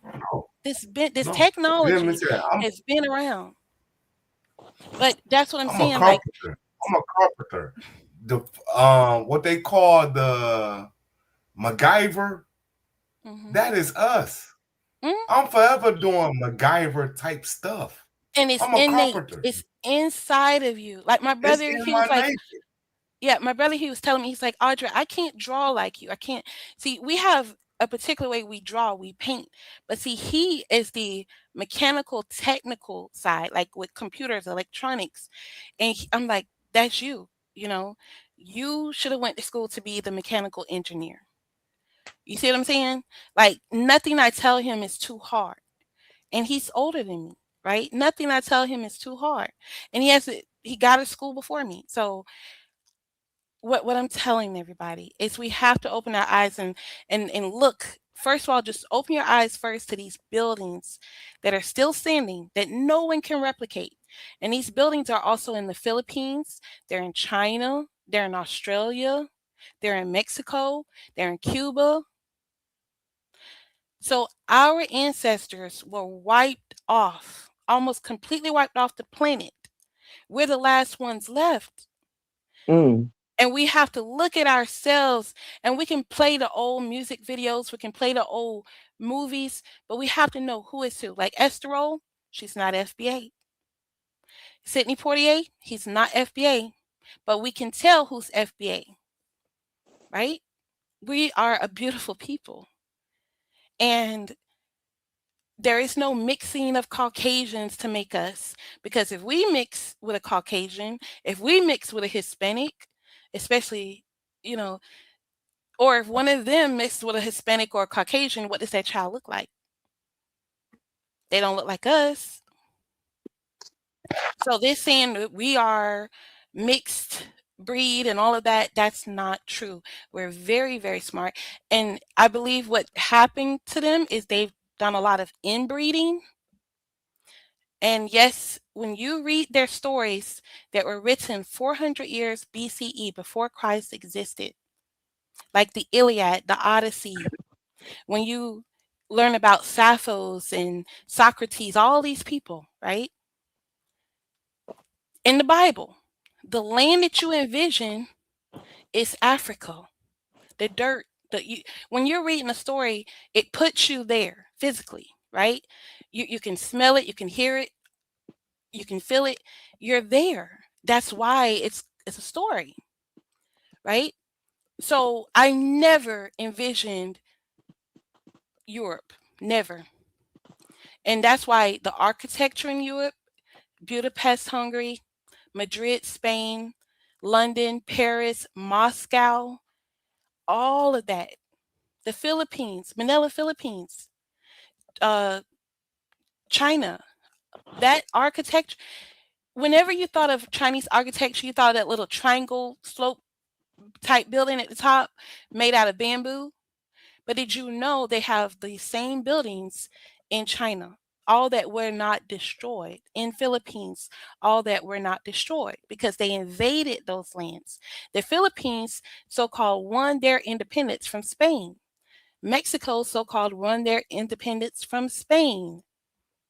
The Arabs and these Asians, they're one and the same. They mixed, so they came from out of Africa. The Bible, these are things they wrote, and if there's a video going around now of Somalia, the people getting deported there, and they're like mosque or whatever you call it, and drawn on the walls are white people. Now we thought they whitewashed that, changed them white. But something happened in Africa, because nowhere in Africa do you have our architecture, the Colosseum, the obelisk, the amphitheater, which is our modern day football stadium. Okay? The Parthenon. The pyramid alone, these pyramids are still standing. So look at these national monuments, these buildings that they cannot replicate. In fact, those same buildings are falling apart in Cuba. They're falling apart in Mexico. They're falling apart in Puerto Rico, Haiti. They can't, you see what I'm saying? So here in the United States, we've been maintaining these buildings. We've taught them about refrigeration, the gas laws, about hydraulics, hydronics, and so forth. We taught them this. And aeronautics, right? Everything they stole from us, and we can innately feel it. And I want you guys to look at those videos on Haiti. Please pull up old videos. Look around in these videos. Look at the buildings. Look at the buildings around the United States, around the world. And there's a list of videos, it's called Tartarian videos. And the only reason I was able to make these connections is because I've taken art history, which includes architecture.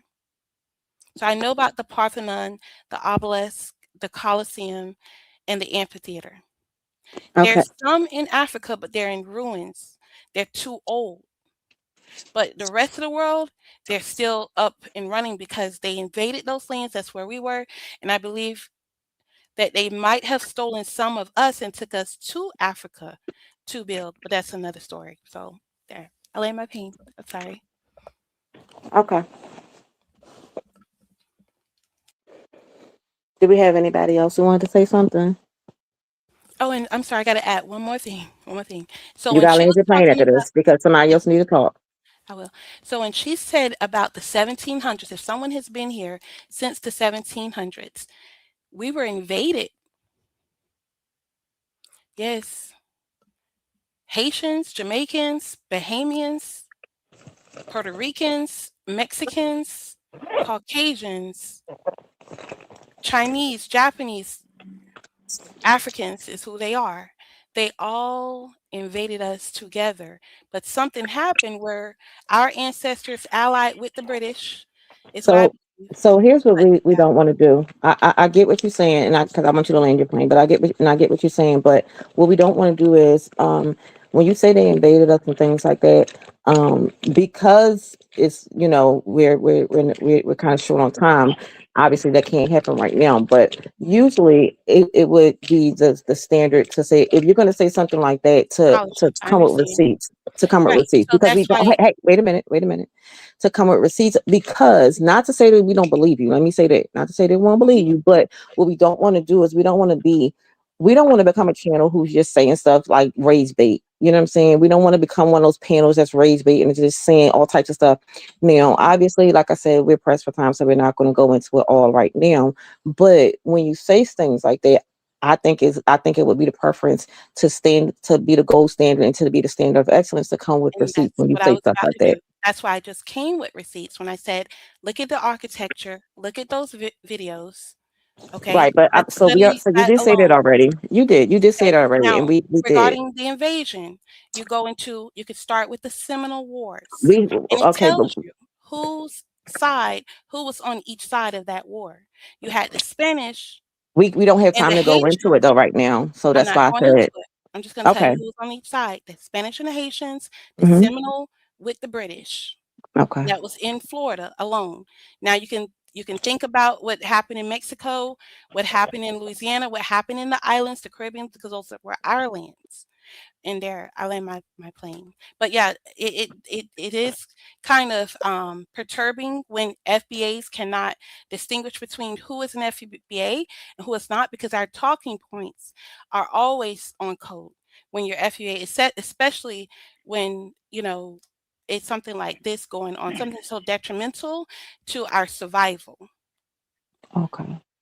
Okay, that's where I land my plane. Sorry. Okay, so that was a 4,847, and that's okay. You got a lot out. We're gonna distinguish ourselves when we vote. That's going to be one of the ways. We're going to distinguish ourselves when we don't vote. Those are the tools that we are going to be able to use. And I know a FBA is going to be an FBA. I can't just look at a black person and say, sometimes I can, sometimes I can't. What's important is that we love each other and that we continue to spread the information about us delineating and using that to go forward, because we need our reparations more than anything else in order for us to stem this digression of our kids going to jail because they can't afford to buy what they want, about us not being able to work at the jobs we want for the pay that we want because there are people that are making decisions for us. When we can get our reparations, we have more choices, and we be able to live a better lives. Our kids, or black people in general, we won't have to have so many abortions. We could think about raising a family. I mean, because most of our issues come from finances. So that should be our main focus: is the delineation and informing people who really don't know or don't even have a clue that we are foundational Americans. We are not African Americans. Anyone from Africa can come over here and be African American, but no one on this earth can be a foundational Black American unless they can trace their history back to the foundation of this country. Or I believe it was in the 18th. What's the exact date from when the exact point we're going to consider foundational Black Americans? Can anyone tell me the exact year we're going to start from? Is it the 1700s? It'll be before. It'll be in the early 1700s. If you can go back further, but yes, but early 1700s. 1776. 1776. But how do you guys feel about immigrants controlling our Department of Vital Statistics, aka the Department of Health, and the Social Security Administration? They have changed. So we'll get into that, ma'am. Nope, we can't do it. It's too late. We about to close out. That is definitely an awesome topic, though. So I hope you come back the next time we have a live, because that's an awesome topic to have. Yeah, but if they can change those records, so That's can an they awesome change. topic to have. We're not going to get into it right now. Right, but there's got to be other That, ways ma'am, to prove you are who you are. ma'am, I said we're not going to get into it right now. That's what I was saying. We're not, because we're about to close out.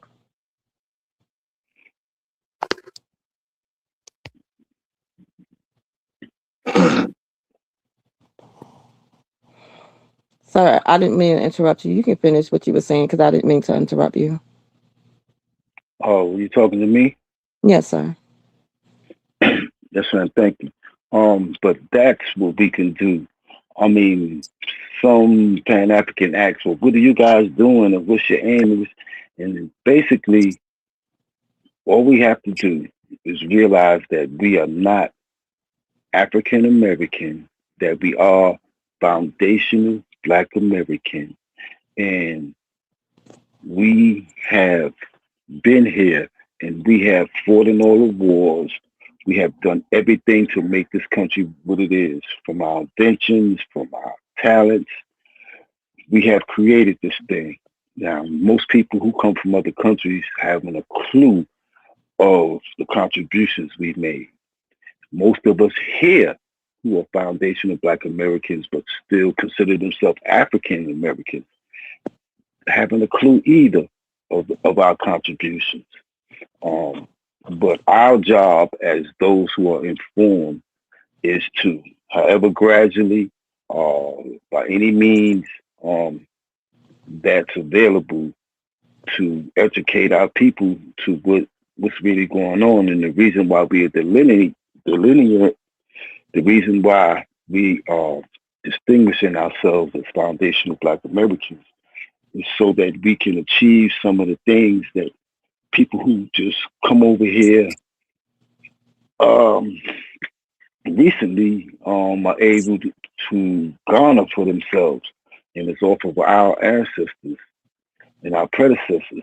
So yeah, and this is what's going to bring us together. We know that we needed something to spark us, so this is the spark that we need, and we got to keep fanning the flames. I can land with that. Thank you. I know that we've been on here for a while, and I think that this has been a very, very diverse conversation. It's went quite a few different ways, and even though it was ways that we all didn't agree with, some of the ways I personally didn't agree with some of the ways, but I still respect everybody, in the right for them to have their ways to say. But what I appreciate about the panel tonight was the diversity that was on here. We needed to kind of get steered back in the right direction, but we did. I want to, give a shout out to Word of God, because he's allowing this, he's allowing his platform to give a voice to so many different people, so people can be able to express how they feel on different topics. And so I definitely want to make sure that all respect is given here, definitely to the minds and everything like that as well. I'm looking forward to the next topics, the last topics that the woman brought up just before she had left off. I think it's an actually great topic to talk about vital statistics and things like that. I just think that boundaries and respect for time need to be had. And so I definitely hope that if Water Guy finds it within his time frame to do it, that's definitely a decent topic to bring up about if immigrants or non-FBAs are having control over vital statistics and different things like that holds our records. So with that, I'll land my plane. I don't know if Water Guy is still in the background or one of the other minds want to, do a closeout or whatever, but I'll land my plane with that. Thank you.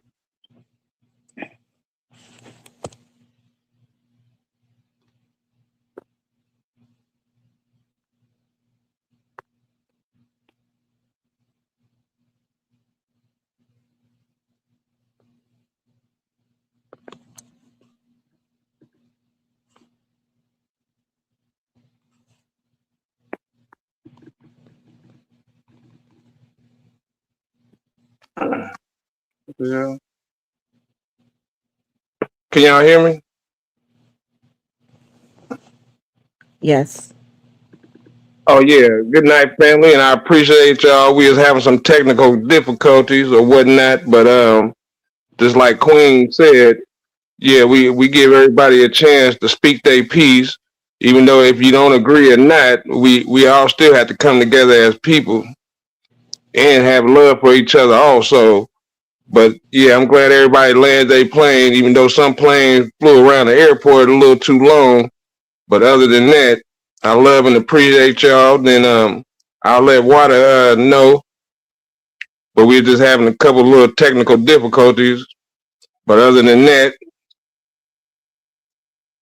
peace out, family, and one love, and y'all stay loving each other, because this delineation is showing the world that we can stick together.